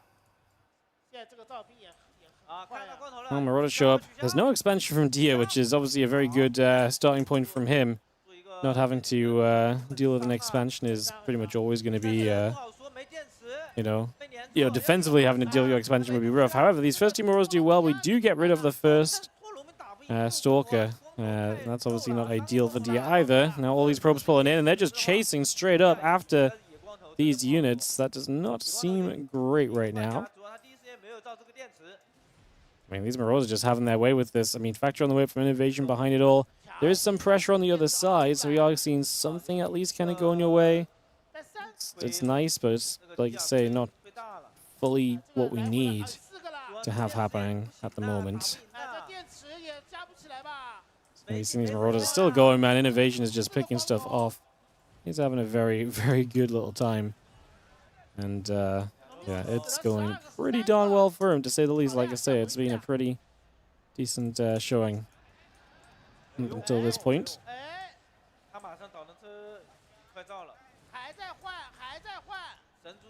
I mean, if the Marauders just never go down. Meanwhile, on the other side, we do deal with the Stalker. The Widowmine gets the kill, and now that Widowmine's going to be tough to break through in this position as well. So I think that's pretty much just going to be that already. INnoVation just wins 30 supply to the 14. This commitment is going to be absolutely a-okay to see us through to a victory screen. INnoVation 2-0, super simple, super easy. That was a very easy game too for him, but yeah, this was not what you were hoping for if you were Douyu coming into this one at all. 我觉得清本主要是还是没有做电池，他过去第一时间是发现双气，然后又没有家里也没有电池，自己是一个野兵。Well, INnoVation, like I say, very popular in China, and he shows up meaning business today. And if INnoVation won this event, that'd be so sick. But we'll see who's in the better form. I do think INnoVation's TVZ will get tested a little bit. Maybe even in this group, of course, if Scarlett comes out to be a competitor for him in maybe the next round even. We will see if we have a Scarlett Kalazar result here, perhaps. We might get some info on this in the next few moments. We do. Scarlett is up a game against Kalazar. We actually get to go straight into game 2 of this, which is even better. So we actually get to go directly into this next map. And yeah, so Scarlett takes a 1-0 lead off of Kalazar. I think Scarlett is one of kind of the favorites here in general, to be honest. She's played much more actively than a lot of the other players that are taking part, so yeah. Very fun to see how this all goes down.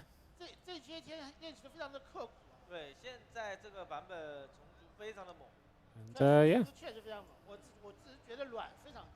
是的，用不完，对吧？对，它主要是每个农民比其他的这个种族要快3秒钟，就是你多采3秒钟的钱一个农民。确实，现在这个虫族确实英霸，好吧？只能说还可以。Well, just take a second here to get settled in. The SCV coming about, that Reaper coming through. Take a few moments. 嘎姐应该是随便打卡拉猪啊，他就在之前的旧版本，卡拉猪啊也是打不过。Just gonna be seeing the Reaper, the command center, everything else continue to come through for a little bit. So bringing these numbers up, getting this on the way.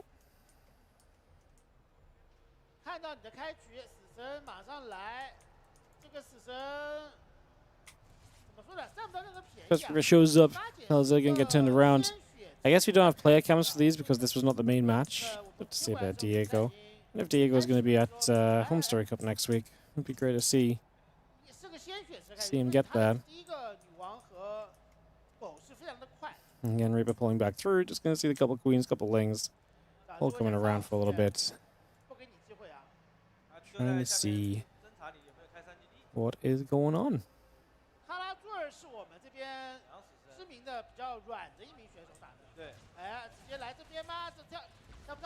Reaper nearly goes down, so Colors are trying to put some pressure on, but it doesn't go super great. Actually a little scary for a few moments there, so reason to be a little cautious.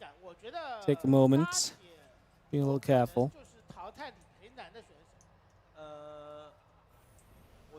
还有一名选手也很强，书本吗？主要是很适合他，不用动脑，仿佛特别的厉害。 Let's have this hatchery coming into place, so again, putting that back in position for a few moments and resettle things down. And yeah, take our time to figure out this next these next few moments. See what we're gonna do.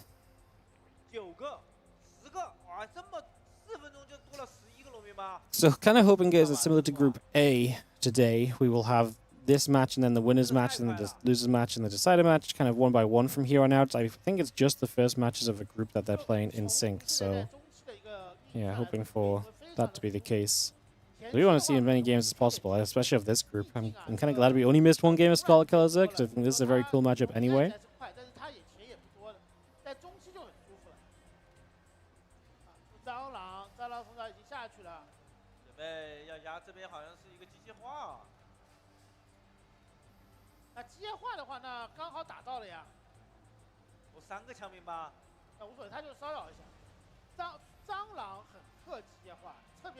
And behind will be moving around. We see a couple units going to step around there as well, trying to see what else is going on. It's going to be seeing these Hellions are going to be there and just able to push this back. Scarlett is going to be in a bit of trouble here. This is going to be Hellbats, and she does not have prep against this. The Rotron's about to be done. The Queens are going to sit spread. We're going to lose a Reaper very quickly. That's important. Do we get after that Medevac? Medevac's healing the wrong thing, so the first Hellbat goes down. Ling's thinking about committing through. The Queen count going down. If that Queen count falls, it's currently a lot of our damage output. Now 9 Roaches on the way. The Lings look to try and well, I thought they were going to wrap around the newer Hellion that just showed up, but actually didn't get on top of it. The Roaches should handle this. We just need to gather these units together. Scarlett can look to counterattack. Still has not been great for her, losing so many of the units, so many of the Queens early. Roaches spreading back nicely, keeping out of range of Hellbat attack. We do get the wall up, so Kalazar is going to be able to hold on here. But despite all of this damage, Scarlett is still up 12 workers. And now we question, is this the patch, or is this just Hellbats being bad? It's always a fun question, if nothing else.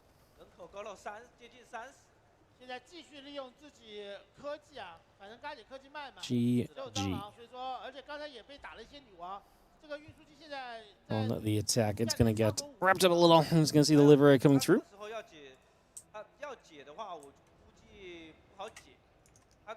This Medevac coming around, so again, we take a couple seconds, decide to see where things are going to go.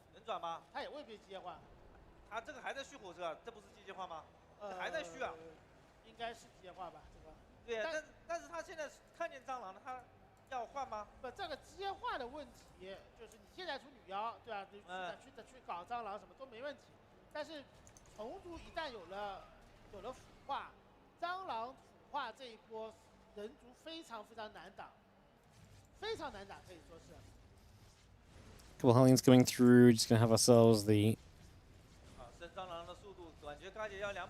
few drones going down. Scarlett's on the other side though. Her Roaches showing up are definitely gonna create some issues over here, it seems, so we put some pressure on. Get some work going. Just gonna see those Roaches gonna get turned away. That Liberator Siege and helping. Double factory behind this is gonna be the follow-up, interestingly. So what, we're gonna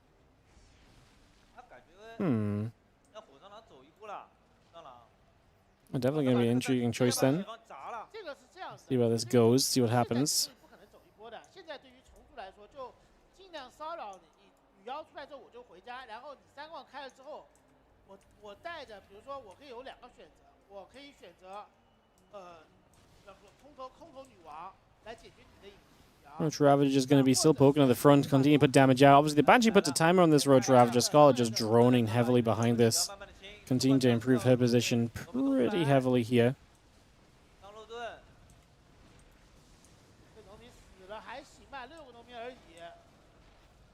I mean, these Roaches are just lasting a long time. Even just cleaning up the Hellbats, right? Anything we get rid of, these Roaches are probably going to die on their way home anyway, so being able to get a little bit more done is still going to be kind of a nice little bonus, basically. So just taking what we can get right now, rolling with it. Those few drones and continue to move around a little bit as well. We are going to be seeing the SCV count has also dropped on the other side of the map.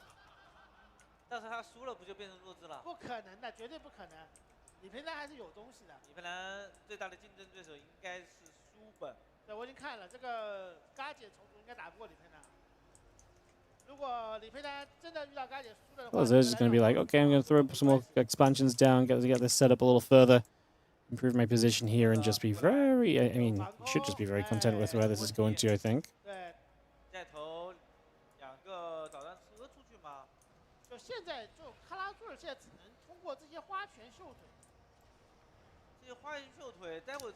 Well, shots coming around again, a bit more damage being done. Having those couple Medivacs pulling back over the other side, just going to reposition a little bit here as well. And we are going to be seeing the Overlords popping out of these hatcheries. Scarlett is up 136 to 109 supply. Obviously, he has been building a bunch of Roaches. Now going to be building Mutas. Now there's going to be Cyclones on the way, going to give us some anti-air to help out against this. So should be pretty interesting to see where this goes to. Excited to see what is likely going to happen here as the Hellions and Cyclones push down. Are these Mutas going to be able to do enough? Are they going to be worth the investment? That's going to be one of our big questions here, essentially, as we set up.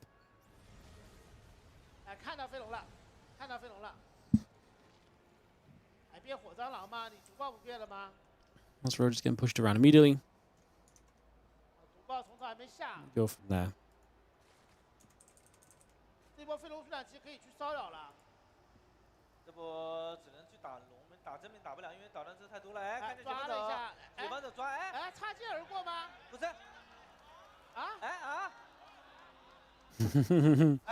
Meta's going to slip by. They are going to get into the main. They are going to meet a turret. We're going to get a few SCVs over on the edges. Units are now attacking the front as well. Here come the Cyclones. Don't think Scarlett wants to let too many of these Mutas get locked onto, but she doesn't make the distance to get away from them there. She's going to turn back toward the third base. And this is not pretty. This is going to be Scarlett doing a bunch of damage here right away. 9 SCVs down. Going to knock down a couple of depots as well.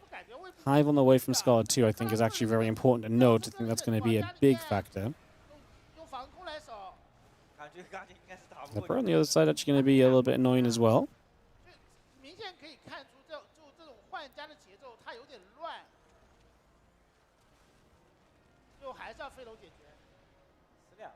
Coming through once more, and again, just seeing where we can get to. Having the Hellions and Cyclones still moving up.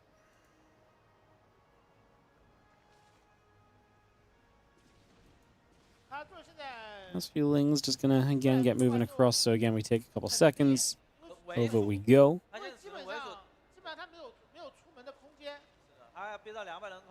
Those Banes are going to continue to come about. Again, the rest of the Ravagers gathering up. +2 melee, +2 missiles. Continue to produce through here.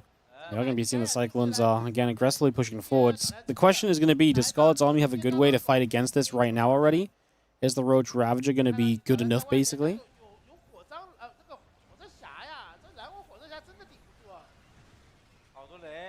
Things running through. A couple of mines going to connect. The sensor tower going down.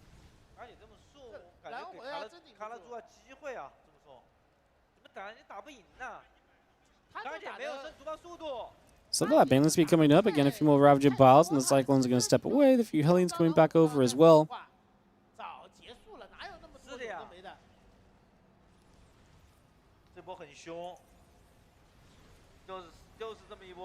Trying to see what else will happen.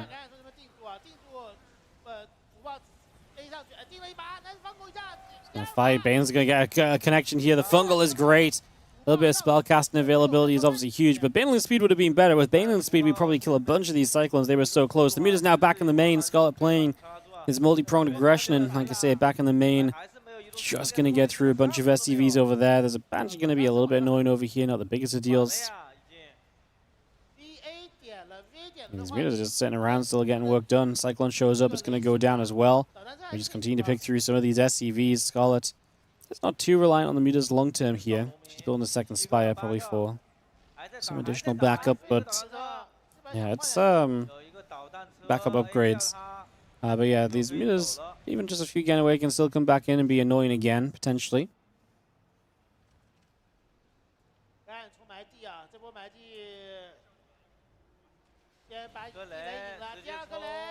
Bane coming through, got the Cyclones are going to get jumped on a little bit as well. These Banes are still going to roll across. Actually going to break down this base again. Scarlett has been pretty non-stop powerful here overall, I think.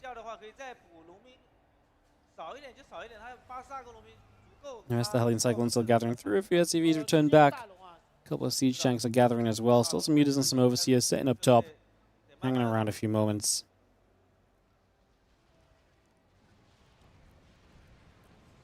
Scarlett is maxed. 200 to the 167 supply.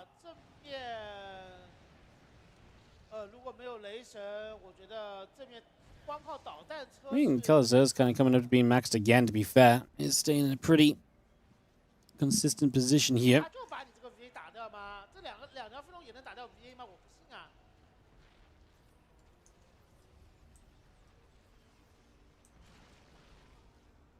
So at the end of the mutas, we do have a fungal growth awaiting you here. And Scarlett is actually a bit below supply on Kalazur. Both of them are very high work count, 97 to the 93, so a lot of reproduction availability. Looking to be invested into essentially right now.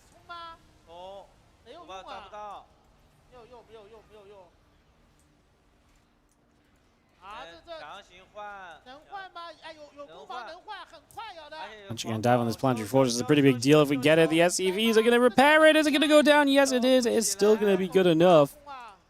So that is going to be a big factor. Nice to see that pulled out here as well. We're just going to be seeing these Cyclones now coming through.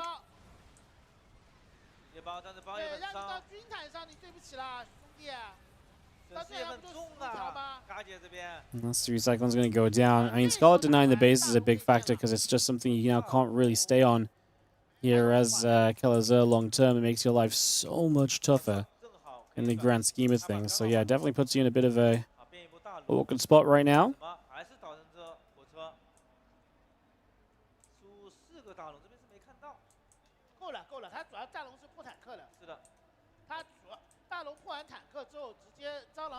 Now we're just going to reset. Hellion Cyclone's going to come back over again, so also again just trying to get across here and put a little bit more pressure in. Trying to see what else is going on. Just going to see the Lings are going to try and deal with this. Scarlett's army is still not exactly the best at kind of, you know, playing from this position. Mostly just because it's not easy for Scarlett's army to actually take an engagement, but she has a few Broodlords. I'm not sure if we really need Broodlords. That's actually kind of a fun one to see introduced. Not sure what to really make of the Broods. So used to hearing bad Broodlords being terrible. Against Mech, it's interesting. I mean, to be fair, if you only really have Cyclones as anti-air, it's going to put some pressure on for a while, if nothing else, just while you kind of basically say, hey, look, give us something else to, you know, really truly deal with this. You know, if you don't make anything against these Broods, you're in trouble, and I've denied your economy a bunch, so it's going to be tough for you to afford an answer to those Broodlords as well.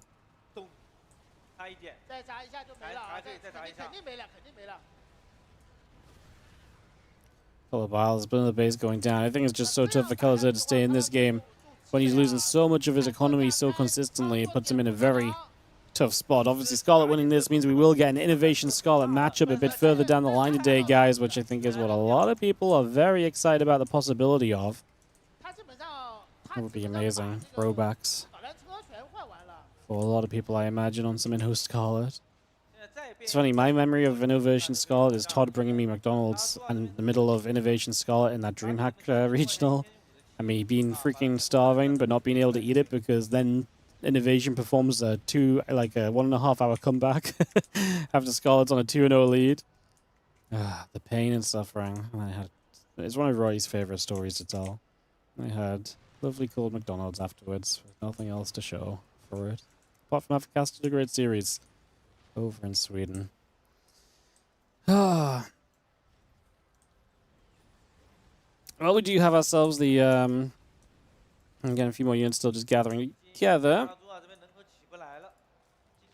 这已经挡不住了，这完全挡不住了。对，只有一片矿，这一片矿只要被守不住就没了。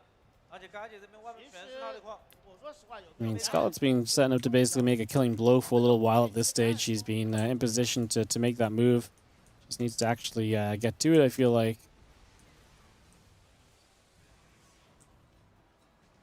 他还在变毒吧？其实这个时间点，如果有再有个5、6条大龙的话，那就直接 A 了。 And Cyclones, the Hellions, just going to gather together for a couple of moments. Just going to bring that through. We reset for a couple of seconds as well.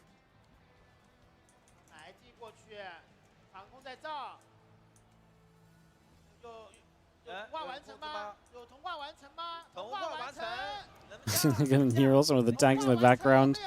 Star points right now as Scarlett comes crashing in. She already had a lot of supply advantage. She's going to lose those units. She's going to try and bust down this planetary, which she does. I think that's the most important thing.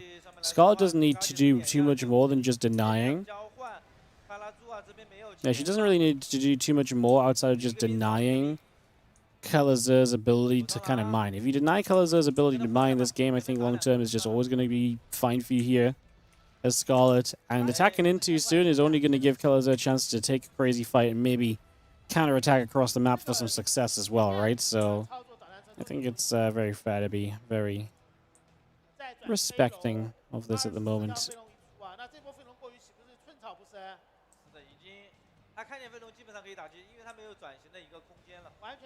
It seems very reasonable. And as you can see, our Cyclones, the couple Hellions will continue to move about.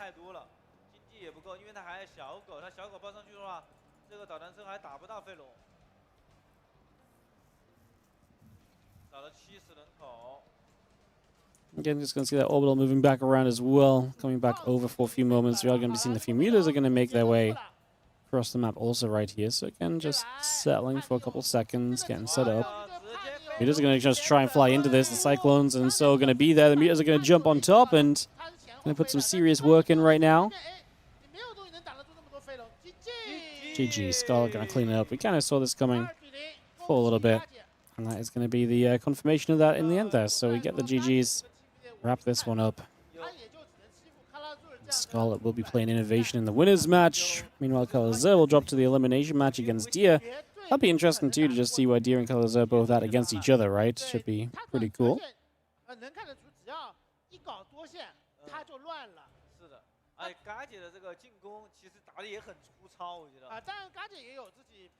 Alrighty, guys. So that's going to be another initial match started off, wrapped up.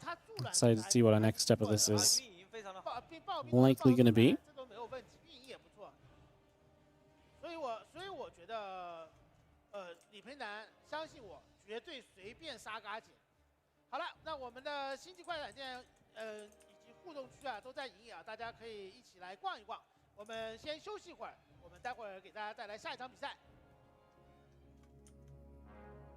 Alrighty. So TY doing some signatures. Beautiful. You love to see it. Alright, guys, that's episode another matchup. Kalazur's going to demolish here, you think? Yeah, I think there's a good chance he's going to look pretty good, to be honest.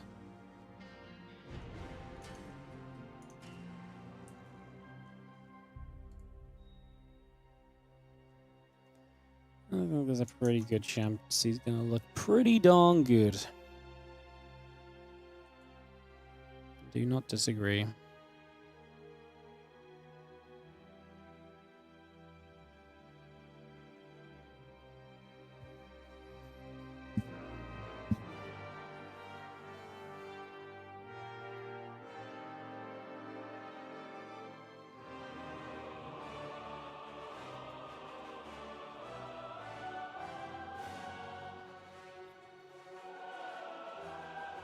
Do do do do do do do do. Ba ba ba ba bum bum.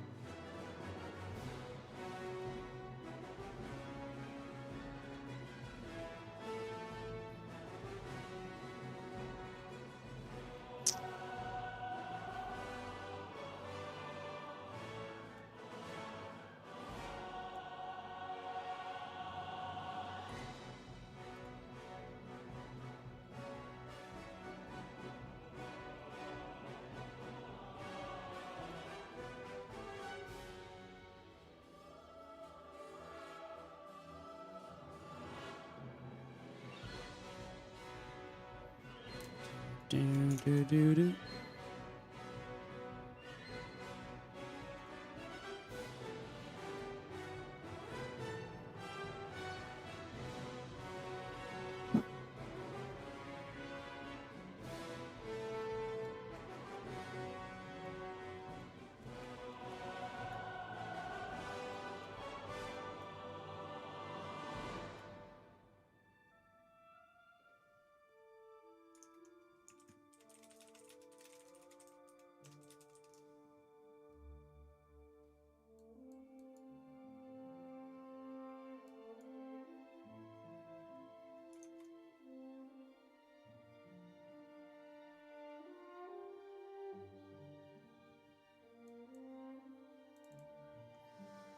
Alright, guys, a couple of moments.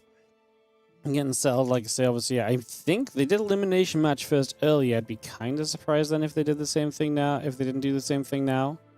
But I suppose we will see.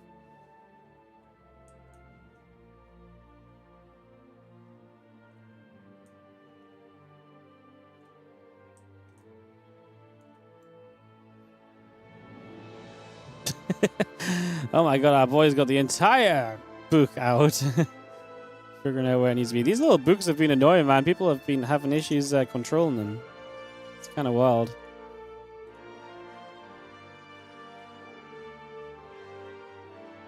What's something we expect to see today, given the new patch?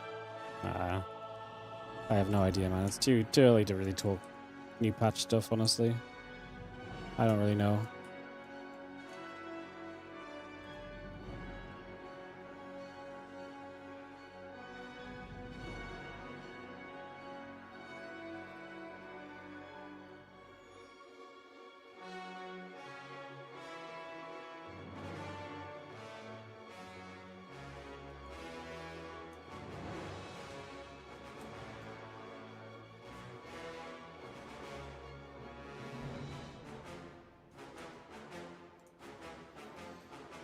Alright guys, like I said, I'm not sure how long it'll be. Usually we have about 5-10 minutes of downtime here, so I'd guess it's probably going to be something similar.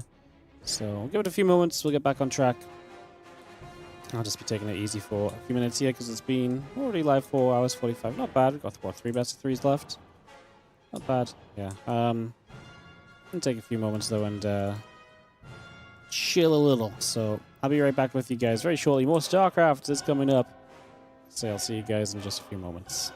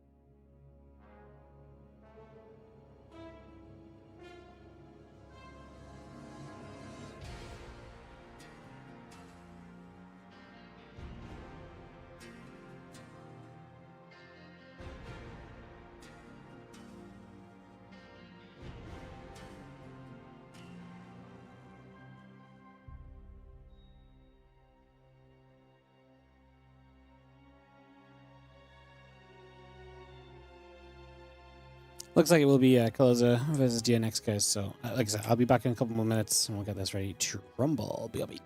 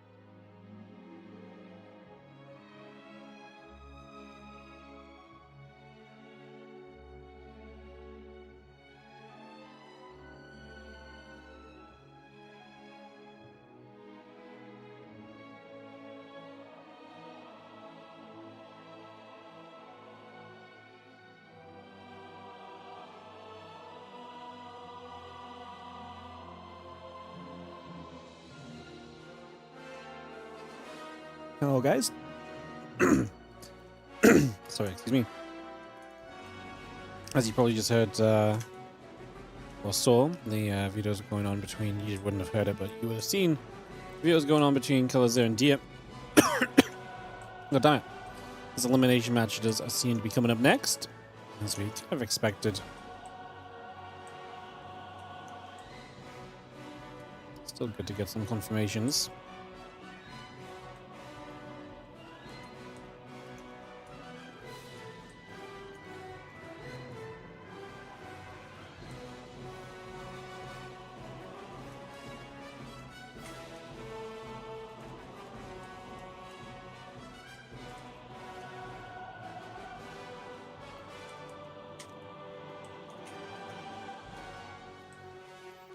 I hope everyone is doing well still. Hope everyone's having a good time.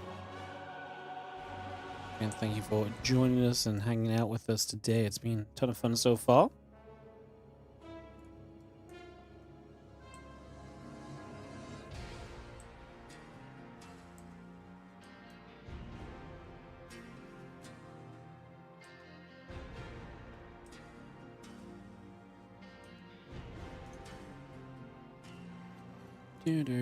Do.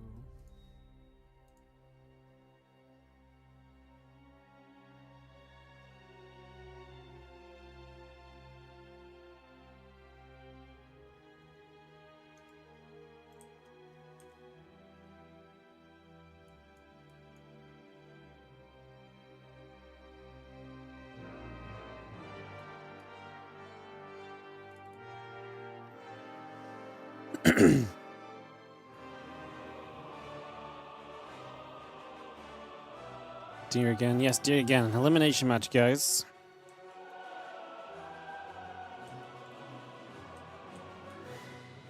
Do.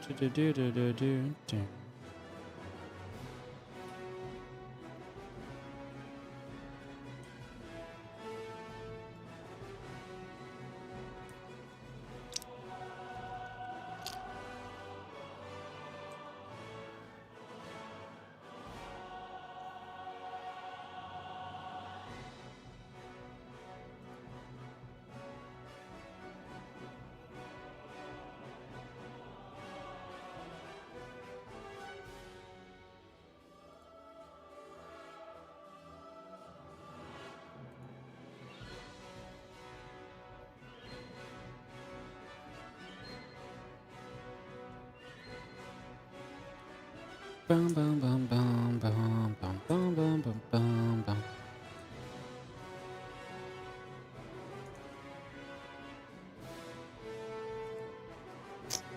Didn't say anything, but it's not easy to keep it going when the show stops and starts every series, you know.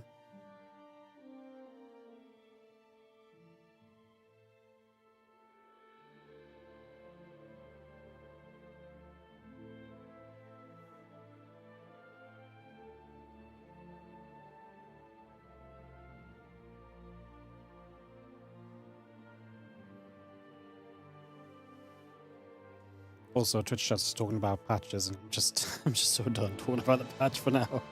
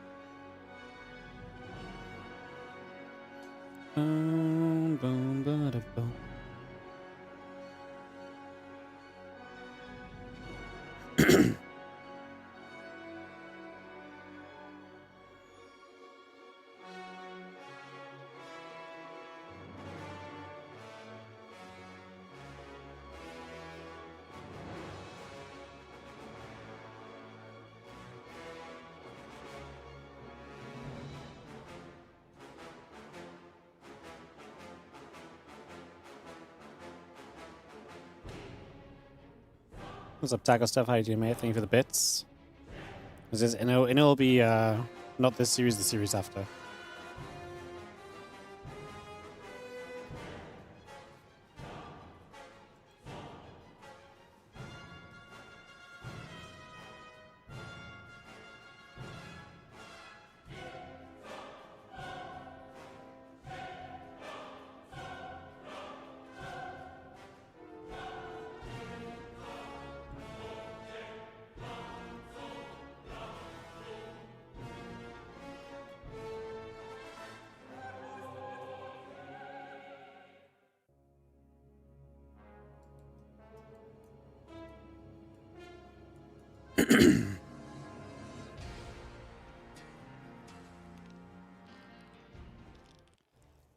Hey. 好的，欢迎回来啊！那我们下一 Action 要看我们的胜者组的比赛了。 As we get ready 可能 for 是嘎姐要对吕布啊。 Kalazur versus Dia. 刚才拿下比赛的两个选手。 Dia looked a bit rough against INnoVation, but that was also INnoVation. Man's a monster, so 卡拉猪啊， 对，而且最重要的是 be intrigued to see how this plays out. 嘎姐这个 ZVT 在面对吕布的时候会怎么样？吕布虽然现在 Intrigued to see how this plays out. 还是打得不错的。是主要是还是要看现在这个版本人族这边怎么解决这个运营。好，第二对阵卡拉猪啊。这先打败的。 First map going to be Washout and get this on the way. 胜者组这两个选手也 This ready to go, go, go. 都在这个场上，他们都在这个主舞台。这一场的话，我觉得卡拉朱尔很有机会，好吧？这一场我感觉迪亚不太行啊。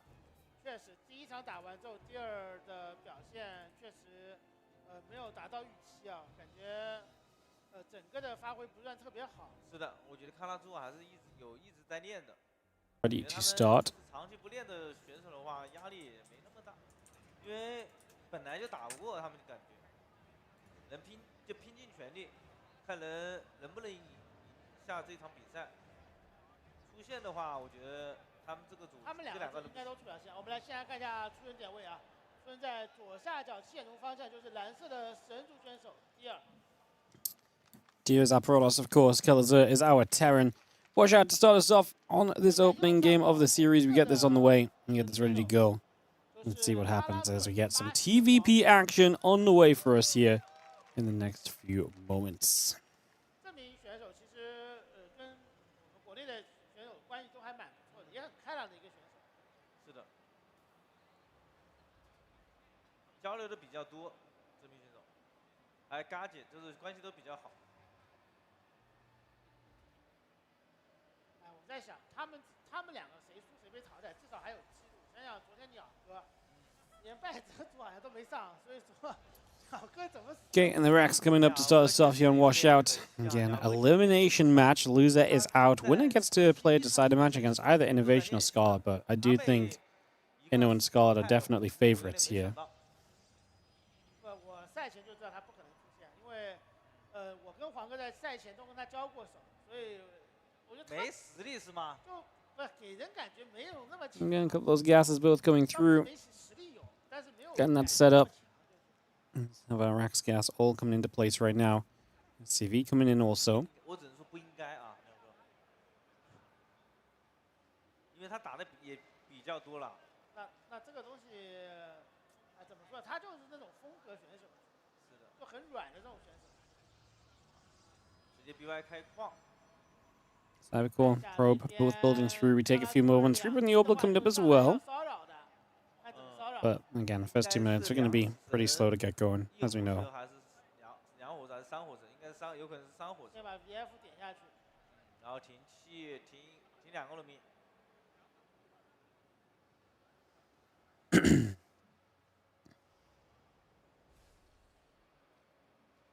He's going to have that Reaper coming through again, factoring the reactor coming up for a few moments. We continue to bring that into place a little bit. The Reaper is going to step onto the map as well, so we're going to move through with this for a couple seconds.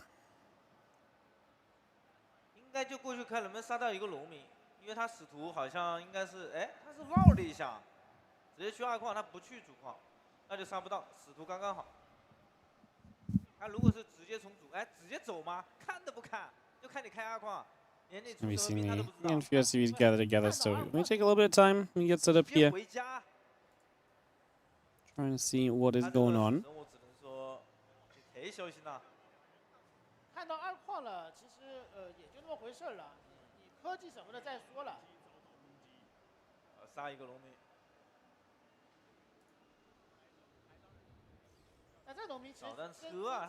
And you have that Reaper just heading down to the bottom left as well. So it's just going to be moving across for a few moments, getting that in position. And going to get ourselves the starport building up from Kalazur. We'll have some action from him hopefully fairly soon, get this really started.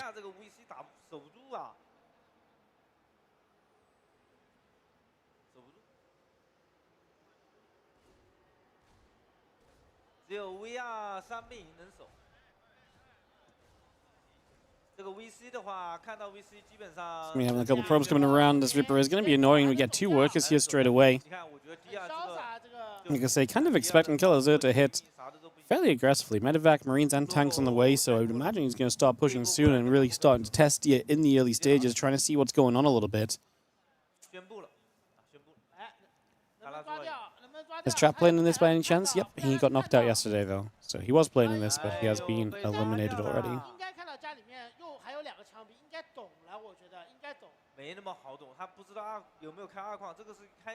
Yeah, a lot of these players are inactive. They obviously knew they were coming here. They obviously played a little bit in preparation. Maybe some more than others, but that's been what's kind of been going on. But yeah, Trap got PvP'd out.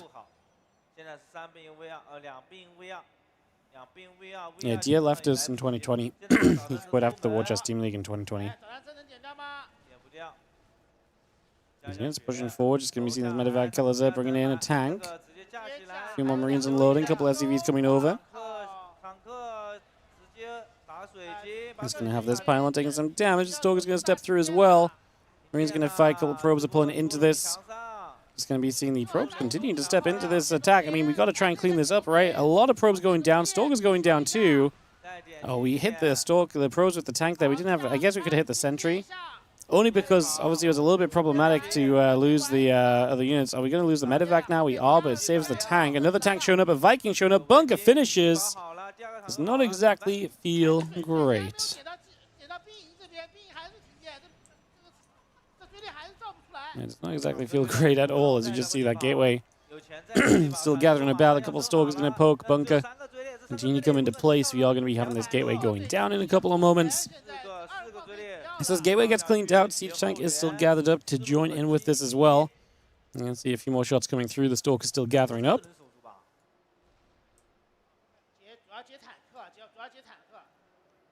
I mean, we're going to try and intercept some reinforcements, which is nice, but obviously that's a sign that we're not prepared at all to deal with things on the other side of everything. So that is, again, very much so where we sit right now. Fairly obviously just the issue of how do we actually get through this?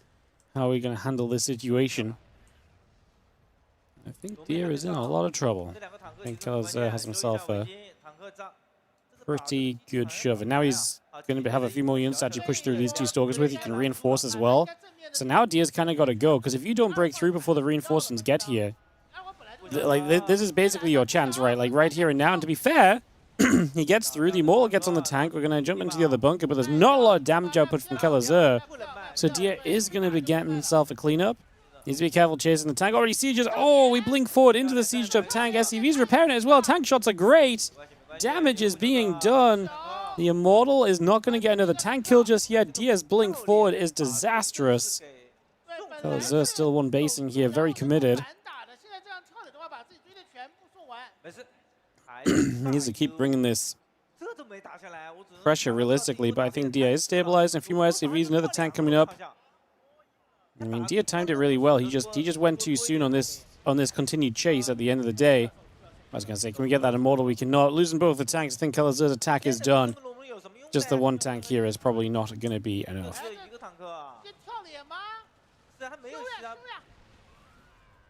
Tank firing, Stalker's getting pushed away. And damage absolutely being dealt here on this one.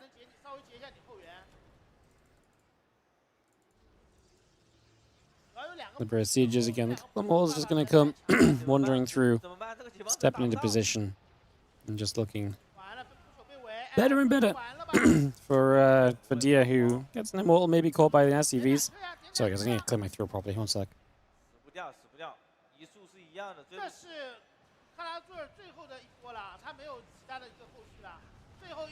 Apologies, my throat was really just not having it. As you're all going to be seeing, I mean, realistically, again, tank still trying to step through. The Immortal is going to get picked off, maybe, possibly. Apparently not. Viking lands, though. Killazur's got 28 supply. This is not good enough for him. GG, well played, and Dia is going to survive through to a 1-0 lead in this elimination match.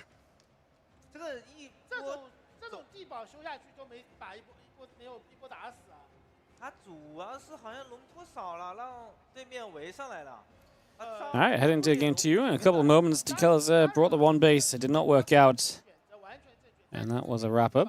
有个低保有个坦克的情况下，直接选择去截后援。是的。这个截后援大大缓解清本正面的压力啊。是的。让卡拉顿后面后援很难受。一般 VC 科技是守不住这一波的，因为。All right, guys, resettle. We take a few moments. We get ready for game number 2. King Colors come up with something to knock Dia down, man. Those few stalkers that just forced those units back gave Dia the time to break out initially, and that really went a long, long way to seeing success.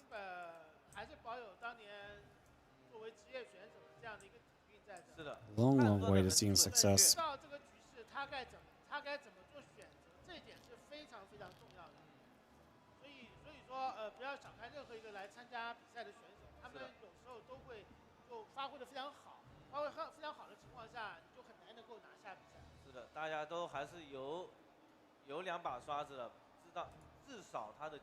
Alrighty. Say DM. Up a game against Colors. Game number 2 coming up on lockdown in a couple of moments.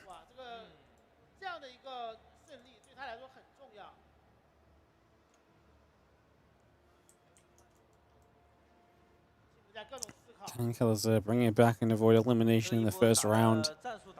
Can he get himself a chance to fight further in this event?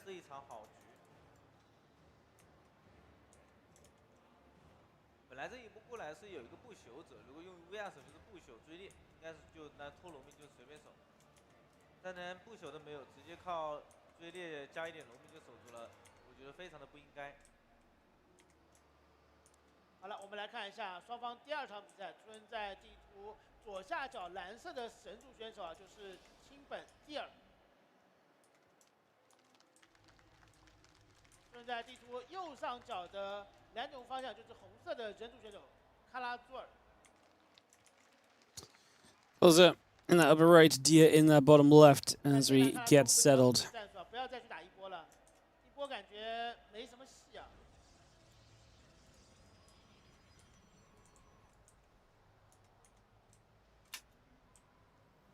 Look to see where this will go.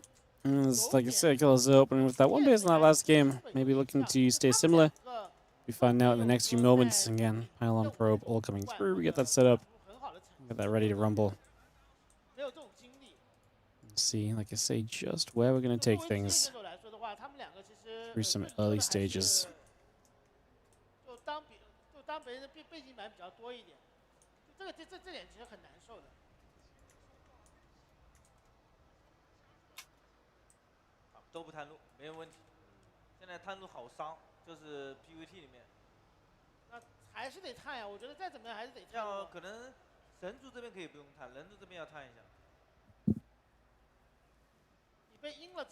Okay, Rax coming through, gets settled for a couple moments here, so we bring this into play for a few moments, get that again up and running, figure out what we want to do.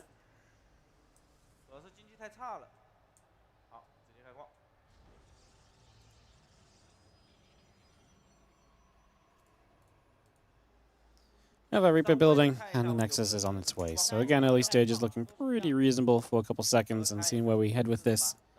Seeing what we want to get done next few moments here.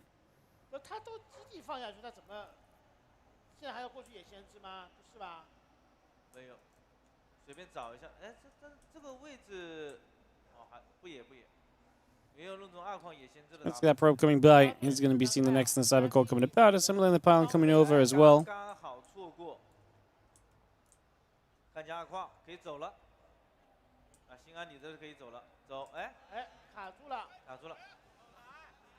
A little bit of a lag. We've had this a couple of times, guys. Going to be an observer this time, so hopefully get sorted pretty quickly. Is this new patch? Yes, it is. And there's a commence on the build. Nexus building. Reaper shows up. Going to go after this probe. And going to be able to take that down as well.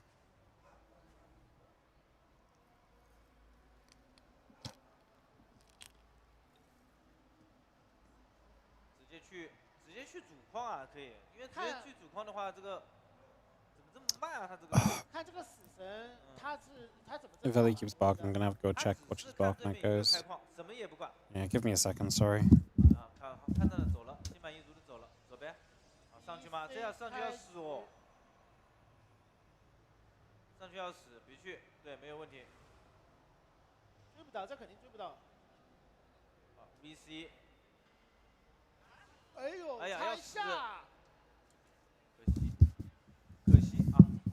All right, we're good. Just barking at delivery next door. Yeah. Alrighty, guys. Again, how we doing? Good to see you all. 也没什么机会，赌一下口。这个就能够判断你是双倍了。赌一下口，没啥问题，也可以走了。投雷。 A few Marines pulling back, that adept coming over as well. So again, trying to see a bit more of what's going on here. Take a few seconds, get set into place. Sorry guys, 1 sec again, Ellie.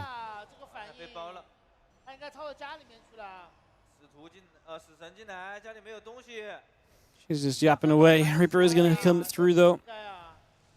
It's going to come straight into place. So again, get active for a moment or two. 等会儿再来。其实现在这个阶段，死神已经没什么太大的作用，还想跟这个地雷打个多线吗？ Hallucination shows back up. A couple of water mines are popping out of the factory. And do you see the Marine stepping over as well? Going to hit that hallucination also. Just for a couple moments. 是的。对你补丁一个开局的话，他挂在你屁股后面，你肯定得至少你2个追猎得防守吧，主矿。 那你这个正面对于人族的压力就会小很多啊。好了，回来防守，就是可以说这个运输机出门，基本上人族正面就没有任何压力。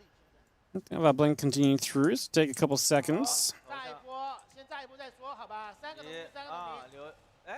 留一个啊。没事。哎呦，2个才。走了。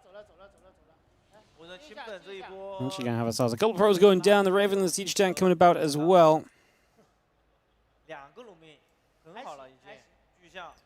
Next Marines coming through as well. So again, we get this picking up. Gathering about. We just have a 3 barracks setup coming into play. We are going to be seeing some Stalkers coming about. The Colossus, the Robo Bay is coming through as well. So again, a lot of that continues to come into place. For a moment or so here. It's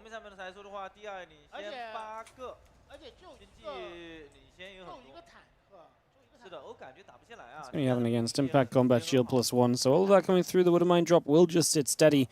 And Dia sets up to try and again see what else we can maybe try and do.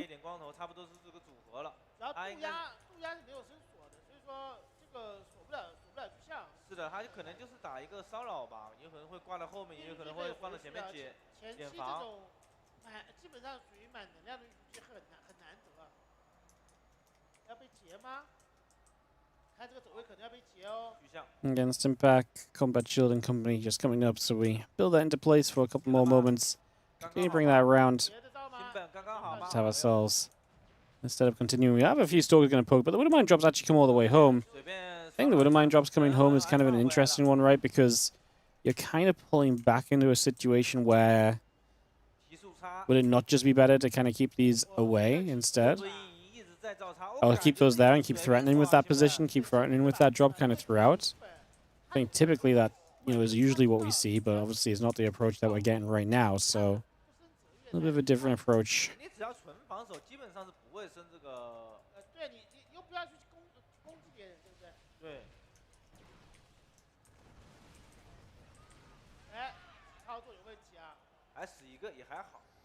It's a big army from Kalazar, and obviously it's well upgraded, so we're going to get a good idea of exactly how well Dia can potentially deal with this in the next few moments, getting into a position where you likely have this being a factor.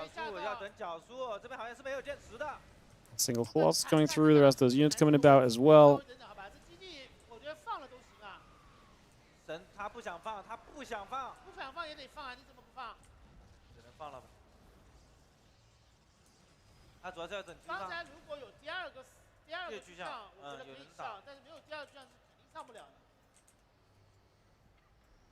Big Stalker force going to push this back. Bio Army going back the other way. So that's going to change the other direction. I mean, Tank Siege is good and obviously holds you into a pretty good position here in the grand scheme of things. So it's going to stop too much from happening.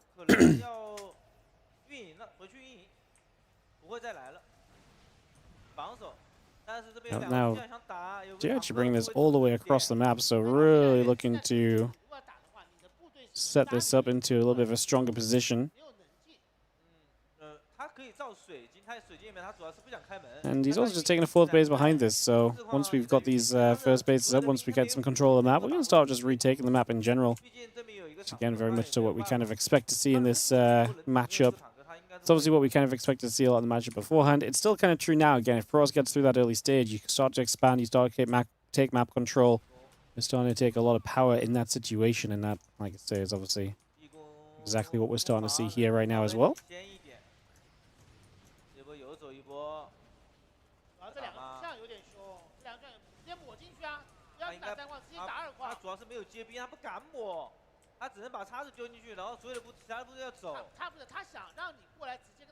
And you can see this army coming around. What a cool position to be in, kind of between the bases. Makes it kind of awkward for Kalazur to really figure this out and be in the right place. He's positioned pretty well between his 2 bases, though. I don't think he's in too much trouble. So it does seem to be holding on fairly nicely in that regard.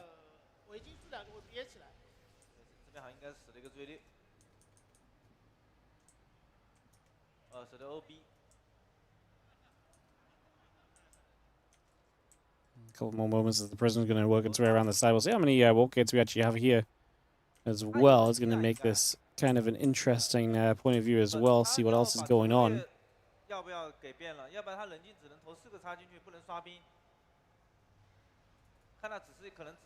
The bio gathering up, the few medevacs coming in, 2-2 upgrades.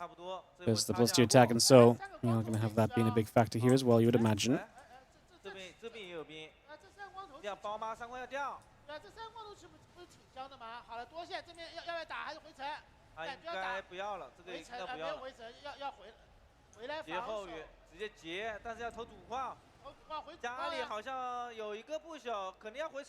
Triple drop into the main base, going to be Kalazur again, a little bit aggressive. At the same time, he's dealing with those Zealots on the other side. Dark Shrine coming up from Deer, and we do see a big recall into the base over here to try and deal with this as well. So just coming straight back over.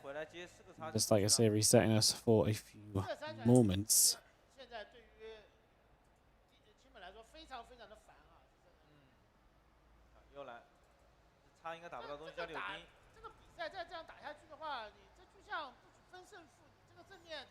Trouble drop comes back in. We actually have a lot of SimCity here that's going to work against. In fact, that's a full wall off on the right side of that drop, so the Zealots will not be able to get through. Dia's going to try and commit forward with the rest of this army. Zealots do make it very far forward, but the Colossus have got to come and get involved. There's a bunch of bio we should be shooting at right now. Kalazur does a great job pulling back, eats an EMP onto the army as well. Oh, Dia's army is going to melt. Horrible fight for Dia, absolutely horrific. That is going to go completely against him, unfortunately.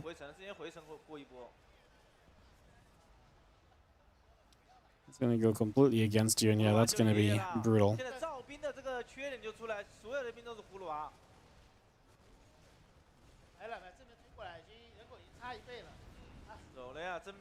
Female Stalker's going to shoot. We can see a few shots coming about. A few hits coming through for a few moments as well.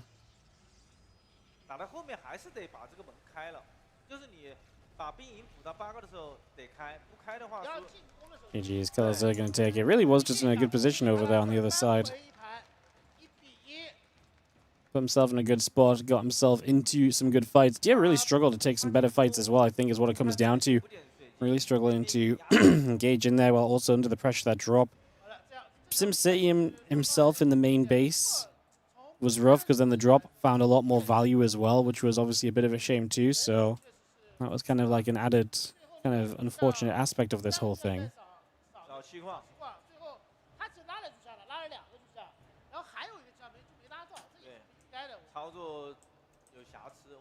Definitely unfortunate. All right, game 3 coming up. We get a third game, deciding map.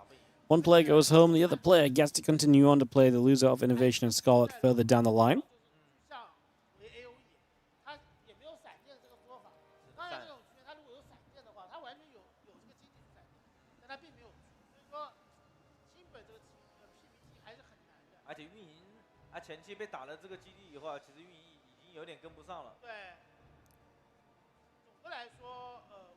His decision making is really good, but his execution needs improvement. Yeah, I mean, that's the thing about this event. We're going to see such a wide variety of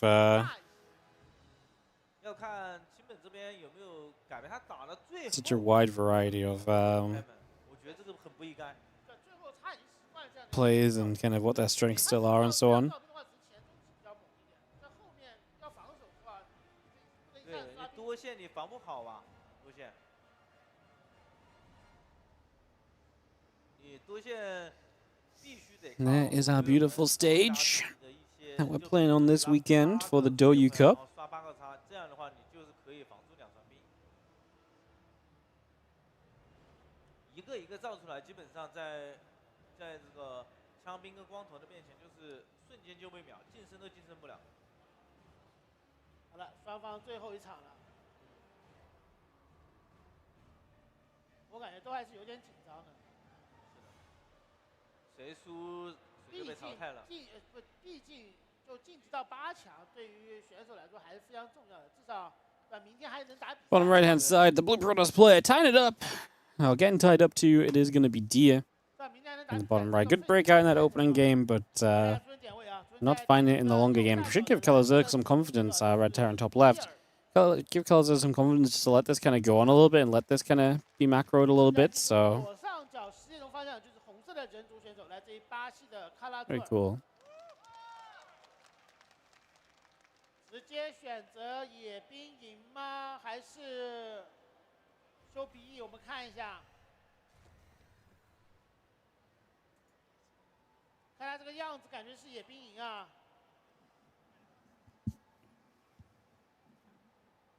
野了，野光头吗？ Oh, never mind me. Kalazerg's going to proxy. What a fun proxy place, because it's quite far away. That's the 4th base you're proxying onto. 找不到。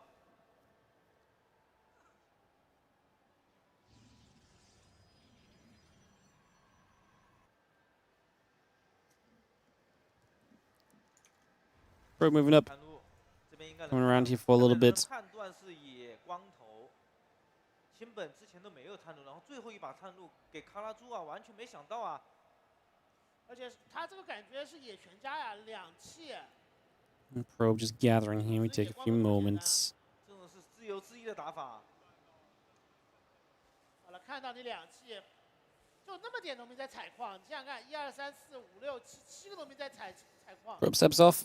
We're going to have a Reaper on the way, so it's just going to be a Reaper off this proxy, not the Marauders or anything crazy like we saw earlier from INnoVation.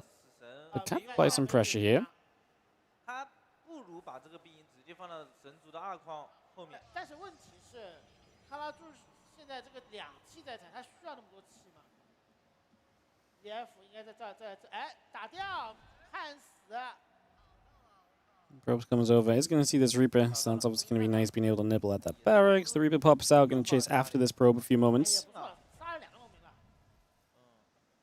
再出一个死神 ，VF 开矿吗？没开啊，这都不开。他上来死了2个农民有点亏，而且Reaper just steps over, and then Factor going through. 拉一下。 And we are gonna. I mean, so far, a couple of workers already a pretty good starting point. Yes, guys, these games are on the new patch. 神族这边不开矿怎么打？这个叉能进不去，他的视野，他的这个视野就在这个位置，进不去。人家有导弹。Speed coming over, Zard shows up already, put into position initially. 死神也回来了，吃掉这个叉，前期赚了很多啊，2个叉。 1个叉加2个农民，走了。现在来看， Zard just gonna swipe. Reaper takes some damage. He takes a few shots. 2 Reapers together will be able to clean the Zard up, though. I mean, Kalazerg is returning back home with his barracks. He's already building a Cyclone, and now Dia expanding. I'd imagine Kalazerg expands soon as well. I don't know if there's really much you can do here. Ideally, the Stalker sticks around until the Cyclone pops out, and Kalazerg can get a really nice catch on it, but it doesn't actually seem as though that is going to be the case right now.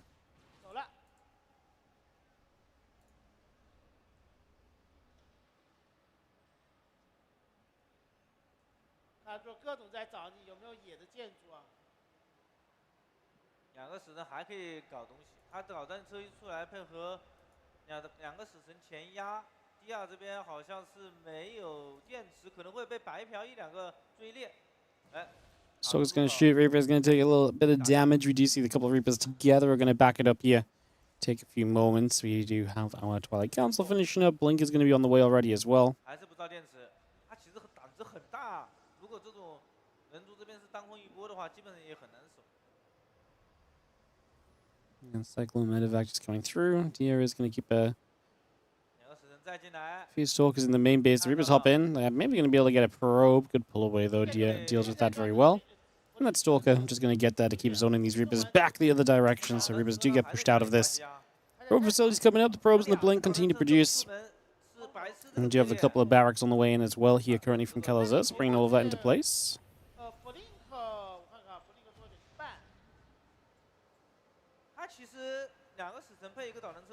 And those couple of Stalkers will be in position. Reaper gets turned around. 头2个岛的时候，最多打1、2个农民，也没用。过去的时候，闪烁差不多快好了，啊，多做2个，差不多有5、6个追猎，防这一波没什么问题。走晚的话，可能会全死在这里。 Yeah, for a few moments again. Couple Marines, siege tank, all of that continue to come through, so settle this into place. And you have our stim packers down from Kalazur as well. Also heading into Blink, so bringing that also online just currently. 也不快呀，就打2个农民，再过来再锁一下。但是有电池能量，还是1个吗？3个农民，其实也就那么回事了。这边死神想摸，也没找到机会摸。 Yeah, another 3 probes. I mean, this is nice. Kalazur just keeps diving back in, getting damage done, finding himself some value. It's going to set him up nicely to bring across the map a whole bunch of additional units here, you'd imagine.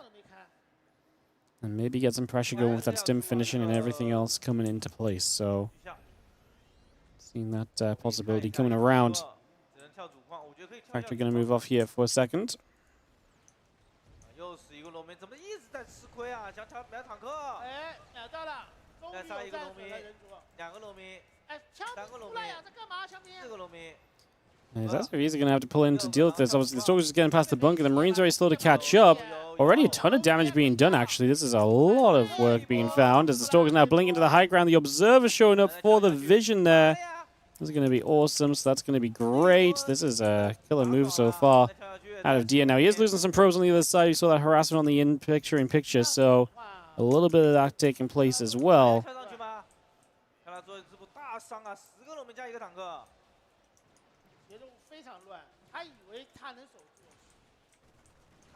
We have ourselves the few Marines still trying to deal with this. Those Stalkers getting out of there.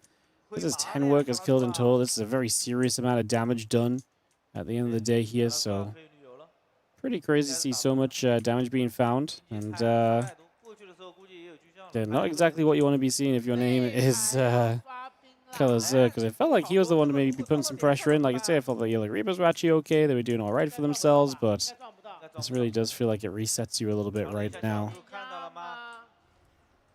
which is not ideal. You don't like to be reset typically. +1 attack and combat shield coming up as well. So again, we bring a lot of that into play still. Bring that online.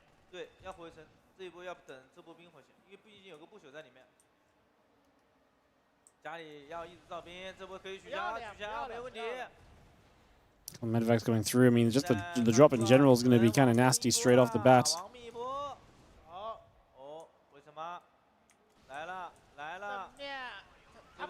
And Stalker's going to fight. It's not a lot over here, though. Kalazur is definitely going to have an option to get through. I think the last thing he wants to do is to back it up right now. I think continuing to pressure forwards would be absolutely the priority. It does seem like we're kind of getting in that sort of direction of play, at least.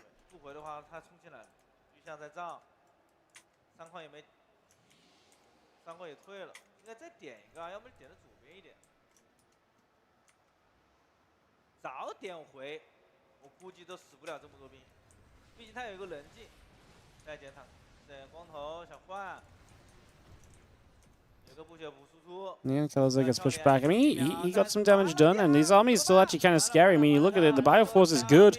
The one Immortal is not exactly going to stand up to itself right now, so I'm not super afraid for Kalazur, who turns around and fights this. Supply is still pretty close together. A lot of back and forth happening at this point in time.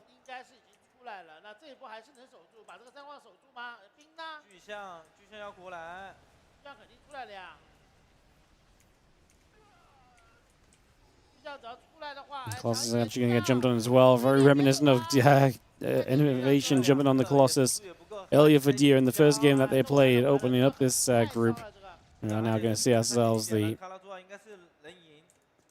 dive forward, and I mean, denying a Colossus obviously removes a lot of tech from this game. Denying tech is obviously going to be a pretty big deal for you as well, so that is a pretty big factor.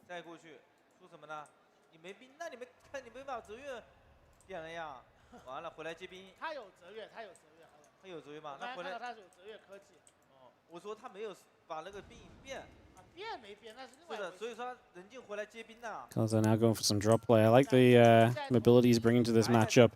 He's keeping very aggressive in terms of continuing to move things around and to, like I say, keep things on the go. He's not giving Douyu too much time to think. There's going to be a Colossus here. We could maybe jump onto this Colossus as well, to be honest.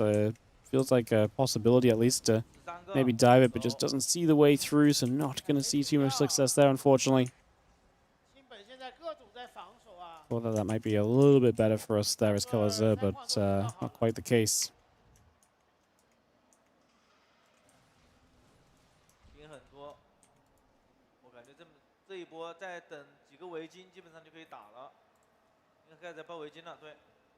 And Vex will come boosting over for a couple of seconds. It's going to be making their way across. And now going to be seeing the Stalkers, the Colossus continue to go over for a little while. So again, trying to see where we're getting to, trying to see what our plan is.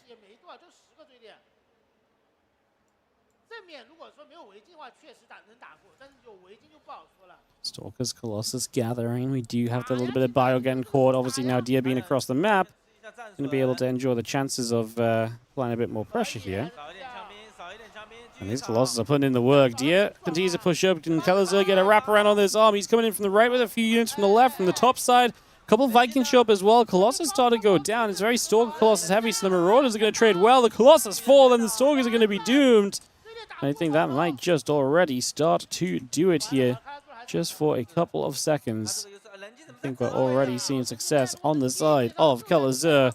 And Colossus maybe knocking Douyu out of this competition, out of this tournament, and sending him away and home to start off. The final group. Obviously, 2 players have to get eliminated here, Douyu being the first. If he loses this game, then obviously we have an INnoVation Scarlett winners match coming up, which is, I think, bound to be a pretty darn fun time, in all honesty, as well. I think that should just be a lot of fun. But Colossus just has too much. He is shoving on through. He is winning this out. He is looking fantastic. Looking good, feeling good. Some claps from Colossus. A little waggle of the finger. And that's going to be doing it for this one. So we are going to see this one get rounded out.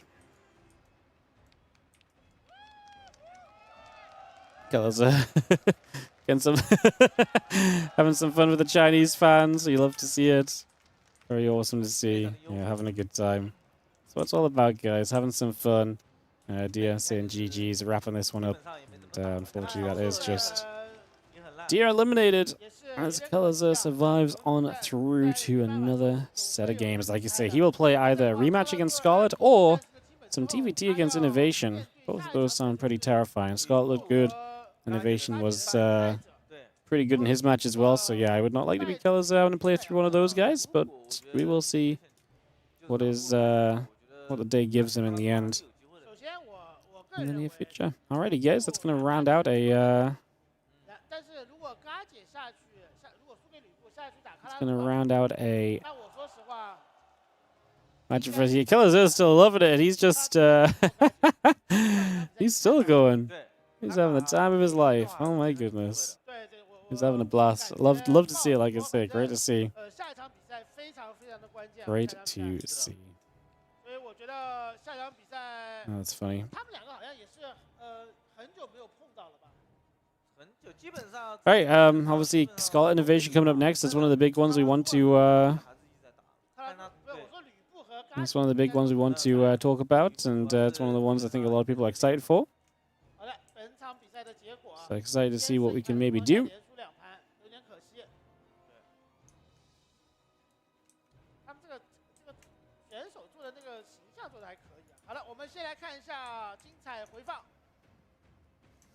Some highlights here from the match. I mean, that first game was, like I say, pretty committed from Colossus, trying to get some stuff done.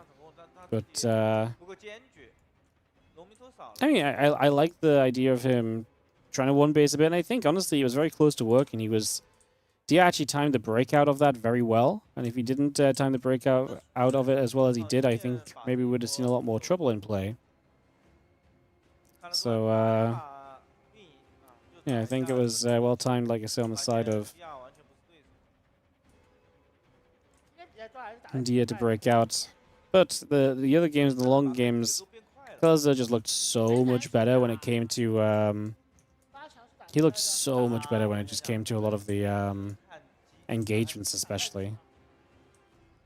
Yeah, I think specifically the engagements Kaza really popped off in. Dia had all day long had troubles keeping Colossus alive, protecting them, doing the things we needed to that really help us out and save us.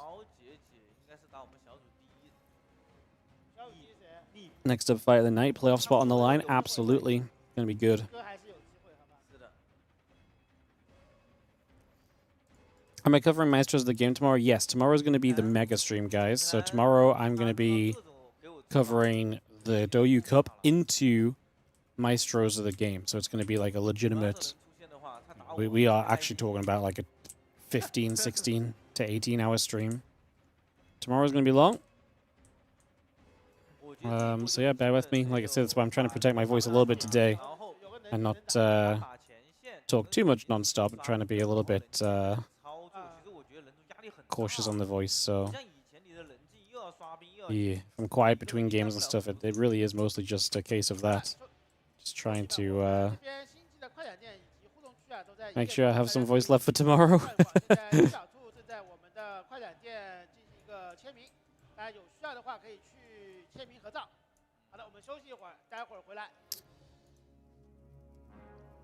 Alright, we're gonna watch some people sign things for a little bit, guys.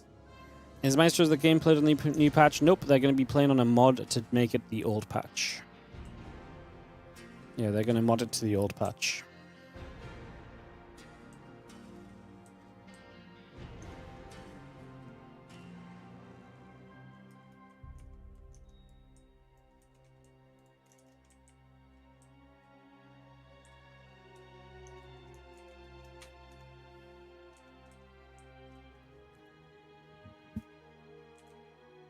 And like I say, I don't think that's super crazy, honestly. Like, I'm not gonna...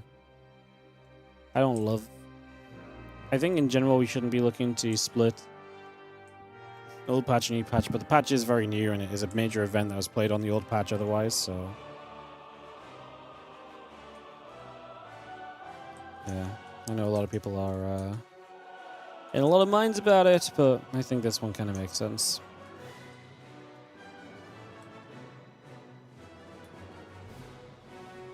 Here's the girl. That's I can't remember. I think she's called Red Bunny. I can't remember her exact name, but or exact ID. But she's basically been the host for all of the Chinese events for like years upon years.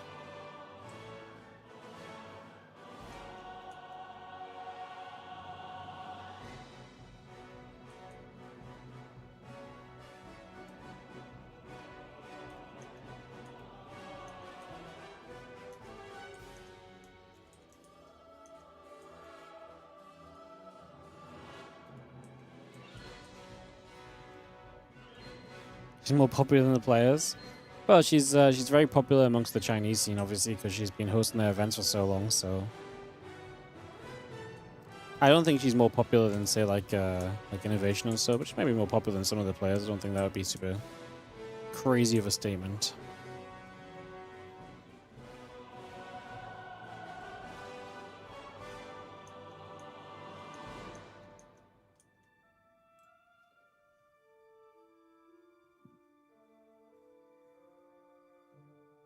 Not as popular as Diego. Well, Diego is just killing it on stage.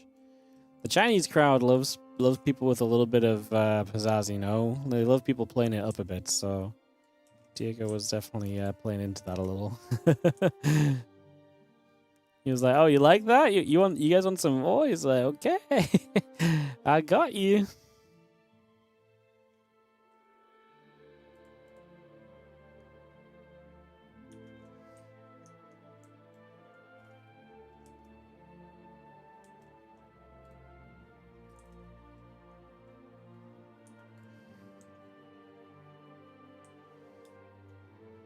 Good guy, Diego.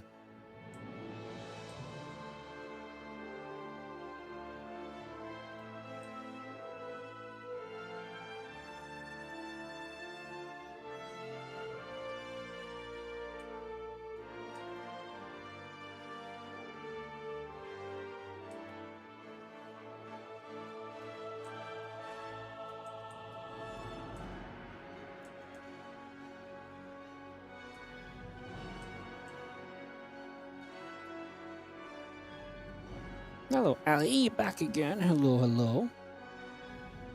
Yeah, I know, you're confused why I'm working so much. I know, me too. I thought I just slacked off all the time, but apparently sometimes you gotta cast the games, babes. Sometimes you gotta cast the games. Yeah, and sometimes they start early. Ali was not impressed. She had to wake up early for her breakfast. She was, not impressed at all.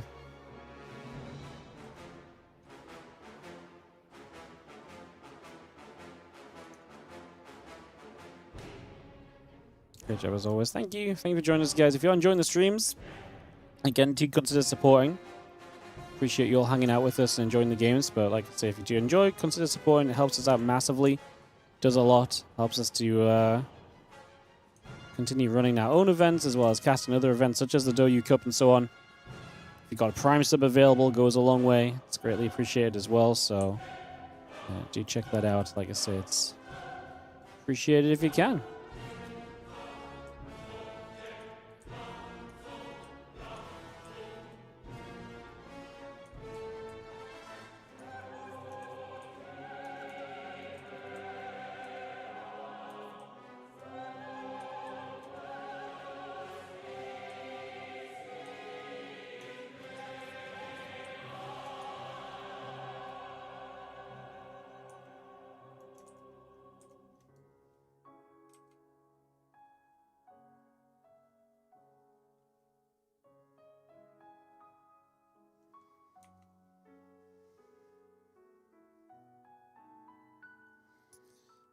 Yeah, it's been about 10 minutes between the games, guys, so probably going to have a similar amount of time here for this one as well, for this gap, if I had to make a guess. But it is just a guess, I don't know, maybe they go faster. Maybe Scarlett and Colors are already vetoed, and that makes it a little bit easier as well, perhaps.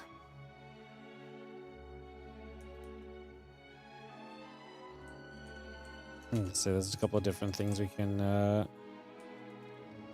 look through on this one in general.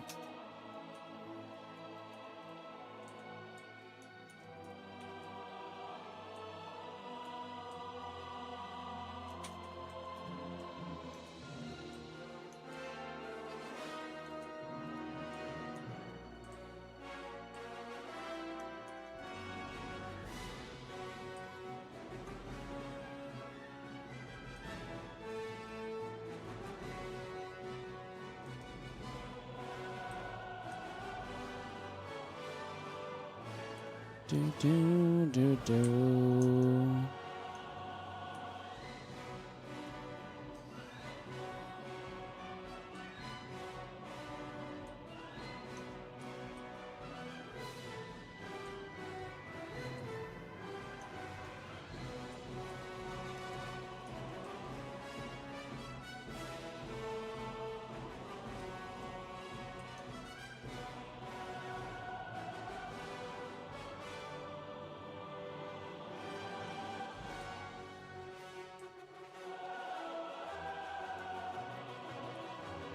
Who do you guys think wins between INnoVation and Scarlett? I'm very curious what you guys think. Who's going to be the who you guys think is going to be the winner of this?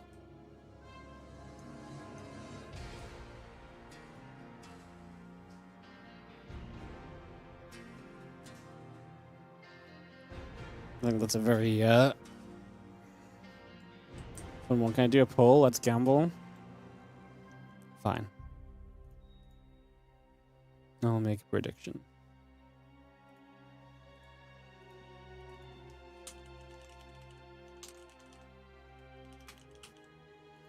See what you guys think.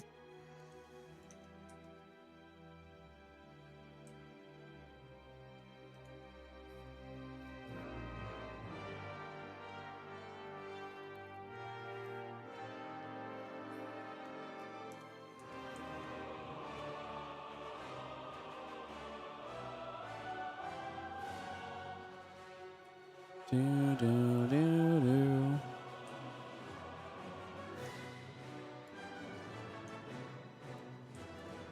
Bum, bum, bum, ba-da-ba-bum. Ba-bum, ba-da-ba-bum.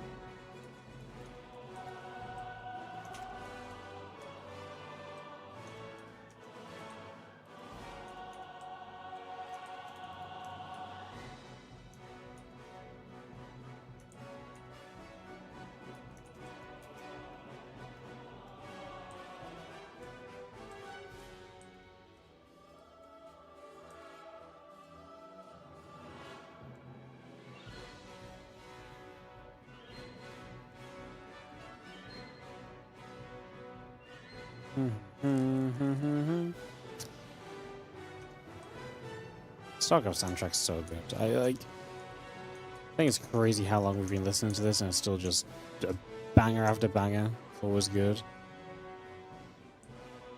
Feels good, man.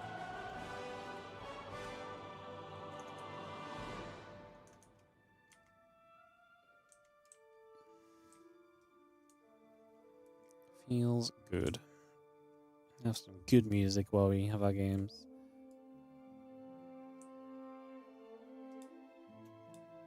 Or between games, as is the case today. Definitely works nicely between games too, for sure.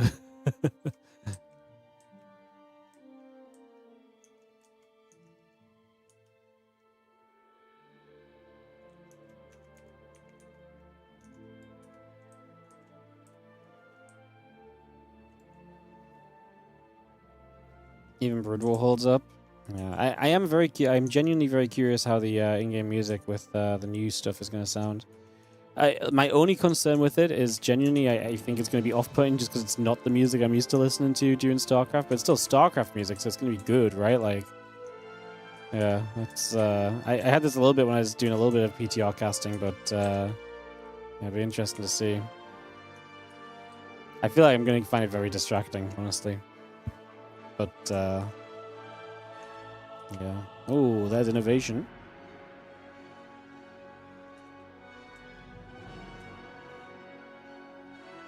I see Scarlett on camera for the first time, right? We didn't see her on camera yet. And she played that second game of the day. Sasha ready to play some games.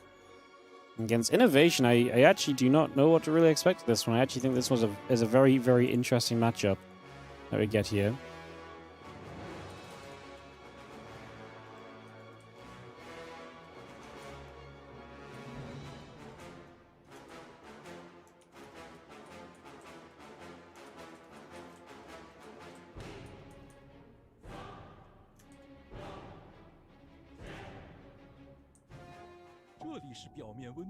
Oh, I'm gonna have to mute guys just in case. So again, just to explain, sometimes they play music and stuff in these videos, and it yeah, it gets me DMCA'd on YouTube. So I'm gonna have to mute. So sorry, there's no music video or music to the video. Although I think this is just an ad. It's kind of wild. We've literally gone like nearly half the tournament and they've run their first ad. Like, if they already had these things in place, I'm surprised they weren't playing them, you know? Crazy business.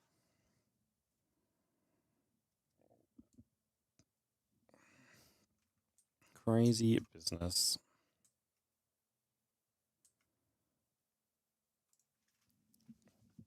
All right, we should be getting into it soon then. This is usually the little thing they do before the casted desk, and there it is. There they are.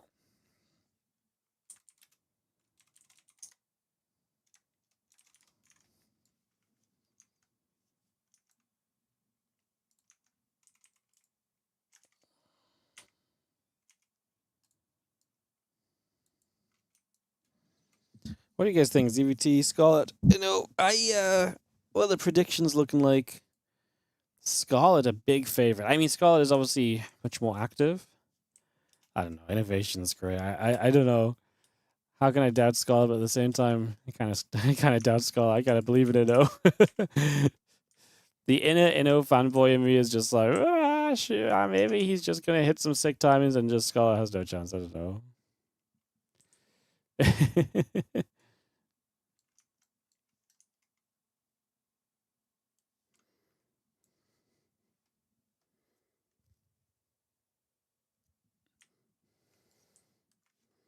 I think Scarlett should win, but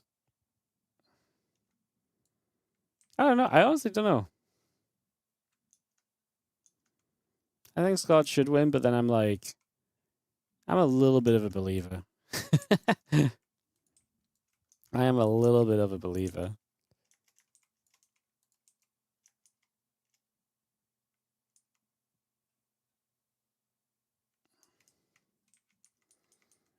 We'll enter in a few moments, so we'll get to see what it's going to look like. Get ready to start this moving.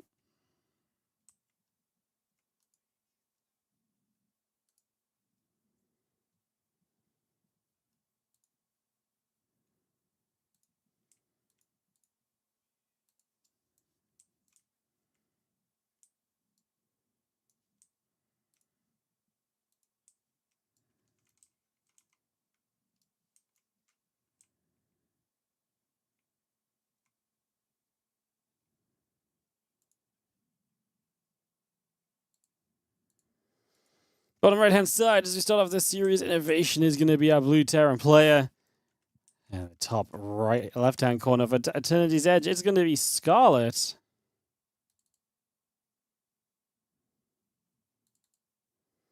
Both these players are super, super popular in China. So this is going to be a big match for the Chinese fans. They're going to be absolutely loving this.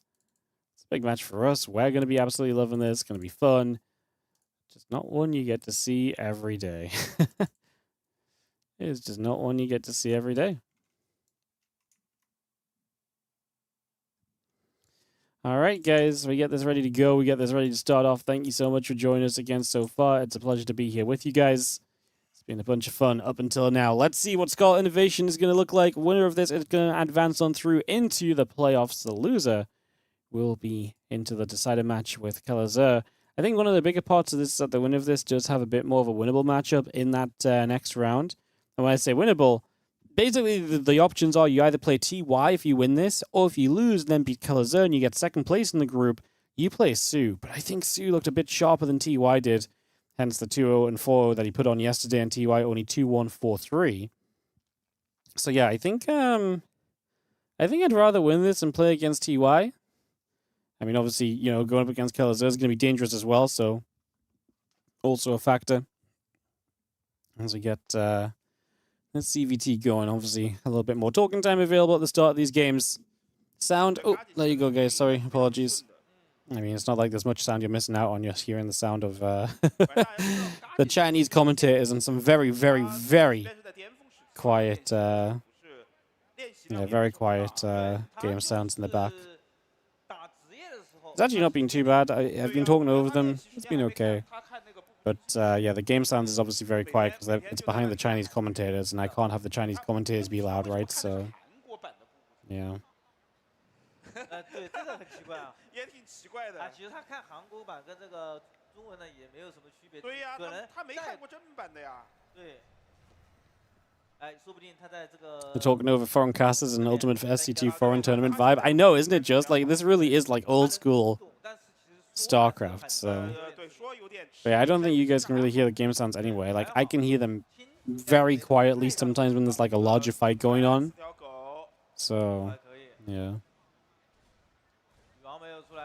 It's a vibe though. My favorite part is they put a specific stream up for us, right? A clean feed. But they didn't take the Chinese commentary out of the clean feed. So then, I ask you this, my friends. What is the point of the clean feed? The entire point of the clean feed has failed. It doesn't exist. So, yeah. Since when does INnoVation play again? None of these players play actively. Well, Scarlett plays maybe most actively out of everyone. This is a tournament for retired players, guys, so yeah.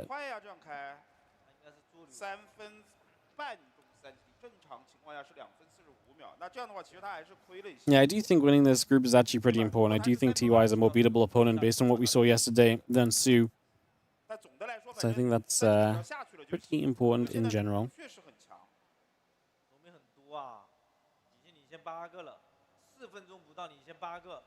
你要知道，这是开局只有8个农民的情况下，你在旧版本就不可能出现这种情况，最多领先4、5个。对呀，所以旧版本重组赢不了呀。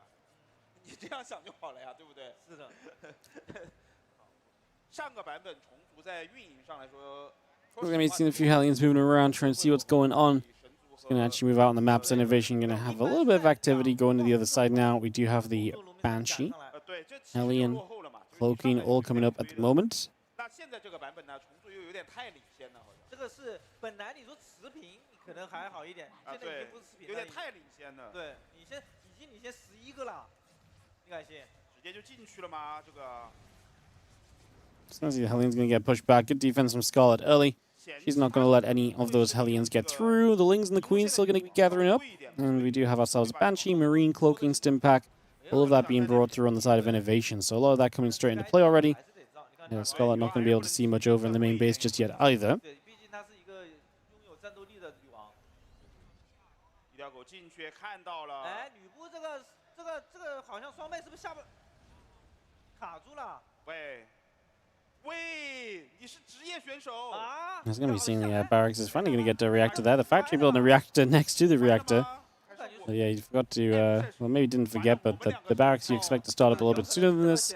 Anyways, barracks on the way now. Roach on the lair coming up from Scarlett, so she's going to play a Roach style into this next phase of the game. If INnoVation wants to play some of these aggressive pushes and so on, that might not be a terrible idea. Getting on top of those early and kind of dealing with them is generally, I think, going to be a pretty big positive. 车这边限制一下军团，感觉限制不住啊。女妖这边看不见。Banshee moving across, continue moving to position. Across we go as you just have the Hellions coming back along. The Queen's going to be stepping over there as well. 60个农民了已经。吕布的打法还是之前那套，两女妖火车跑着，然后家里面直接补兵营，然后运营，然后打一拳。对，应该是2攻2防1拳。 那这拳要比上个版本要弱很多。Two Banshees going to come around that backside, going to get ready to potentially put themselves in position onto a couple of these drones. So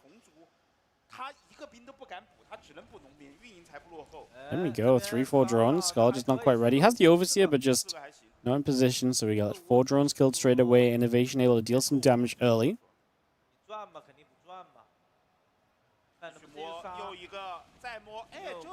So Banshee's going to go after, and again, a couple more drones going down.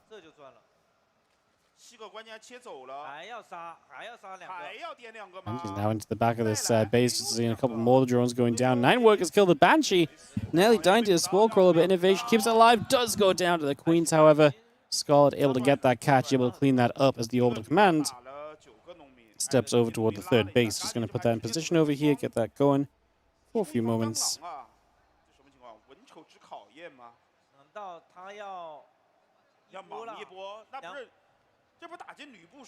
And the Italians just gather up on the watchtower. So we do have a watchtower here on our Tenzi's Edge. This is a big map, by the way. It's the kind of map that can go very long.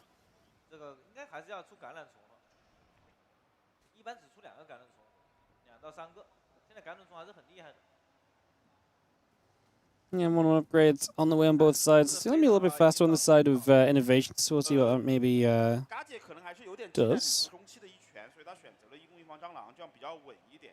但实际上这个版本确实，我们整体看下来，就重组的整个运营领先有点多。是的，它的重卵的时间如果再缩0.5秒。Pushes onto the edge of creep. Obviously, this INnoVation already hitting one of the big timings. 1-1 done. Dodges a couple of biles. Lings are going to counterattack. Scarlett already arriving on that right-hand side. Scarlett's economy is bonkers, by the way. 80 drones available, and now pushing forward straight onto this. Aggressive biles to keep fending it off, but honestly, she might just want to keep chasing this. INnoVation can be forced to lift those tanks into the medevacs to keep them alive, and Scarlett will disengage. Hive on the way up. Again, the economy spot on for Scarlett is absolutely booming at this point. Looking great right now.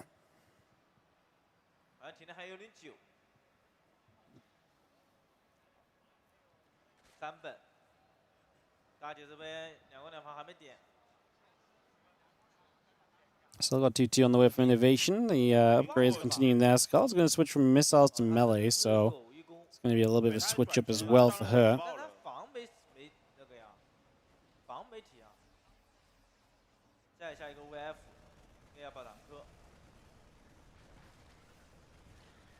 He's going to show up. Hatchery is actually going to get cancelled. Means the medevacs coming through. Just going to be seeing this force, obviously trying to keep some map control. Denying some creep spread right now would feel like a pretty positive move initially, I would imagine as well. I think the creep can deny makes it easier for you later in this game.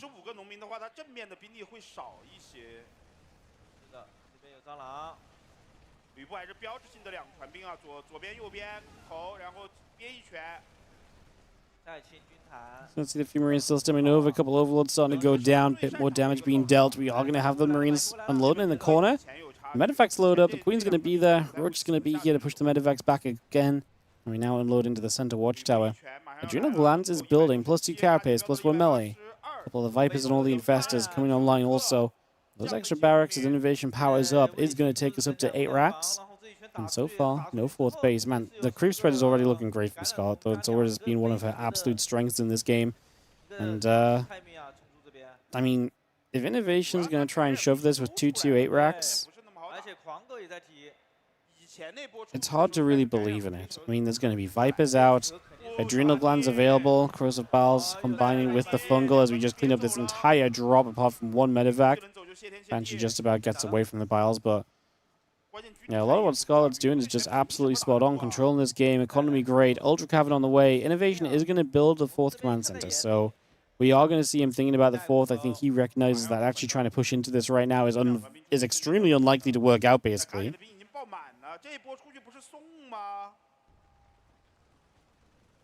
Few Marines unloading. Spore Crawler going to burrow up. Queen going to get jumped onto.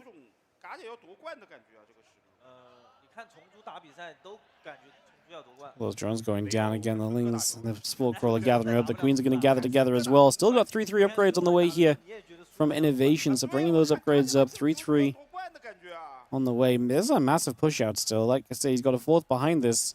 So he's not overly committed to this attack, but he definitely has some strength in this right now.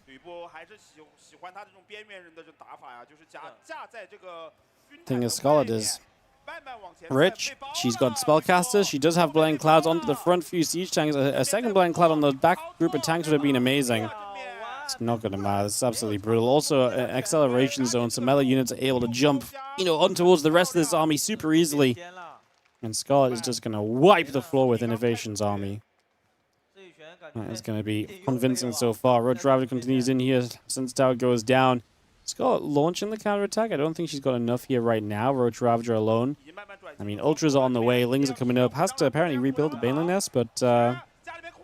okay, she hasn't lost it yet, but she thought she was going to lose it, so she preemptively rebuilds it. I mean, with the Ultras and so coming on the map, and so this army just gets better and better. We do catch that Banshee from before. It's going to go down. It's going to be seen Parasite Bomb coming down. The Fungals as well. Corrosive Bowels dropping into place. We're just going to see the Medevac still healing and chasing forward. In the main base, we're going to have the Lings getting after the rest of these Marines. INnoVation's going to have a bit of a chance here. Scarlett's got to rebuild, but she doesn't have much money left in the bank. Okay, sorry, no, I'm looking at the wrong way around, sorry. When they don't flip the players to match their map position, I get confused sometimes. Scarlett has money, but apparently she doesn't have lava because she's not spending that money.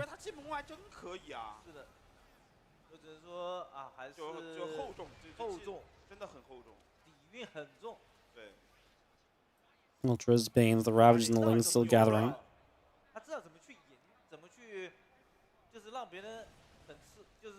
Alright, just going to be there. INnoVation going to be maxed out.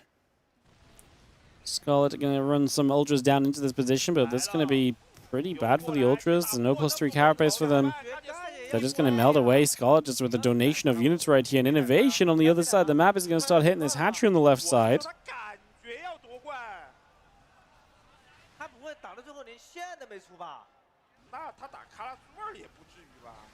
Takes that down immediately. A bunch of these Banes getting caught as well.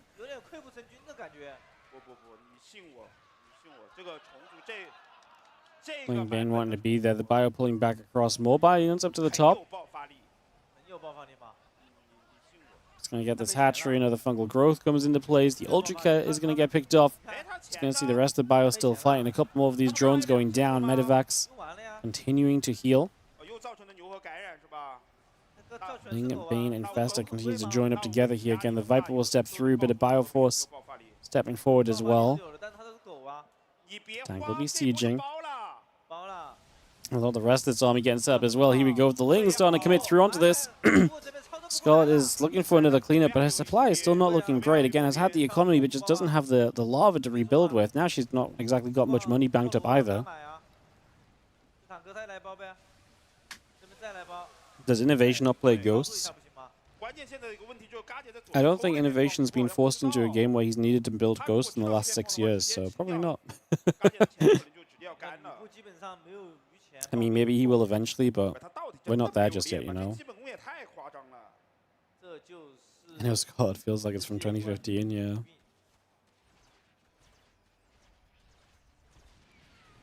Yeah, I know is in a good position. Scarlett keeps losing like an ultra here and ultra there. I feel like she's being a little reckless with some of these bigger units. The Ling Bane gonna get a jump on the tanks. The bio behind though will survive through. We do have some Banelings left, and it crashes into the Marines. INnoVation kind of just standing there and eating that a little bit. Pulling back up that ramp, this could have been such a better fight.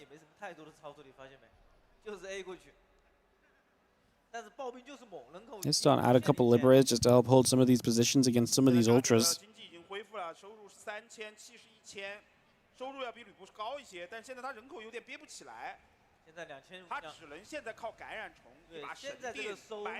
Things get turned away. Bio coming around. Scarlett going to start getting some lurking infestors as well, expecting that to be a big factor here as well.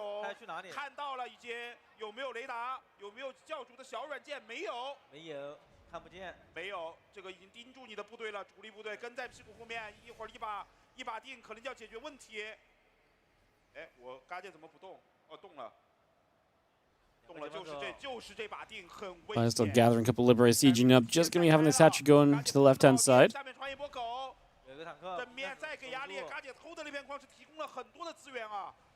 Couple more things getting taken out, clearing this up.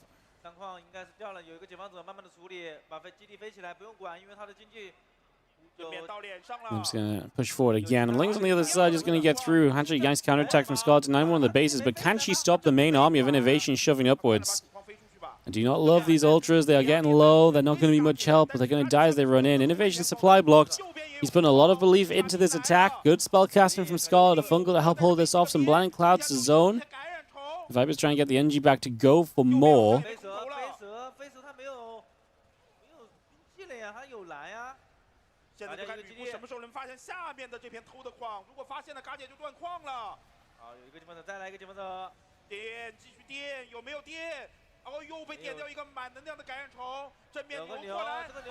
Ultra going to get caught as well. Another nice catch as INnoVation continues to push through. Going to be seeing this Bioforce coming back along again. Couple ultras and the Lings still coming up. Scarlett's supply has been below INnoVation's for a long time. She's obviously lost a bunch of bases now as well. Has the bottom left base. If INnoVation doesn't recognize that, it's a nice one for Scarlett to hang on into.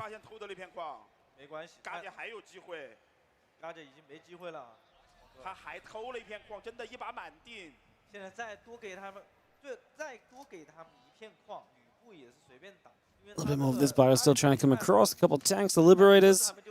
Yeah, denying the bottom left would have been great. INnoVation trying to get a new planetary up here. Scarlett is going to attack it. The SCV's in trouble. Planetary just not morphed in time to protect this position. I think it was a big base of INnoVation along with 17 of his SCVs.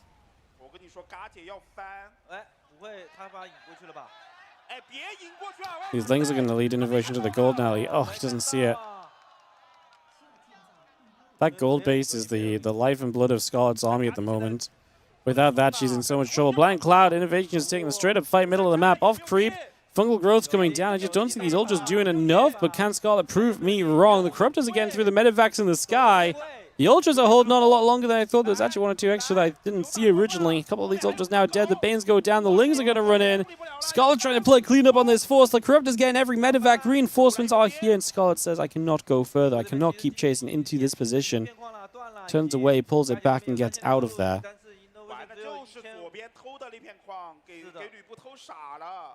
It's rough for INnoVation because, again, he could have denied this gold base. He's scanning the top right. He's not thinking about the bottom left.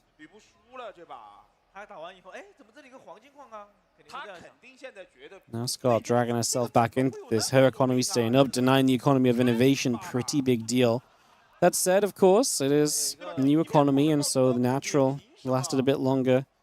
These bases last a bit longer in general, which is nice. Helps you to kind of stay in games where you might not otherwise be able to do too much.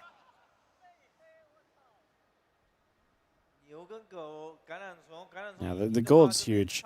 Because this was like one of the few mining bases Scarlett has, and if she loses that, she doesn't have the extra little influx of units that probably pushes her over the edge to being able to take some of these fights.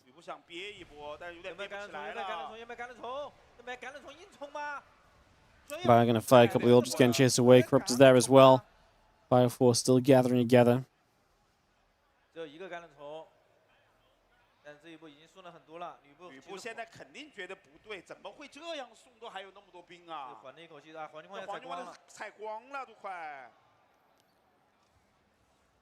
We got ourselves a drilling closing the way through. The couple of wood mines coming up. We got ourselves more drones producing. We actually take a second to chill out.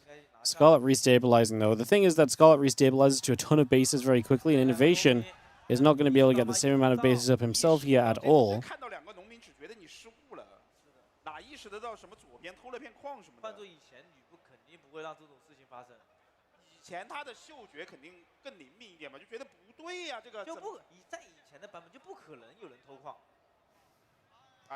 Chunk coming through. Corrupt does the ultra, the +2 fly attack upgrade coming up. You can see the rest of this continuing by. INnoVation, is he finally going to see this gold base? Oh my god, he sees it! Recognition of this gold base is huge. At the same time, now his right side base is going to be in some trouble. He's just diving across the map. He's like, I'm going to get this base. At this point, it's even worth going for the gold. Maybe the other base is more important. Don't know if that's ever really the case. I mean, he's got some bio at home to try and play defense. Fungal locking down some units. The ultras are able to chomp their way in for a little bit, but a couple of the ultras did go down.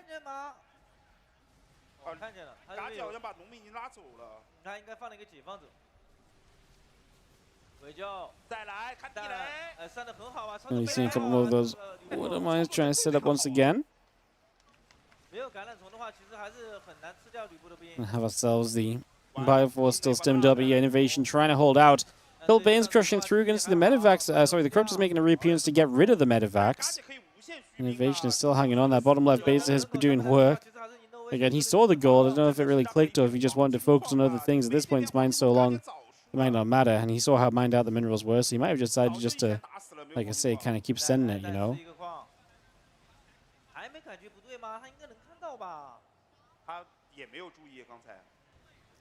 Bio going to be there. Ling Ultra still trying to come across. Just going to see a couple of Widow Mines trying to line themselves up. Bio on the bottom side showing up as well.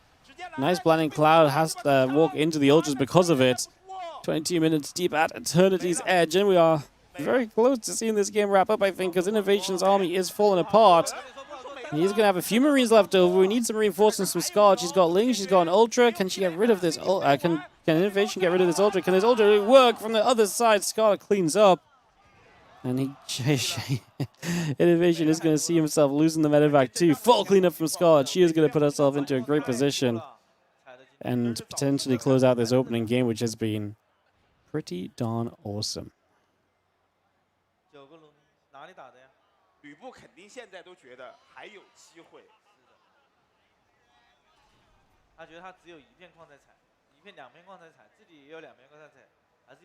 A lot of units heading to the bottom. Ling's Ultras setting up. Infesta Viper coming through. Queens as well. This army of Scarlett looking to run in. Wouldn't mind shot. Great onto a chunk of Lings. Scarlett not loving that, especially when this game still feels so close and so tense. She's trying to find a way in to put an end to this game.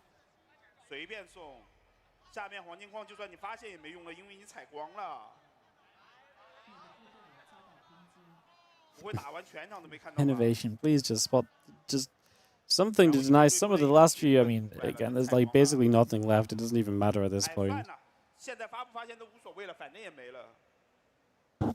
I don't know if he has no idea about the goal. I really wonder if he just saw it and he was like, oh, it's mined so much already, I'm just going to leave it at this point and focus on other things.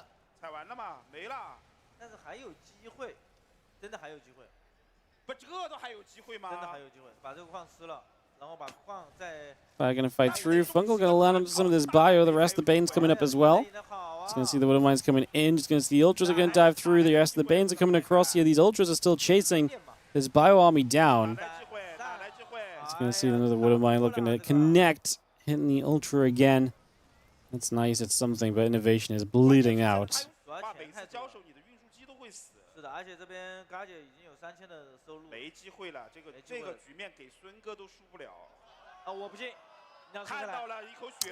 He didn't know about the gold. 采光了，一把I don't know. I had so much belief that it was a conscious choice from INnoVation. Whatever. It's the INnoVation fanboys. I was like, how could he not possibly see the minerals we're mining, you know? It's INnoVation. Yeah. It's been a great game. It's been a great game. Yeah, I mean, Scarlett kind of was looking good early. Then INnoVation took a lot of very good fights and a lot of good momentum, but Scarlett is able to base trade it out, and obviously keeping some bases alive is huge. Coming in from two angles again, Ultras and Banes on both sides. This is doomed even without the fungal growths. GG, Scarlett takes a game one, but man, that was an absolute gargantuan effort, honestly. Oof.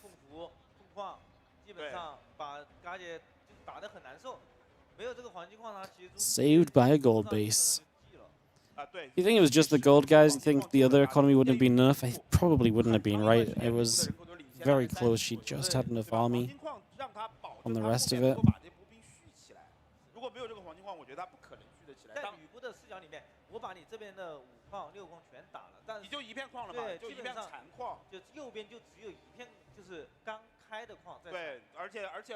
How did they get all of these names to play?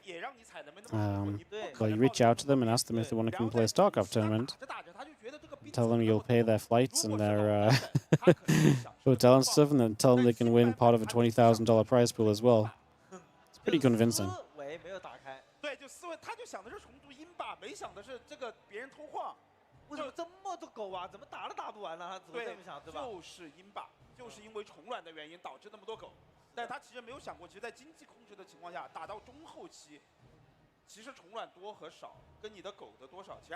Maybe I should invite Wash players every Monday. I mean, it might go better than trying to get other players to play right now.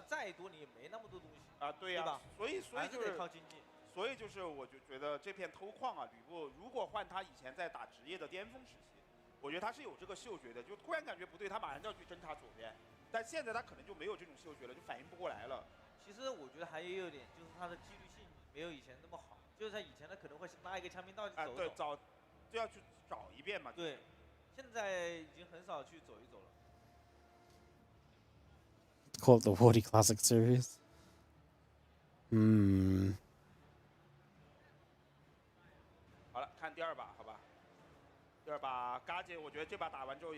It's so unfair that these guys are playing a tournament for retired players. I retired in 2012. Where's my tournament? Well, the problem is you had to retire after being a StarCraft 2 legend, you know?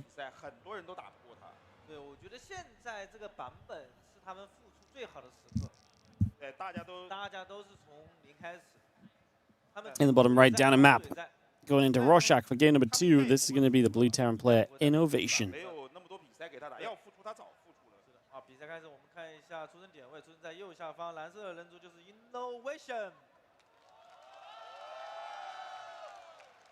And the bottom left with the 1-0 lead, looking for first place in this group, it is Scarlett.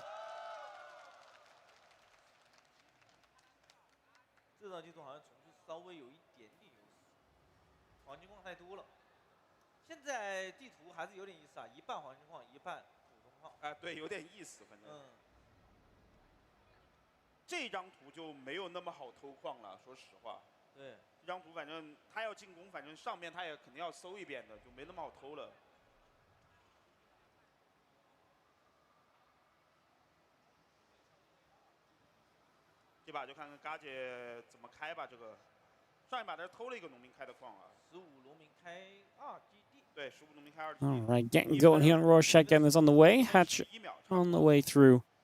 Again, first couple of minutes. A bit more peaceful. This is new patch. New patch means it is going to take a bit longer for everything to happen.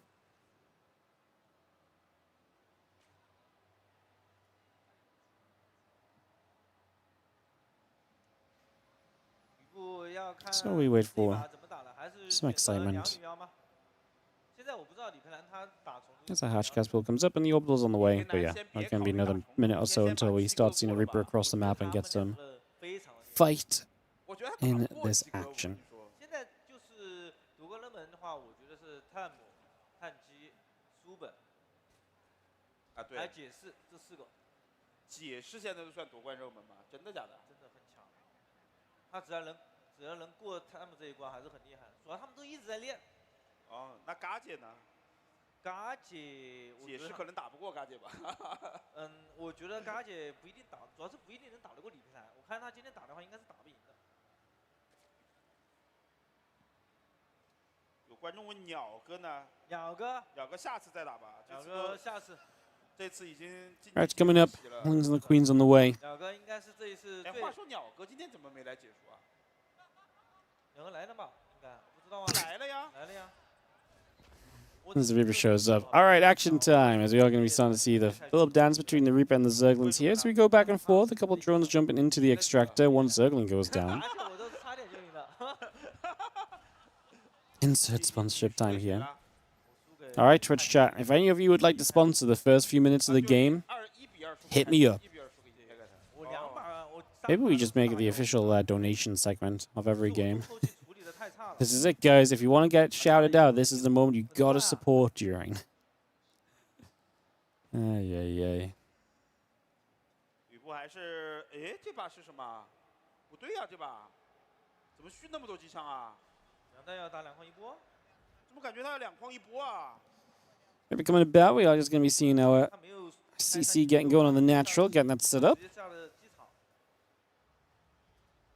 他应该是树女妖啊，感觉像是，因为这个空中这个点位很近。对，他没有开3基地的嘛，他这把是直接机枪没有停，导弹车。 So we're going to be finishing with building a Cyclone. Very interesting little collection of units here. Going to have a lot of pressure early. Or we're just going to build a medevac that makes the most sense so we can go drop across the map and put this pressure on. Is indeed going to be a medevac on the way. 脑补了一套战术是吧？难道他是请的高人，比如说马路这些避晕？ Cyclone pops out. Marines and Gun join together. We are going to see the factory going to go to the reactor, barracks to the tech lab. And drop those down. A couple of Hellions will start. And you see there's medevac popping as well. Got carried by myself. Honestly, the issue is not so much filling time. If I was only casting a couple of best of 3s in a day, it would be very easy to fill the time and talk a lot more. But when you're casting like 30 maps of StarCraft in a day, filling 2 minutes per game of nothing that wasn't there before, filling an hour is tough, you know. It's a bit different. It's quantity, isn't it? It's always the issues. It's always my excuse. We cast so much. It's difficult. It's always my excuse. What can I say? There's a few Marines in a Cyclone, but the Lings have speed. They're going to show up. There's an armory behind this, and now Hellions and a Liberator, so I have no idea what INnoVation's goal is with this build. I mean, probably to kill the Zerg, but I wonder if, I mean, I'm surprised he didn't go after some of the Overlords on the edges. They felt like much more guaranteed damage, and then maybe that really kind of knocks you forward into this Hellbat attack to some success.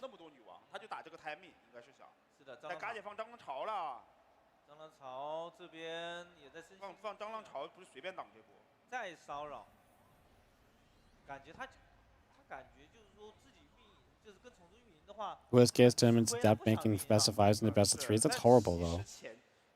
Get worse series because we have to sit through extra time in the early game.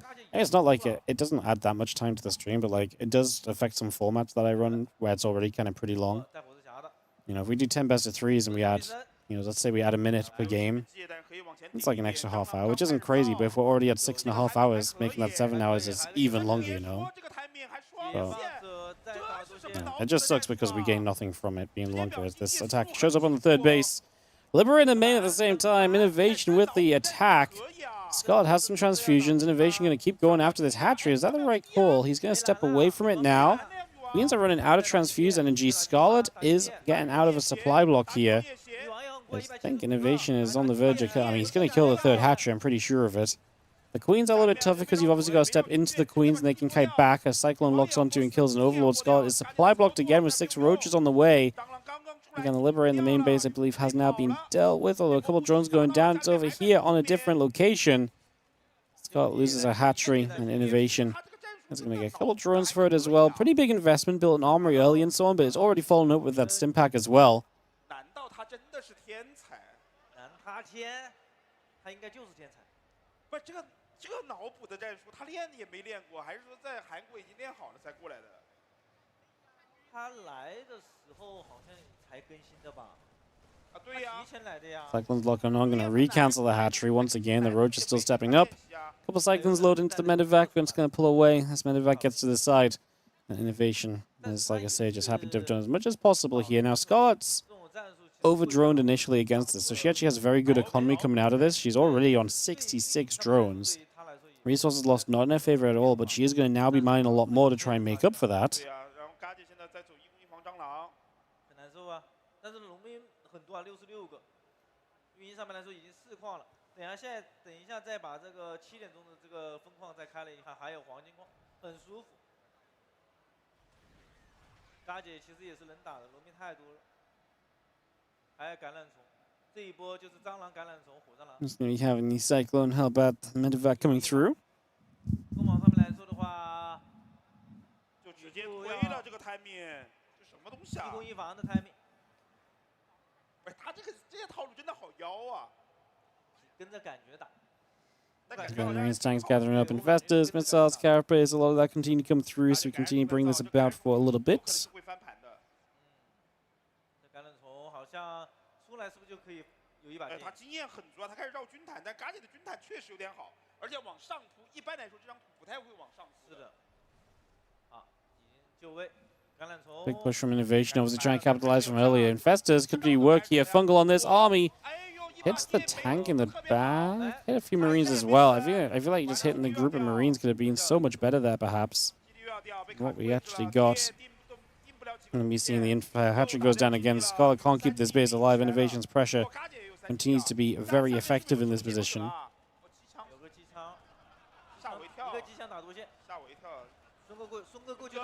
Drones go down. I mean, Non's just redesigning the base is really powerful. Scarlett's supply is still okay, but it's not,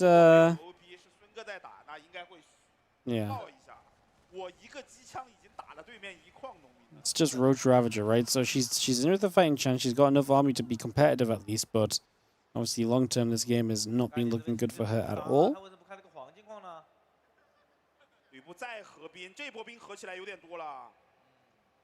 正面来，感染虫店没定到多少东西。 Another fungal, a couple of units, corrosive bars as well. Just going to try and challenge this in the center. INnoVation pulls back around into the bottom side. And again, Scarlett going to lose a hatchery here. She's rebuilding the top left side. Doesn't even cancel this one, though. So that's just going to be a death. It's going to be a bit of a shame. 吕布拉开，没有定呢。坦克一步一步往前架，吕布思路很清楚，就慢慢架上去。 It's going to be seeing the Roach Ravage coming through again. Just going to actually commit into this fight. The tank count is amazing, though. I just don't think we can engage into this with this amount of tanks. Now the fungal growth lands a lot better, and the tank's not in reach. Next fungal kind of whiffs, does not do too much else.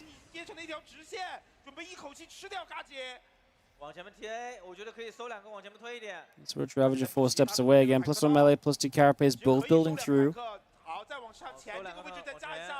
Couple of tanks well in siege and push forward a little further. Couple of queens and ravagers all joining up.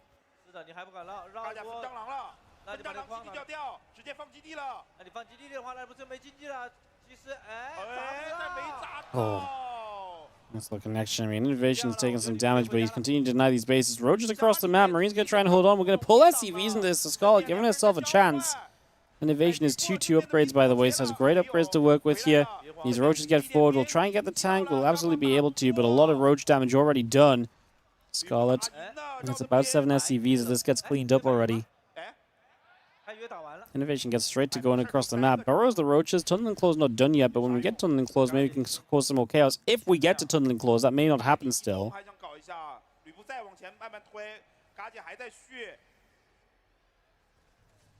我感觉正面打的时候，嘎姐3个蟑螂应该站起来吸一下注意力，可能要站了，要起来吧？看看会不会起来，吸一下注意力，马上正面就冲。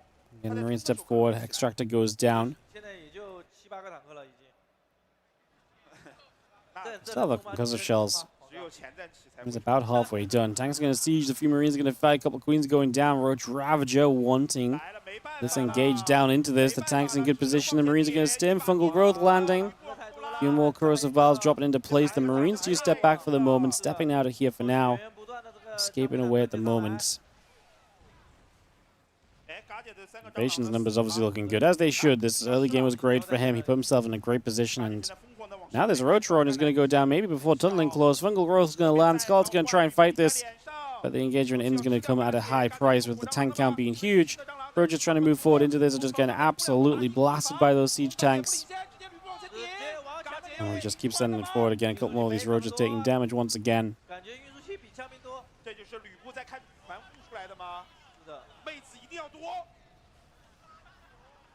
Still stepping up again, just going to be having our Roaches coming by. The Ravagers coming about. INnoVation gets the GG from Scarlett. And we are going to be tied up 1-1 in this best of 3.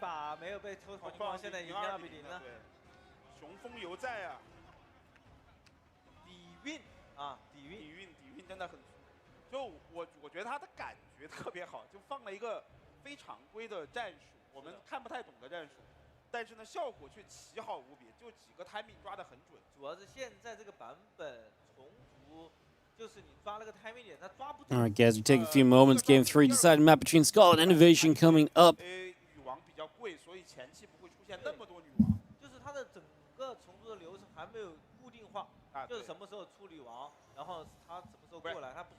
Scarlett was the favorite of this tournament. Yeah, she was one of my favorites. I know it was good though. So it's hard to doubt INnoVation sometimes.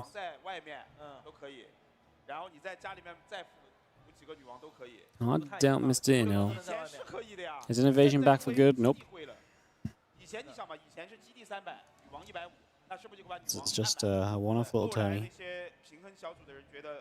女王太阴罢了，他就改成175，对，然后把基地变成少25，275，发现哎重组也不管，还是暗。是的，现在他变成了基地300，女王175，所以前期重组不可能按那么多女王。对。好了，第3把。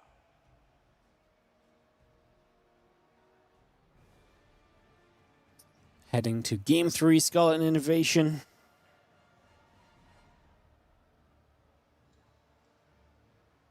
第3把，吕布又给我们放一个什么没见过的战术？是的，还会给我们什么惊喜？感觉他的操作也很好，确实有点东西。说实话，他可能 Game 3的时候操作没法比，但是我觉得还是就是。What a matchup! I'm so glad I went to Game 3. We knew this group was going to be great. 还好一点，你普通的职业好吧？那我只说了，就是比2个操作好。不是，比你好哥操作好太多了，你换几个？ 好，这边我们来看一下出点位，这边蓝色的人族选手就是 INnoVation 是处在了右上角的2点钟的位置。Scarlett in the bottom left, INnoVation in the upper right. Game 3 is on the way right now, playing on Washout to decide this series and who is going to advance through to the playoffs to play TY tomorrow in the opening playoff match for each of these players, or for those players. Or may not be for each of these players because the other player may not make it.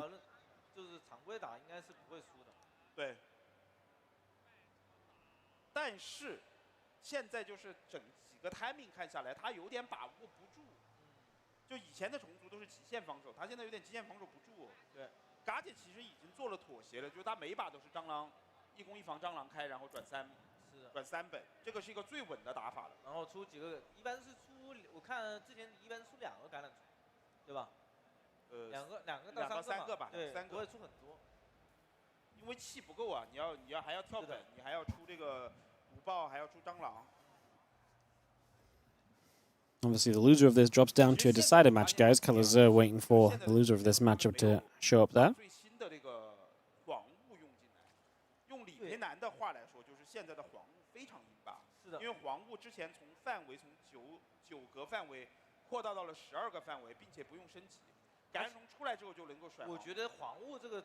确实很厉害，而嘎姐这几把都没有用黄雾，没用，他就是实际上他还在用定，是的，就是你如果是用狗毒爆然后黄雾来打的话，其实人族是很吃力的。Here on the way, Orbital coming through, Hatch in the pool continues about as well, so not too surprising there. A couple minutes of getting settled. 攻击力全部减半。对他第一反应，如果他不是长期打的话，第一反应肯定就觉得是什么东西，把他打了再说。发现打不动，过来 RGD 看到了。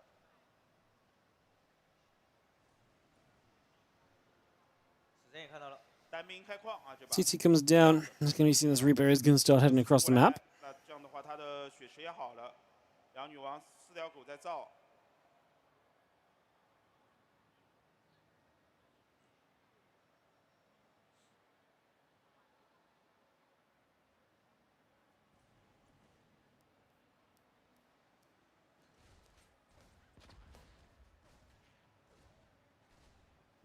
And we're going to fight into the main again. Lings the drone's going to gather up. 女王其实贵了一点，还是有点伤啊。现在死神可以甩好久。哎呀，差一点。 Going to drop a grenade down. Queen going to get blasted back. Drone going to come back through. 还好，你自己可能虫族打的比较少，就是虫族这个压力已经是比较正常的了。虫族最大的问题就是它的3基地啊。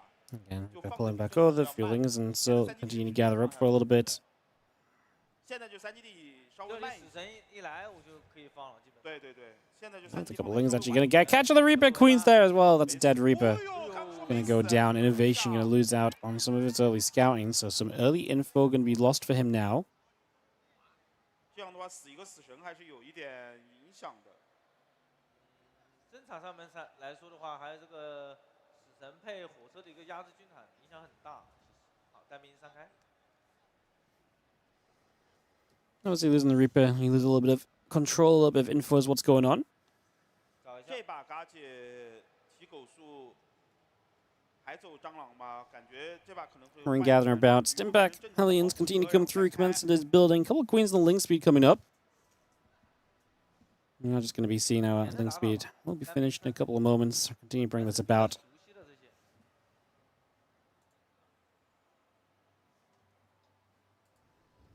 Having the commence and finishing up in this main base. And again, we have ourselves a stim. And the rest coming through. A couple Hellions up this ramp. The creep spread coming around. 感觉很像。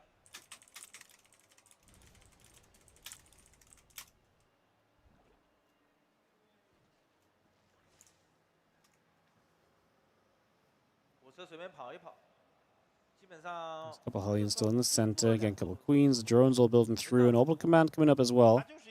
Hellions will gather. Take a couple of moments again. 都没有做女妖。对。这个套路是不是也回到他10年前的套路了？崩本流。 And it's going to be double Evo chamber from Scarlett. So she's just going to set up into a big macro double Evo upgrade game. Going to be on a later last, so not going to see Bane speed super quickly on the other tech units kind of quickly, but we'll be reliant on kind of nice fast upgrades to put you in a good position and playing that out.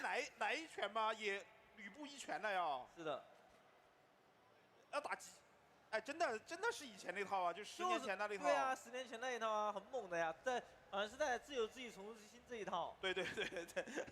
Let's see if he's moved down again. Stimback is coming up. Still just going to have the 1-1 upgrades, and that Stim coming into place. Melee and Carapace upgrades coming up as well. And the Extract coming down. A lot of this building through. Just going to have Alert on the way as well. Still having this Hatcher on the left side. Building into position. Just going to have the Hatcher on the bottom side. Going to get going as well. So Scarlett going to be double expanding. Obviously nowhere near as much pressure this game as the last. INnoVation not being as aggro as early with the build. And do have our Melee and Carapace upgrades both continue to come around already.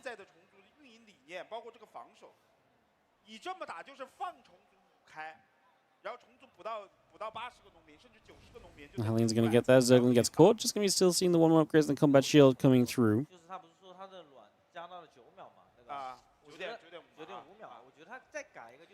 Ourselves again, extra few Marines gathering up, just taking a second.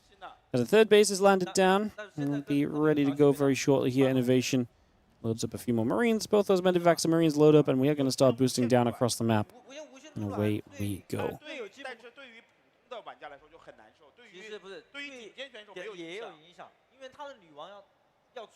Ling's moving around. 34 Zerglins coming up. Melee at Carapace upgrades coming through. Bailing's speed will build. Getting that on the way. And again, we have these Medivacs heading back down over here. Just going to unload. Potentially camp out a little bit of that creep spread and just start playing cleanup. Again, Skull has a couple different hatcheries to work from. You already see some Lings across the other side. The rest of the Ling Queen gathering up as well. A couple of Hellions being caught. Again, Baneling speed coming up. 1-1 upgrades. Ling's get a good wraparound on these depots. The Lings and the Queen's going to continue back over. 2-2 upgrades coming up. Marines are going to take the Lings. We are just going to be seeing the Queen Ling force on the bottom side here with the Marines and the Medivacs. Just going to zone them back through that bottom side for a little bit at the moment.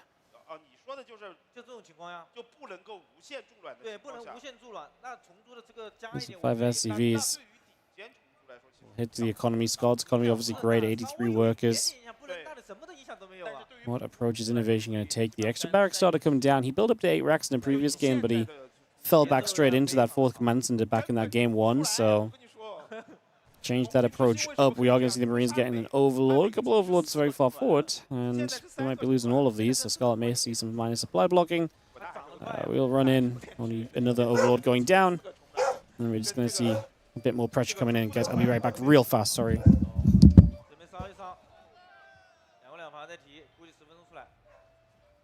不是，反正这个战术，我说实话，吕布要是真打赢了，你只能说他操作好，我只能给他跪下了，太厉害了。Marines and tank coming back through. Sorry, guys, as the Lings go back over as well. 就为什么我觉得这个战术不行，你知道吗？ Medivac gathers 2-2 upgrades. We'll continue. Medivac's Marines and the tank coming over.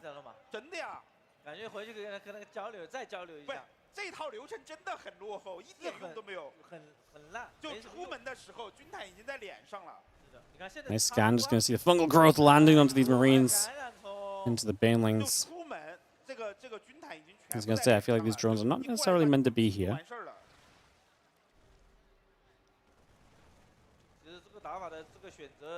Going to step forward a little bit. Creep going down. The few Zerglings getting picked off as well. Marines going back the other side. Again, 2-2 coming up on the side of INnoVation. Marines, tank, and Medivacs coming over as well. Marines stepping in, holding this map. I mean, creep spread obviously starting to cover all over.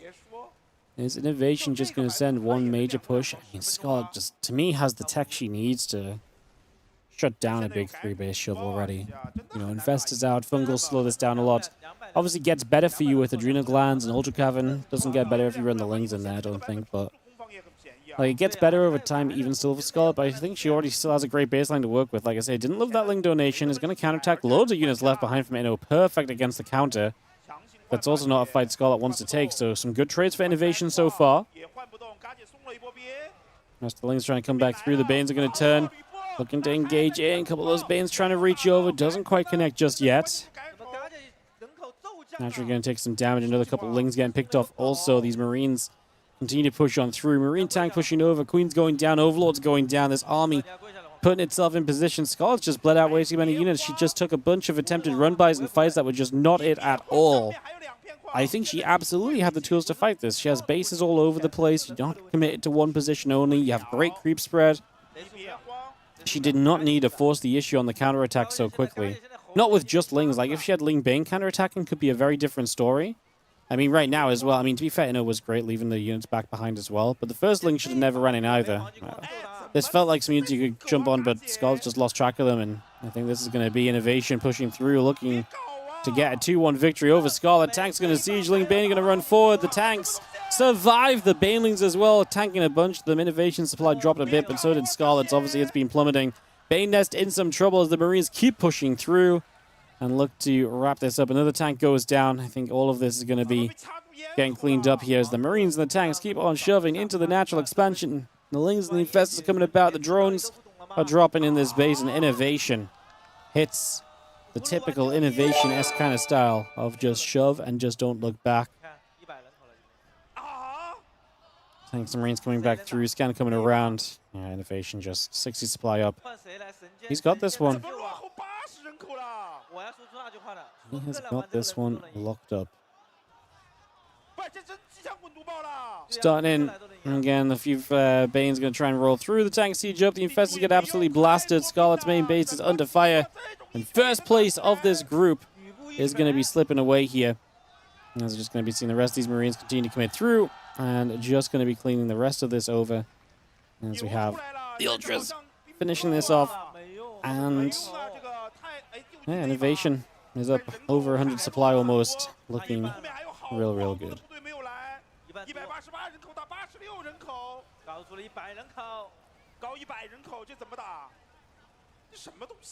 Ultra backs off. I mean, INnoVation has double the supply coming across the map. Reinforcing wave. Bases of Scarlett are falling. And that is going to be GG's. These Marines continue to get in after the Ultra. This Ultra over here goes down as well. The rest of this army still moving around. Yeah, what's up, Lethal? Thank you for the 94-month resub. Thank you, Fantasy TY Fanboy, for the resub as well. Appreciate you both supporting the stream as Scarlett is on a desperate effort to hold on, but there's just no way. She threw way too many units away before INnoVation, just as INnoVation was starting to move out. And that's going to wrap this up as Marines not able to do enough. INnoVation, first place in the group.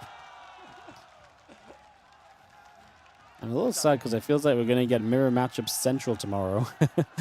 If Scarlett beats Kalazer, it will be ZVZ, PvP, TVT throughout the quarterfinals. Although sets us up for a nice set of matches outside of that.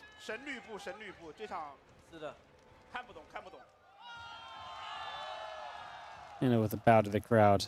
And Scarlett will have to play against Kalazer in the decider match, try and advance through to the quarterfinals. Guys, give me 2 minutes. I need to sort Ali out. I'll be right back with you.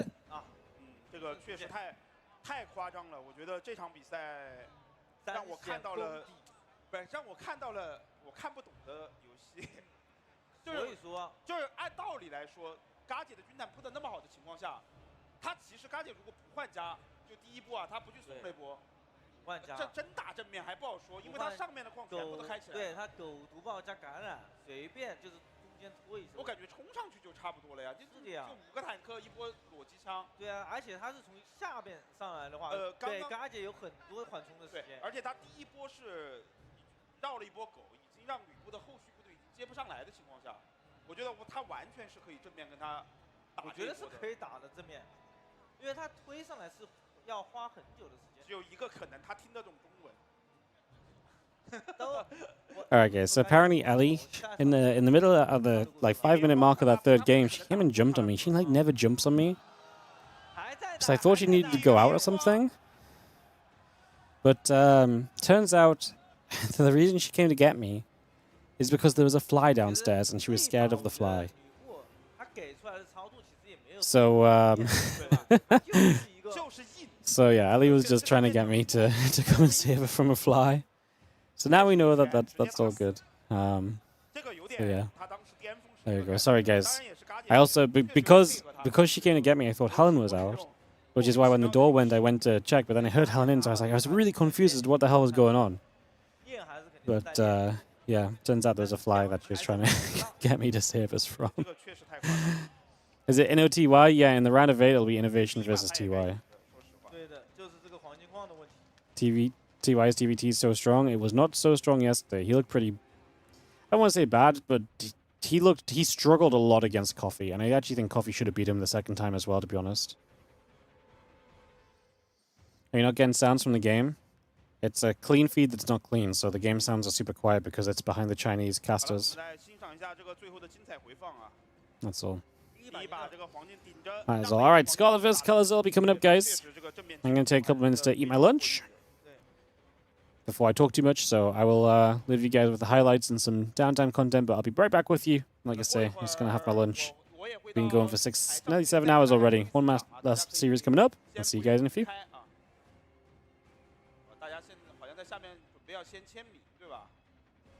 现在雀普在签售区给大家做一个签售，然后过一会儿，我们会进行最后一场败者组的比赛，并且我也会到现场去跟大家进行一个抽奖的活动啊，大家可以先排好队啊。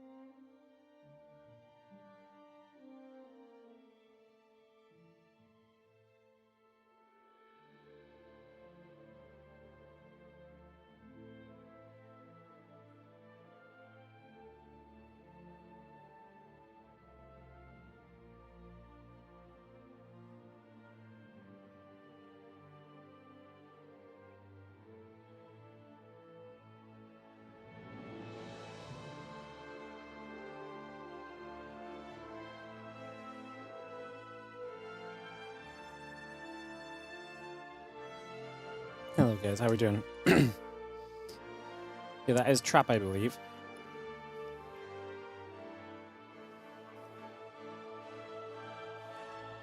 And it is really cool that like we have these events that like old players come to, and like, I mean, it says Legends of StarCraft, but it's very true, right? The idea of like legends and like people who you just don't get to see anymore and stuff, like actually can be there and you can meet them and stuff. And it's very cool for the fans. And making sure everyone has a chance to do the signing sessions and stuff, very cool. This is what the bracket looks like, guys. So Scarlett and Colors Earth will battle for the final playoff spot. Sue will play whoever wins this upcoming series in tomorrow's quarterfinals. Then also we've got Neeb against Yeshi, INnoVation versus TY, and Oliveira versus Cyan. So that's what the tournament is looking like. It's kind of, I'm very conflicted. I would have liked to have seen TY Scarlett and INnoVation Sue, if that's the way that, you know, if Scarlett does beat Colors again here. I'm only saying this because she already 2-0'd Colors. Also feel as though it maybe would have given us a little bit more spiciness, but at the same time, I'm kind of like, as an INnoVation fan, I'm like, well, he gets to skip Sue, and maybe Sue's really the scary one right now. I don't know. So yeah, that's where our bracket sits right now. Waiting for our last match of the day.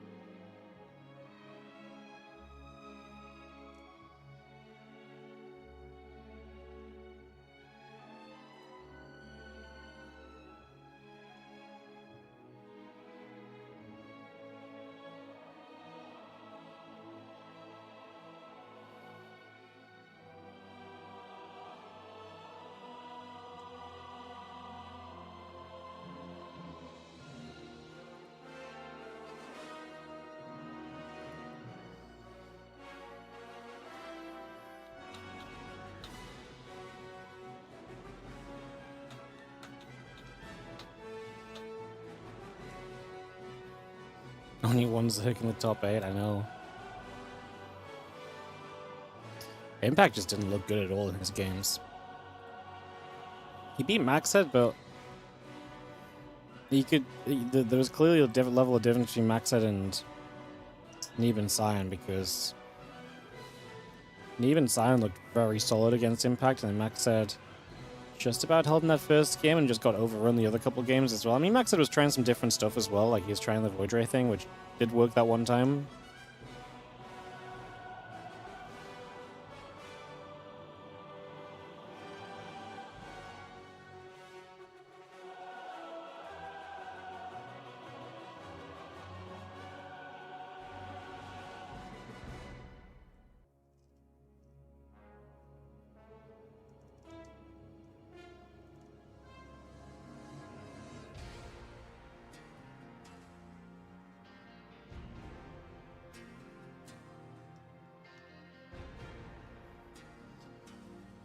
Do do do do do do do do do do.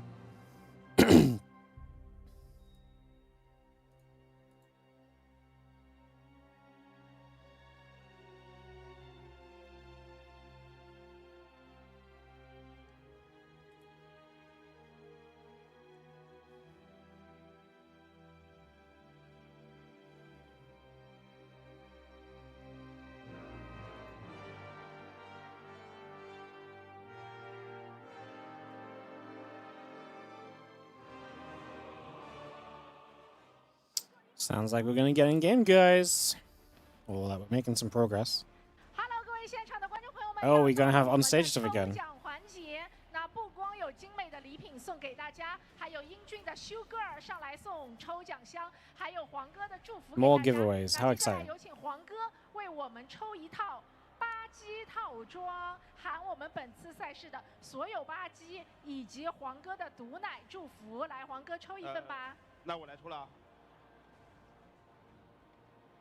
看看幸运儿。A82。哦，有 OK， 我们恭喜这位兄弟来到我们的舞台上，恭喜恭喜！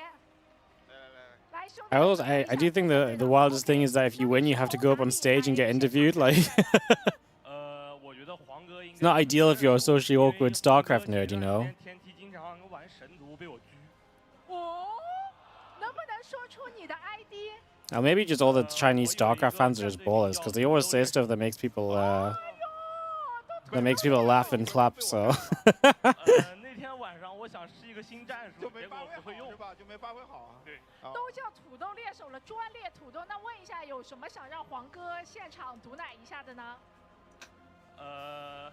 Translate for you guys. I wish I'm too busy reading meme Reddit threads.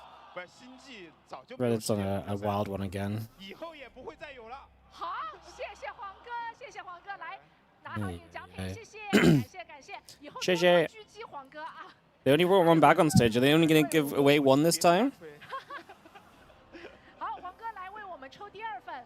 They're going to pick another, but where's the bag for winner number 2? 色卡在里面，来我们看一下 A83， 你怎么连着？什么情况？连号 A83。连号。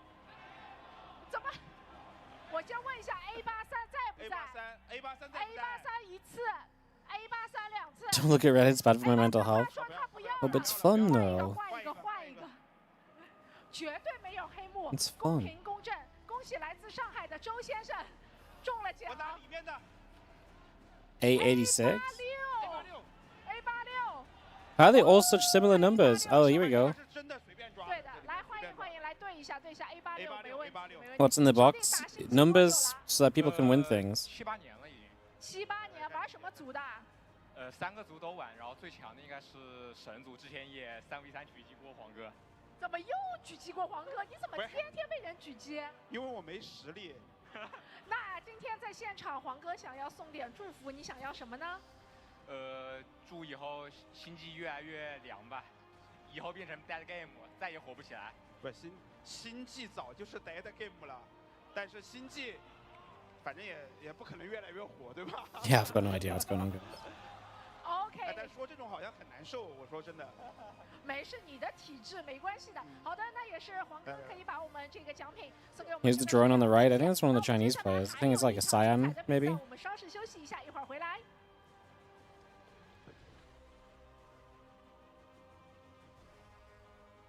You should draw a number, be one of the players. Wouldn't it be funny? They draw a number and Kalaz's like, oh yo, that's me.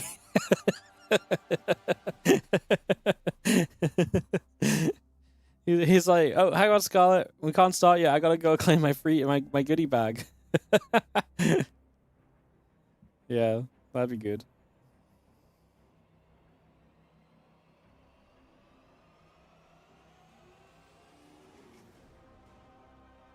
这里是表面温度5500。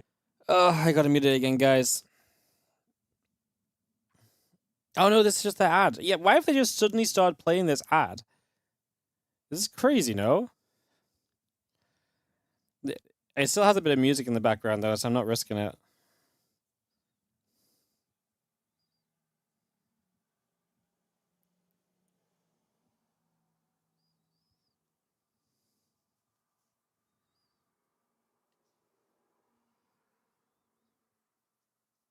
Some cool merch, no? Are they cards in the bottom right? The cards look really cool.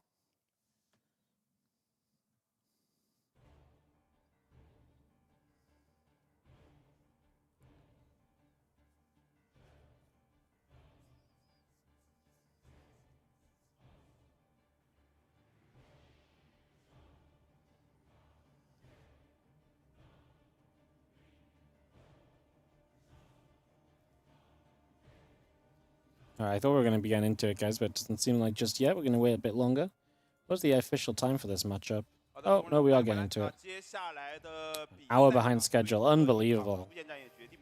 Oh, they had to buy time for Zhao Xie to get back to the casters. Fair enough. Fair enough. 最后 Fair enough. 进入到8强。我刚看了一下，就是嘎姐的这个 ZV 系，说实话，整个运营还是不错的。哎，我其实是这样的，我刚看了一下，就之前啊，卡拉杜尔跟嘎姐的这个 GVD 嘛，我已经断定嘎姐不是李培南的对手。你就断定李培南？绝对不是。李培南明天先过鸡哥。鸡哥他就没考，他刚才跟我说鸡哥就不在考虑范围之内。他明天被鸡哥打烂，我跟你说。鸡哥现在很强。按照 Kalazar Scarlett rematch from earlier. We didn't see game 1 earlier, but the game 2 they played, Kalazar did play mech, so that was kind of interesting. 第二个就是书本。真的吗？对啊。那刚看了吕布这个表现，他打得过吗？没用 ，TVT 吕布已经运营有点慢。但是我先告诉你们一个很不幸的消息啊，李培南，他把他的那个鼠标的接收器掉在现场了，现在在让 Michael 赛的帮他找，如果找不到，明天要换鼠标了。啊，这样吗？怎么办？不，这个接收器不能补一个吗？我不知道啊，反正就是他现在没找到，他很慌，他在说他现在在网吧没有接收器，很难受。这个给他夺冠路上带来了一些小小的意外，好吧，但是我觉得不重要。对他明天是打鸡哥，所以他其实还是有些压力的，所以感觉去训练去了。好，这边我们看一下重点位，这边蓝色的人族选手就是来自于巴西的卡拉佐尔，是出现在了左下角。In the bottom left-hand side, our Blue Terran play to kickstart our final match of the day is going to be Kalazar taking on Scarlett in the top right. Our Red Zerg from the Shopify Rebellion, of course. What was the maps that they played earlier? They played Washout Map 1. Oh, we got to pause. They played Washout Map 1 earlier. They're going to play Washout Map 1 here again. Might have just been a very similar set of videos if that's what they were happy with. Might just go again for round 2. As Scarlett going to have a little issue, so hopefully nothing too major. And just take a second to try and sort this out. And get this fixed up. 就是普通话其实还是学的蛮直的，现在全部听得懂。对。他是在广西对桂林，他在桂林生活了1年。And this is the last match of the day. Tomorrow, guys, again, mega stream.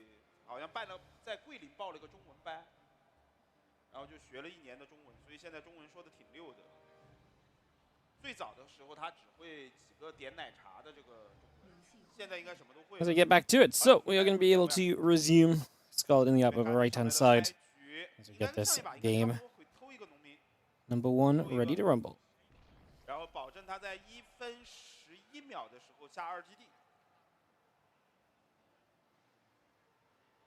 嘎姐，我刚才看了，他的运营是没有任何问题的，均坦这个铺的非常的快啊，这是他的一个 ZVT 的一个特点。然后暴兵挺猛的，但是他打的时候其实包括多线的处理啊什么，其实都还是挺有瑕疵的。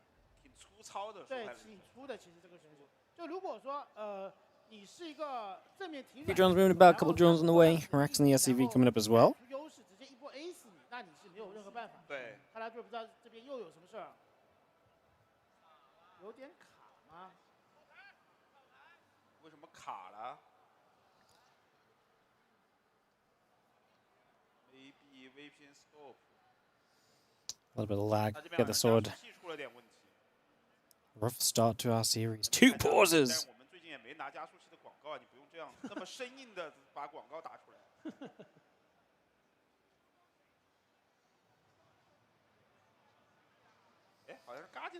Right, a couple moments then, guys. Obviously not going to get this one started too quick. Going to be a couple of moments.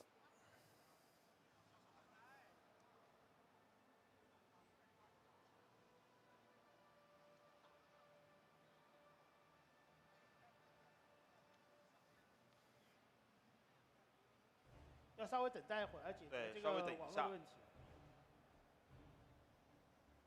嘎姐笑嘻了，也不知道在笑什么。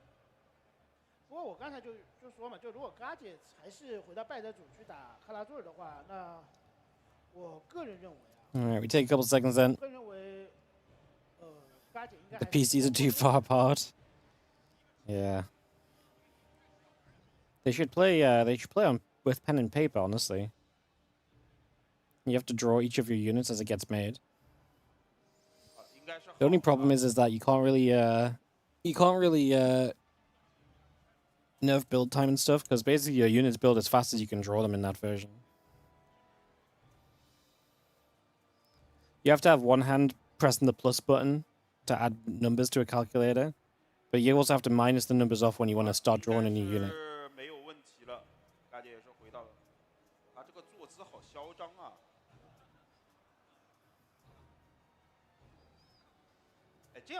And yeah, guys, there's no there's no LAN option in SC2. As we count down into this, and we get underway. Colors of Scarlett, game number 1 of this best of 3 decider match. Winner gets to go to the playoffs, and we'll be playing Sue in those playoffs, which I don't think is going to be an easy match for anybody. I kind of like to see Scarlett Sue ZVZ though. What if we got Scarlett Sue ZVZ? What if Scarlett win and we got like a Scarlett Neeb semi-final on Sunday morning? Ooh, that'd be wild. 现在就之前用的是22寸的，现在用27寸的这个显示器，确实有时候会瞎一点，就人在脸上有时候也会没看到，这个很正常。好了，这边看了所有人的开局啊，先出一个机枪，他要去抓房子。All right, well, we have a Marine on the way. We do have a hatch gas and pool building up, so we take a couple moments, a 45-minute game with 100 spores. Those were my favorites, you know, Neeb Scarlett in like the online regional days. It's already been like 10 best of 3s, best of 3 11, Scarlett Neeb. And they play a 45-minute game where nothing happens for 30 minutes of it. Those were also Scarlet Destroyer, same idea. Yeah, those were the good old days, you know. That was truly the true days of StarCraft.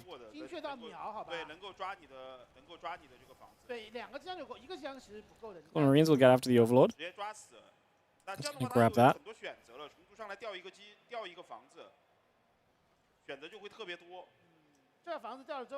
Command Center Factory, both coming in. Couple Queens coming through, and drone and the Overlord continue to come up. A couple of Marines going to pull back into the natural. We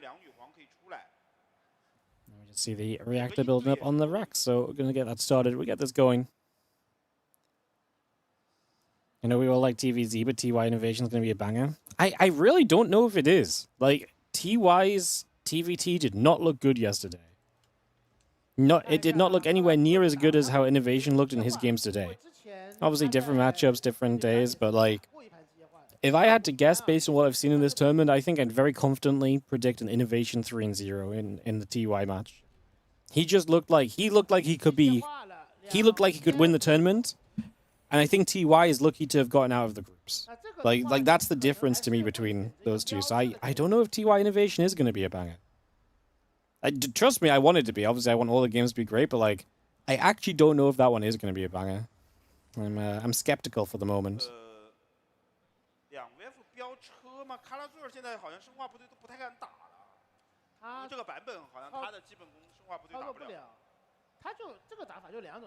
Two Hellions will move on to the map. Colors kept them back a little bit. Scarlett will start to take a lot of creep spread. Like I say, we saw Scarlett Colors earlier. If you missed that series, we didn't see Game 1, but we did see Game 2.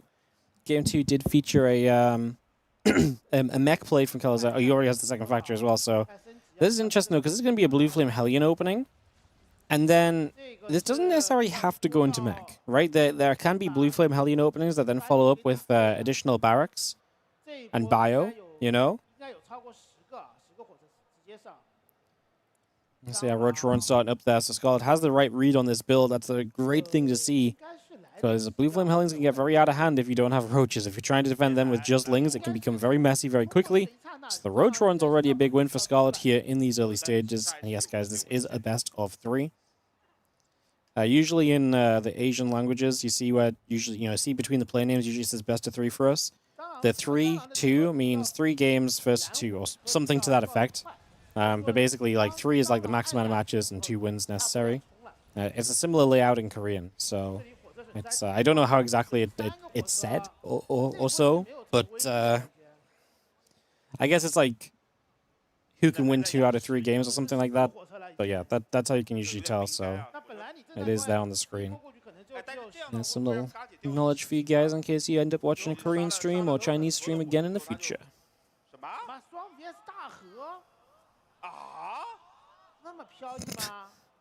Second Starport Fusion Core.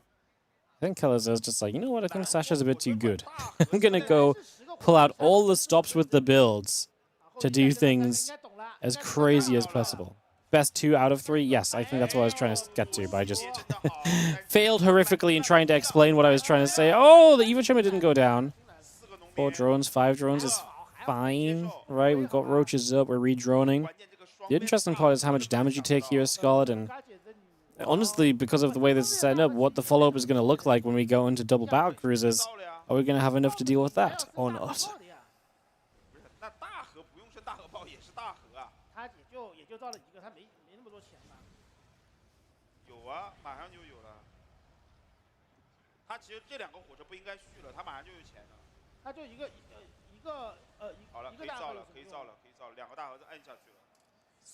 Gonna see that roach speed coming up. A few more drones coming through. Extractors in the hatch coming up.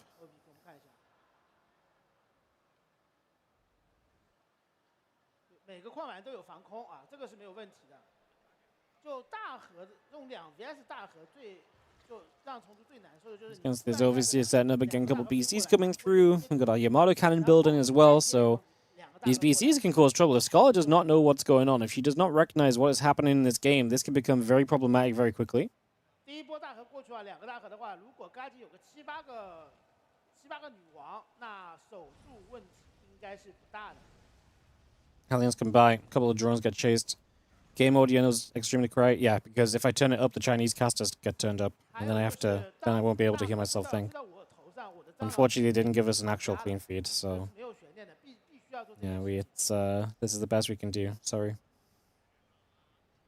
等2个大河一起飞，这波看飞哪里啊？ Well, the BC just comes out in the natural on the high ground. 2 more Hellions about to pop. The SCV's on the way over. Obviously, double BC, big commitment in. Let's see how it goes. Scarlett, like I said, didn't really know about this. So the issue now is, do you have enough anti-air? Spore relocates. Queens are going to have to gather together. These BCs have good mobility between the bases. They can obviously fly between each of them. BC already took some damage. 8 drones going down. It's important Scarlett doesn't take extra damage, right? The BC is already going to be enough of a pain in the butt to deal with. Having to also deal with Hellions like in your mineral lines at the same time is going to be brutal. You do see there's one Spore running over, which I don't hate. At this point, Scarlett may just give up on this 4th a little bit.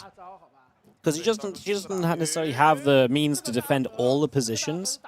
Spire's on the way, and that's obviously fantastic too, because long-term you want to get Corruptors out against these battle cruisers. And do kill 18 drones so far, so Scarlett has been zapped down. A lot of work has fallen in these early stages. Double Yamato is going to launch. That's obviously the power of the Yamato. You get a couple of free kills every time Yamato comes off cooldown. Like I say, Kalazer heading into 2 more battle cruisers means he's going to have a lot of Yamatos available. So you're going to need a lot of Corruptors, because if you lose 4 Corruptors every time Yamato is available, that's going to be a lot of your numbers going down.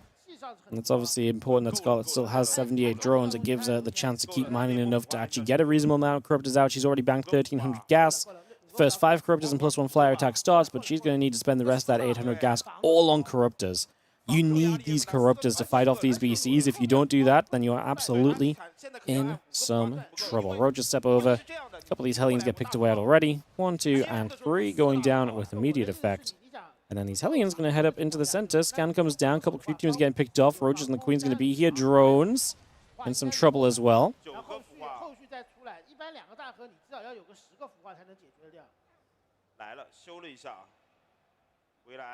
直接走，这个时候他就不能用折月了，他要等一下。对，等一下这个打到最后就是折月走。但你这个不能用折月的话，就别人就知道你的。但我觉得他这个腐化数量你放大和。As BC still move up, we've got the Queens. The Spore Crawls continue to come about. Roaches gathering. A couple of Yamatos are going to drop. 1, 2, and 3 Queens all going down. The Corruptors are going to step forward as well. Spore Crawler in some positions. The BC is just going to teleport back and away, back down to the bottom side. We have a 4th base already up from Kalazer. The problem is now you've got a bunch of BCs that don't necessarily... I mean, they're still going to help you through the game, but Scarlett's going to have a good answer to them. And so we'll see what Scarlett does, because she might want to get aggressive and push. Like, she's going to be maxed out soon, but she's also getting towards so much more tech. The Hive and the Baneling Nest and so on give her a lot more options as she continues by. Again, we get Yamato off. We play that battle cruiser attacks as Scarlett, having to just lose a unit to the Yamato. Let me go from there. Scarlett with 100+ drones already in this game. Economy booming. Typically means that you want to go and start trading, right? You want to make the Terran player never be able to max out, because if the Terran player maxes out and you're on 100 drones, you're never going to have a large enough army for yourself then, you know, as the Zerg player, to truly take on a maxed out Terran. So ideally you start trading early. Now, Kalazer's on a pretty high drone count as well. And the issue with trying to trade early is obviously you're attacking into defensive mech'd up positions, so not easily done. These few Ravagers unfortunately left behind while morphing. Scarlett going to come from the left side. She has no Ravagers in this army. Just Ling Roach going to run through Corruptors. Need to try and get on toward those BCs. I feel like this group of BCs will not have teleport back just yet. Going to turn around in Yamato, but we're going to get rid of BC number 2 already. They'll be back soon, but like I say, not just yet. Scarlett kills a couple of them, morphs some more Ravagers, and gets ready to keep spamming units at the front. And again, finding trades like this is going to be good. If you can keep interjecting herself between bases, working away at the economy. She obviously has a choice of where she goes to. She can go down the center into the 3rd, around the right to the 4th, or in toward the natural.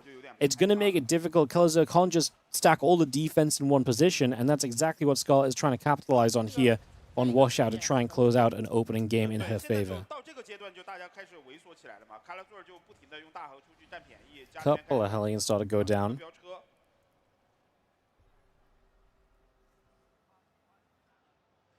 其实就看这个局面，就看嘎姐会不会打。其实如果会打的话，她完全可以打。嘎姐这么冲吗 So I guess just sneeze in a second as we do have some biles.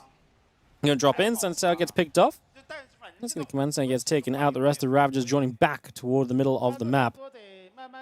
2 BCs still on the map again. They've got to pick their moments because the corrupt account is good enough to clean those out. But you kind of still want the BCs just to be an annoyance and a threat, you know? See how Zergling's pulling back toward the center. Chris Spy gives her kind of a plan long term as well. 这把是提前造了，但是他有大河有雷神的情况下，其实大龙也没有那么有作用。要看多少，还是要看多少。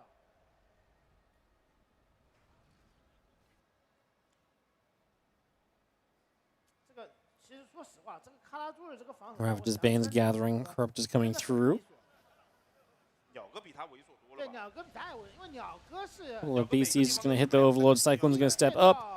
Actually going to get some good damage onto these Corruptors, especially as Magfield just finished. But now they're out of position for the Ling Ravager to strike around the left side. Scarlett wrapping onto a couple of those Hellbats as well. They go down. Tanks are pretty much open to be attacked. And you do see the BCs falling back here. The Banes are going to find themselves some SCVs. How far does Scarlett want to go? Going to try and Corrosive Bile down the Battle Cruisers. Get some damage on them, to be fair. But yeah, I think time for these BCs, these Ravagers to get out of here, because these BCs are going to do some work. Corrosive Bile is trying to force the units to walk into them, and so nothing really happens with that. On we continue.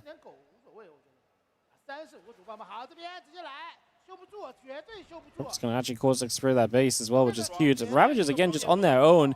Not a lot of support for them, but there's also not a lot of support for the tanks. It's just the tanks will get some decent shots off while Scarlett plays cleanup, because like I say, there's nothing in front. The Corruptors will be good enough to get rid of the Planter on the bottom side. There's a new CC to replace that, though, so was that worth it, giving up so many of the Corruptors for that? 大姐感觉面对这样的一个局面，没有特别好的办法，只能消耗啊，他现在是。对，但他每波冲也不是说每波都能够换到东西。Let's see how things moving around. Ravager Bane on the bottom. Corruptors gather up.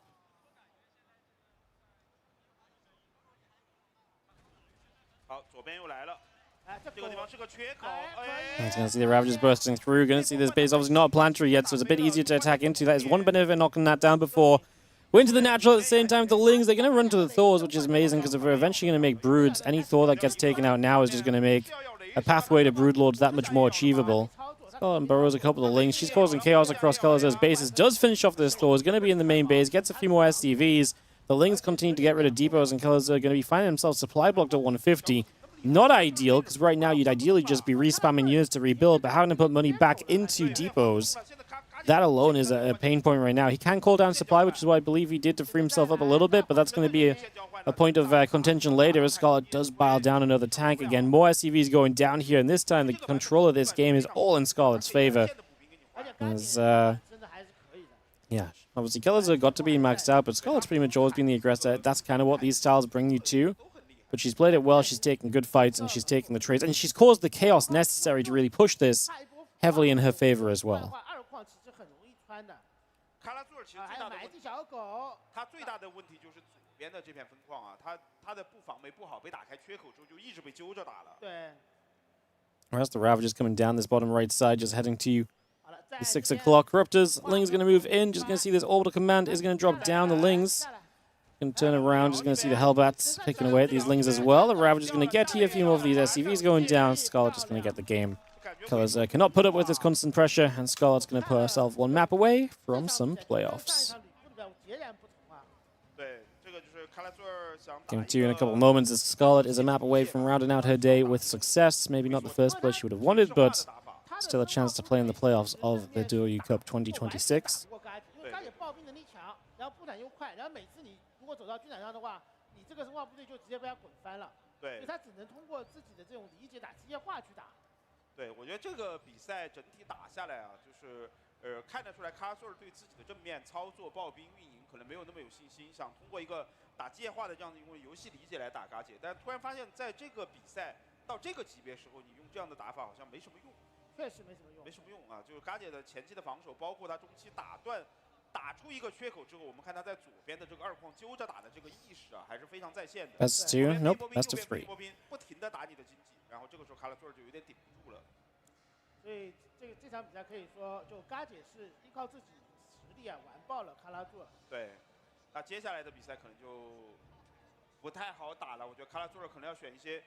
这种猥琐的战术没有用的情况下，可能要选一些这种比较极端的2矿1波的战术，可能会还有点机会。2矿1波，怎么说呢？我觉得他应该没怎么练过2矿1波，因为现在这个运营重新换了之后，不可能说2矿1波马上就能练得成的。我刚才不给了他答案吗？那他有吕布的操作吗？你都什么都没有，那 When is INnoTY going to be played? So all of the quarterfinals are tomorrow. We start an hour earlier tomorrow, so it's about 7 a.m. European time for the first matchup, which will, I believe, be Scarlett versus Sue. INnoVation TY's matchup 3. It's scheduled for like 4 hours after that or so, but I don't know if they're going to stick to that amount of downtime or what their plan is. They're given like an hour and 50 minutes for like every single best of 5, which seems pretty excessive if I'm going to be honest with you guys. Yeah, it seems pretty excessive, but we'll obviously end up seeing what happens. 对，我反正觉得正面打不过，对吧？正面实力不行的情况下，只能通过智取。好的，我们看一下中间2位，这边蓝色的人族选手就是来自于巴西的卡拉祖尔，是住在了左下角的8点钟的位置。右下角红色的种族选手。 Bottom left side, our blue Terran is going to be Keller's bottom right. Our red Zerg is going to be Scarlett. Get this one up and ready to roll. 这也是新赛季的新图啊。这张图吕布用的是就是刚才我说的这个2矿1波的这个套路啊，你还记得吗？就是先投一个导弹车，6个机枪，骚扰，然后家里面憋火车侠。 打1波，然后接坦克、机枪1波，当时是这样的一个套路。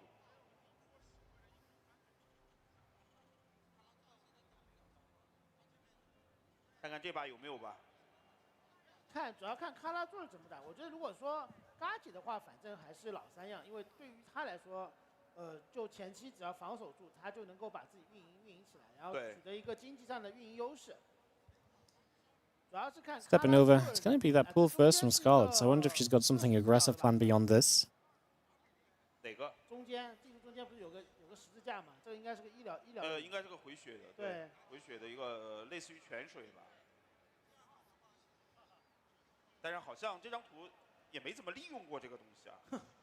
我说实话，真的没有。打得多，你总会利用起来。不，因为我是打虫族的，虫族的不屑于用这种。 虫族自然会回血是吧？不是，是因为虫族太强了，用不到，就随便 A 对面就死了，送点兵而已嘛。好了，嘎姐还是一个常规的一个双开啊，卡拉座这边，这盘卡拉座好像。Couple Lings coming through. Reaper is on the way. Orbital is coming about. Let me take a few moments here early in the game. It says, yeah, new patch, guys. New patch, slow starts. We've been seeing about, I was going to say about 2:45 we start to see some action in TVZ, but that's depending on the Reaper moving across the map, which we are sending it through the bottom of the map right now, so we should have action very shortly. It's going to hit a little earlier on Rorschach than 2:45, going to be 2:35 when our first Reaper shot hits. There's the Queen going to be there. A couple of Lings are going to be arriving to play defense. Obviously, this is pool first, so because most importantly wants to see the gas, right? Like, you want to kind of know how much gas does Scarlett have. Is she being super aggro with this? Is she getting Ling speed? Or is that gas going into potentially roaches? Those are the sort of things you would like to see with this Reaper. But it's also a bit scary because obviously you go pool first, and then if the Reaper's across the map and a couple Lings slipped across, it can be a problem. But he did build a Marine after this Reaper, which is a bit of a saving grace. So it's not like he has nothing at home should a couple of Lings have arrived. So that's why he's probably kind of fine with this Reaper sticking around rather than having to turn back the other way. Oftentimes the idea with the pool first is you get a couple Lings, they run across the map, the Reaper arrives just as the Lings arrive on the other side, so the Reaper turns back home, and that gives you a big opening to be aggressive as the Zerg player, because then the Reaper can't actually scout what's going on. It has to go back home to deal with the Lings, and if it's back home, it's not seeing the roach roam coming up in your natural, the gas count increasing, or the drone count not being what it needs to be. So those are some of the things probably going through Kalazar's mind, but like I say, because he builds that one Marine, it gives him a little bit more ability to just keep the Reaper on the other side and just keep it kind of poking for information and, you know, gathering info, seeing the third hatchery now and so as well. So he can basically play past that threat, which is obviously very nice for him. Ling speed coming up from Scarlett. He obviously was not gas pool hatch or anything, it was just pool, then hatch, then gas. So Ling speed is not super fast or anything here. As you do see the Reaper coming around, a couple of those Lings going to get nibbled on.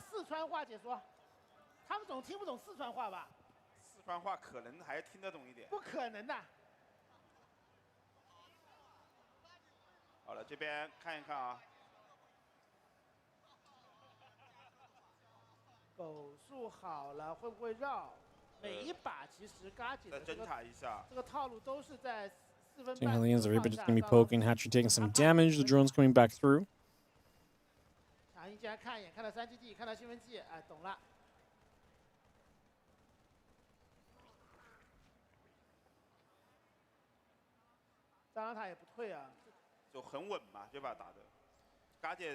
Obviously, Kalazar playing triple CC. This is the first time I'm seeing him play Bio today. Like I say, we didn't see the first game of him versus Scarlett, but it's the first time we've seen him play Bio in TVZ. Obviously played Bio in that TVP against Dia. As 4 additional barracks come through, that stim pack's about to be done. Now that and additional drones continue to come about as well. Again, Hellions Reaper over the right side is going to see the Queens. Creep team is gathering up. One creep teamer goes down already. Another creep teamer comes into the front as well. 9 additional drones in that lair coming through. Stimpack is about to be done from Kalazar, so if he wants to apply some pressure, he can do, but I can't imagine he's got that many Marines right now. It's a fast stim, but nothing really else going with it. This is more so just like you build a tech lab and never build a bench or anything instead.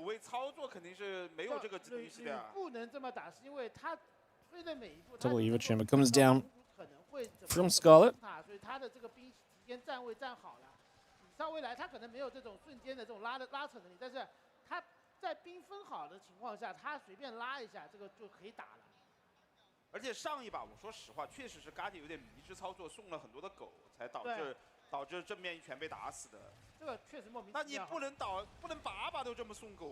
Queen's going to be there. Reaper and the Hellions get pulled back out into the center again. 1-minute upgrades, combat shield continuing through. The Hellions just going to be there against the Queens a couple seconds.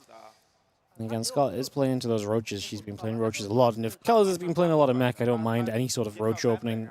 She played roaches against INnoVation too, so it's obviously a little bit more of that, but I do think I do think there's strength to go into roaches in this series when you know Kalazar has been meching a lot. It saves you from a lot of issues.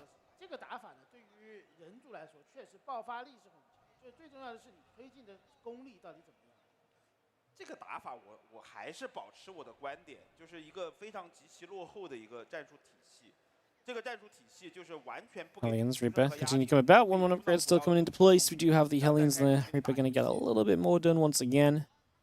And a couple of those group teamers picked away at.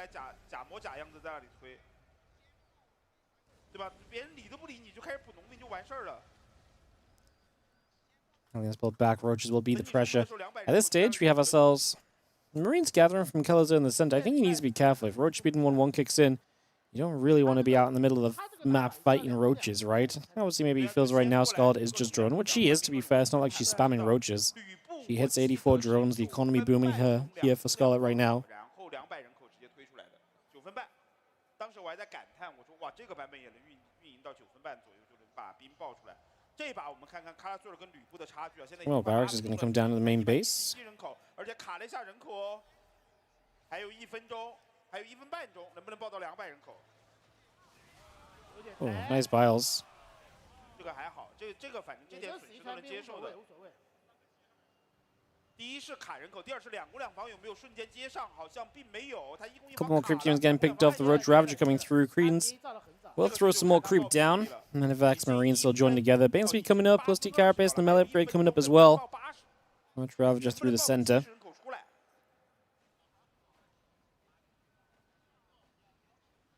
141人口，好像爆的也挺快的。机会啊，还有1分钟啊，还有1分钟。挺快的。 Roaches want to move up again. Marines is going to be forced back into the medevac. So no drop success just yet. Scarlett is just zooming through. 8:45. Viper in production. Adrenal glands on the way. 90 drones. Has a good Ravager count just to protect at the front with as well. I mean, she's maxed out at 9 minutes. And obviously, like, some of that's boosted a little bit by Roaches, but she's also got a bunch of Ravagers. Like, they're not cheap units at all. They're very gas heavy. Ultra Cavern coming into place again. The Viper building up. Adrenal Glands plus 2 Carapace and the melee coming over. Zerglings and coming into the middle of the map. We do have the Medivacs doing some healing. The Reaper and the Marines splitting up to the top side. And the Roaches are going to be having to pull back for a moment or two. A couple of crew teamers dropping back into place.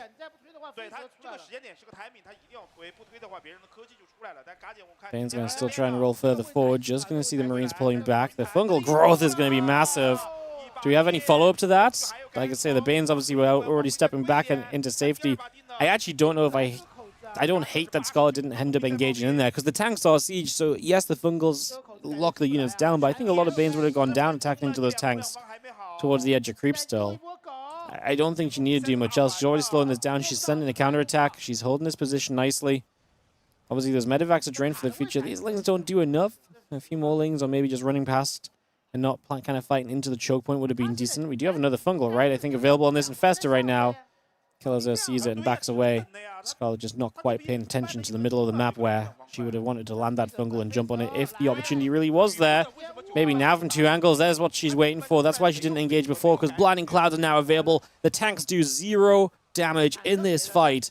And now she drops the fungal and turns back around. Does she have a follow-up here? The Banes are going to start crashing in.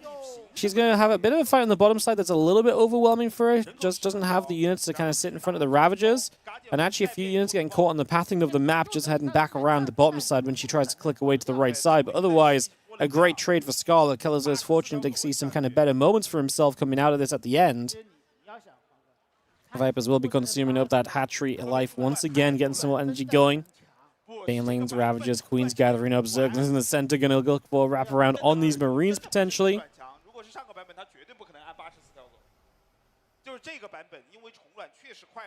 We scan once more. Still a bunch of Lings down on the bottom. Ling's going to run through, just going to make a jump onto this mineral line. We are going to get into this. A few Marines are still fighting back. The Ling's going the other way. And we are going to be having the Ravagers, the Banes, the Lings looking to try and jump forward here. A couple of Biles for a siege tank already. Keller's going to get back to being maxed out, but he's still on 3 bases. Scarlett has an Ultra Cavern yet to really use it. Has Kite in this plane, so she can make Ultras when she feels the need to. That's an amazing tool to have. She's got 4,000 minerals, 1,000 gas banked up. Keller's is establishing his 4th base on the far left-hand side now. Ling Ravager coming in here. Ravager's getting in. Blinding Clouds are good, and once more the Marines just have to go running. The tanks will do very little in this fight, but the Marine count's still decent, and Marine count will hold up. Scarlett needs to be a little careful at the tail end of this, but we're going to sit and eat the corrosive bars. Keller's facial reaction says it all. That was not really meant to be how it goes. However, the Ravagers are in trouble, and they are going down. Scarlett retreating away to 2 Ultras and 70 Lings. The Ultras are the killer here for Keller's. He's got 0 preparation against Ultras. He's got no Marauders in production. He's only spamming Marines. He's got like 2 Marauders in this army, I believe, and that's it. And there's still a bunch of spellcasters available here too from Scarlett. She's preserved those wonderfully throughout this game. She's not been given those up fight after fight. She's been able to keep those up and alive as now the Ling Ravager, Bane Force, comes around this bottom side.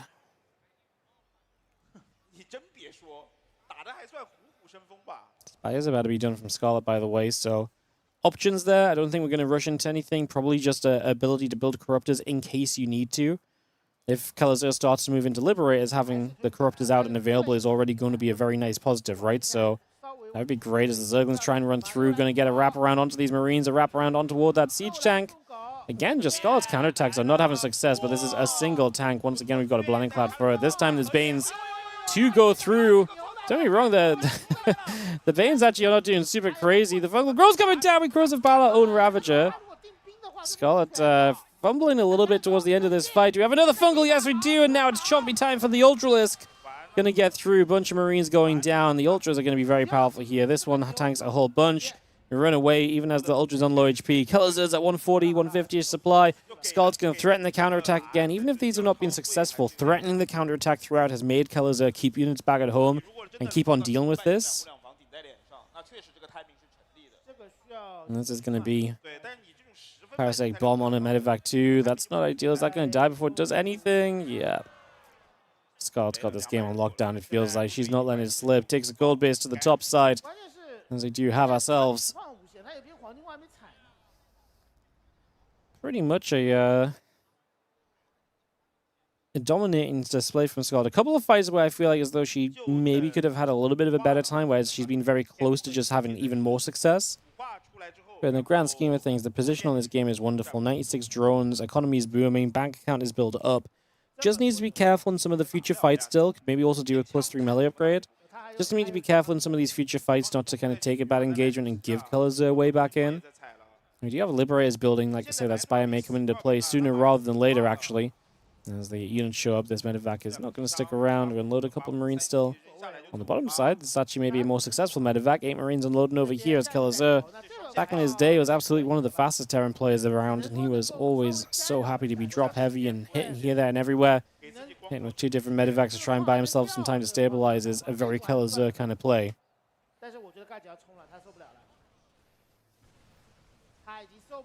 Dive through. Good Blinding Cloud on the Planetary Fortress. The Ultra starting to jump on through. That Planetary taking damage. The Bane's rolling forward. Liberator's sieging up, though. Does the defense look good enough here? I mean, as Scarlett gets the base, I don't think we need to go much further. Oh, the SCVs just pulled back into the Ultras. No! Oh, they wanted to be the Ultralisk breakfast, apparently. That is not fun for Kalazur. I mean, all those SCVs could have run away to a very similar outcome of this fight. Losing the economy is brutal. Obviously, it does have a CC to replace the location, but losing the SCVs is, like I say, a pretty big factor. Because imagine those SCVs are here. That base instantly resaturates completely, you know? Now you have to go and replenish those SCVs more than likely. Or if you don't, you're just going to be working with a much less economy than what you had. So definitely a bit of a mistake. Bringing those back in was just unnecessary. No ghosts. I mean, it's kind of rough because he's not really had the time to really set up into ghosts. Like, Kalazur's been kind of desperate to try and stop Scarlett from overwhelming him on the map, so he's been trying to be aggressive and forward placing. I mean, I think he got caught in a bit of an early stage of this game, and then just finding that moment right now to be like, okay, I can settle down. If he could, like, hold up this base and Scarlett gets turned away and nothing happens, I think the first thing he does is drop a Ghost Academy down. But he needs a few moments. Like, he needs to hold this fight convincingly to justify the ability to build the Ghost Academy without thinking he's just going to die to the follow-up attack, right? This is okay, but he still loses a lot of his kind of baseline of the tanks and so. So it's still going to be a little scary, because the worst thing you can have right now is, like, some ghosts that just get blown up by Banes and they never do anything. Okay, he actually already has the Ghost Academy. So yeah, okay, he's going to get some ghosts now. Okay, cool. And he was already heading into it. Perfect. Yeah, I mean, if he didn't have the Ghost Academy at all, that would have been kind of the time to build it, right? But he already has it. Scarlett doesn't get denied for taking her opponent's side of the map. She's retaking the gold on the 12 o'clock. So yeah, we are going to see the first ghost hitting. Again, they're just expensive at the end of the day. They're good. Obviously, I mean, we like ghosts. But it's also interesting because Scarlett's very Ling Bane heavy, and when you're Ling Bane heavy, ghosts are, like, amazing for the EMPs. But it's more like against the ultras that you want to be sniping. And yes, there's been some ultras, but there's not been like an unmanageable amount of ultras in the grand scheme of things. So you got to be really careful just how many ghosts you build. Like, he built 5 here, and I actually think that might just be the perfect number for the moment. Oh, dodges the fungal with the ghost at least. Gonna have a couple more fungals coming down. Scarlett looking to engage through. The Lings are gonna engage into this. Microbial Shroud is down to help the engagement in. The problem is Scarlett is pushing Kalazur so far back. The Microbial is not gonna stay in position. Color down to 120 supply. Scarlett may just turn with these Corruptors and hit that orbital down a bit further. She does not, but the reality is Kalazur is drained of money, and his income is a third of Scarlett's, if not worse. It's not a pretty place. We do have Nidus available, as our observers pointing out. That could be a way to just pull Kalazur even more apart. I don't even think we need to, but I mean, I guess why not? Even if you just put Nidus down, Kalazur going and pushing some units in position to deal with that right now is a problem. He's trying to expand to the top left, but there's already a base building here once again. We actually have some units that are looking to drop the gold base once more. Scarlett is moving up. She could defend that. These units realize, oh, we actually need to go and defend our top left side. He knows he can't let Scarlett realistically mine from this base. The resources lost is not going to favor him enough to do that. Nidus in the main, as we are going to be seeing. Scarlett going to threaten this army away. Looks like that Nidus is going uncontested. I'm looking on the minimap to see if anything's moving into the main base. It is under fire. Okay, there's a couple of Marines and Marauders, so we deal with this very well, actually. Very minimal unit investment to deal with that, which is kind of what you need when you're kind of drained and drawn out across the map already. Kalazur 44 workers, army slowly getting larger. That's why Scarlett still wants to take some of these fights. Microbial Shroud to get us up the ramp. And again, even just a little bit of a scrap and a trade out here is great for Scarlett because she's got resources to rebuild with, where Kalazur does not. The Banes somehow do get blocked a little bit. A few of them will reach this mineral line. 12 more SCVs dead in this game. Planetary Fortress will be able to resaturate. We're going to try and send another CC to where Scarlett's base still is.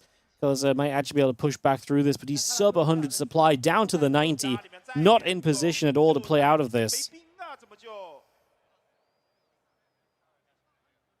He is in trouble.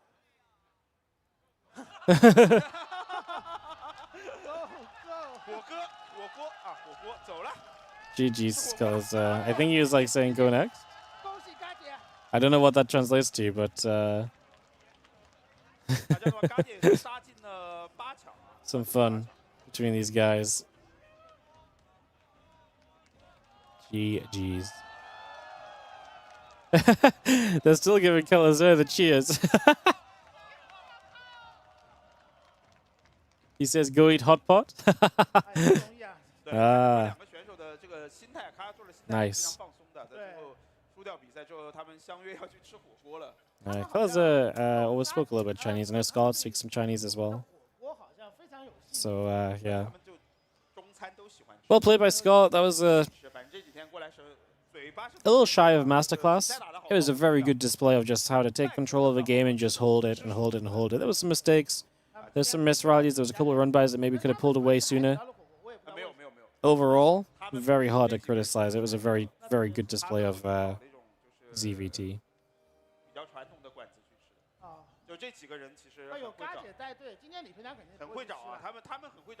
Did I just misgender Scarlett? If I did, I just misspoke. I think it's more likely maybe heard me talking about Kalazur and Scarlett in the same sentence and mixed up what I said about who. I mean, I might have just mixed up. I've been casting for 8 hours. I woke up at 6:30 in the morning to cast some games. It's been a long one. Scarlett with the 2-0. To take this one and advance through to the playoffs. I presume we're going to get, well, we're going to have highlights here. I presume we might get a chance to see some playoff brackets on the screen. We're going to get a recap of the day. Neeb and Cyan advanced out. Man, that feels like hours ago. Neeb's games were really fun today, guys. Neeb's games were really fun. I actually think he's playing well. That's cool to see. As INnoVation comes out top of this group. Scarlett actually struggling against Inno a little bit, but looking very good otherwise. These are the players that advanced to the playoffs overall. Su, TY, Neeb, Cyan, INnoVation, Scarlett, Oliveira, and Yeshi.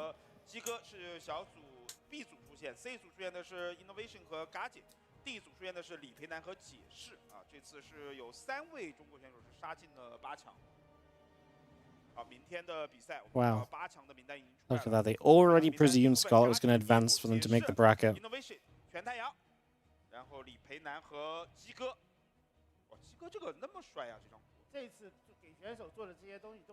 Is our playoff bracket, as we knew. Su versus Scarlett, Neeb versus Yeshi, INnoVation versus TY, Oliveira versus Cyan.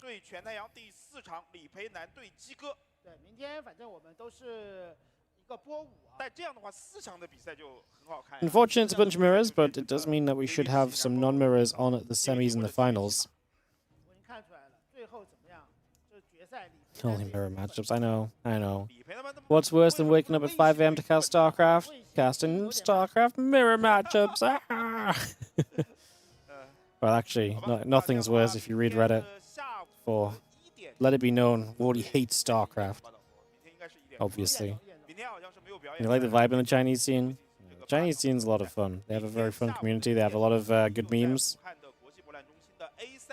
I feel like the Chinese scene doesn't take itself too seriously. I don't think it would ever work in the English-speaking world.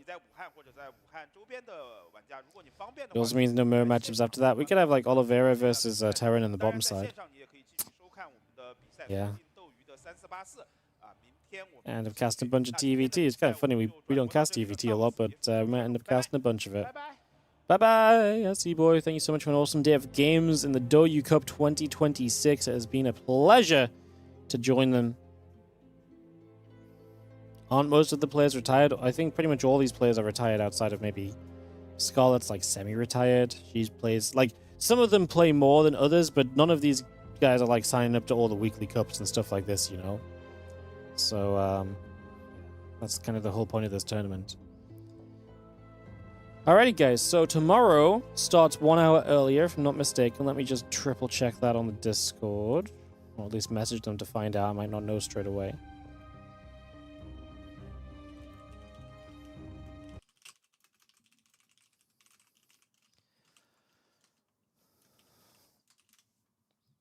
And yeah, thank you so much for joining us, guys. It's been a pleasure. Been good to see you all. I don't have my camera on, so apologies. If you did enjoy, do consider supporting, as usual. Subs help a lot. Likes, subs on the YouTube, follow on the Twitch. Prime sub, if you've got a Prime sub available, goes a long way as well. I'm not putting my camera on for like the last 5 minutes of the stream. Today was a lot nicer. There was obviously still downtime between the matches, but it was nowhere near as bad as yesterday. They didn't put a 25-minute timer on like they did at points yesterday, so that was definitely a positive. Definitely a positive. So yeah, thank you so much for hanging out with us, guys. Again, do appreciate you all. Just think if there's anything else I want to say or do. I don't really think there is. Like I said, tomorrow we're going to be starting at the same time, but 1 hour earlier. So not the same time, but 1 hour earlier than what we started today. And we will cover Maestros of the game later as well. So yeah, tomorrow's going to be a super long stream. Obviously, if you did miss anything today or if you miss anything tomorrow because it starts early, full VODs are available on the YouTube channel. You can go to youtube.com/WardiTV, go to the live section. The full stream VODs are available. You can catch all of those over there. So check that out if you do so fancy it. And yeah, thank you so much, guys. I appreciate you all. Have a great rest of your day. And I will see you guys tomorrow for another day of the Douyu Cup. I actually already ran ads as well, so I don't need to do anything else. I can just send you guys over. Like I say, VOD is available on the YouTube. Definitely check those out. And I will see you guys next time.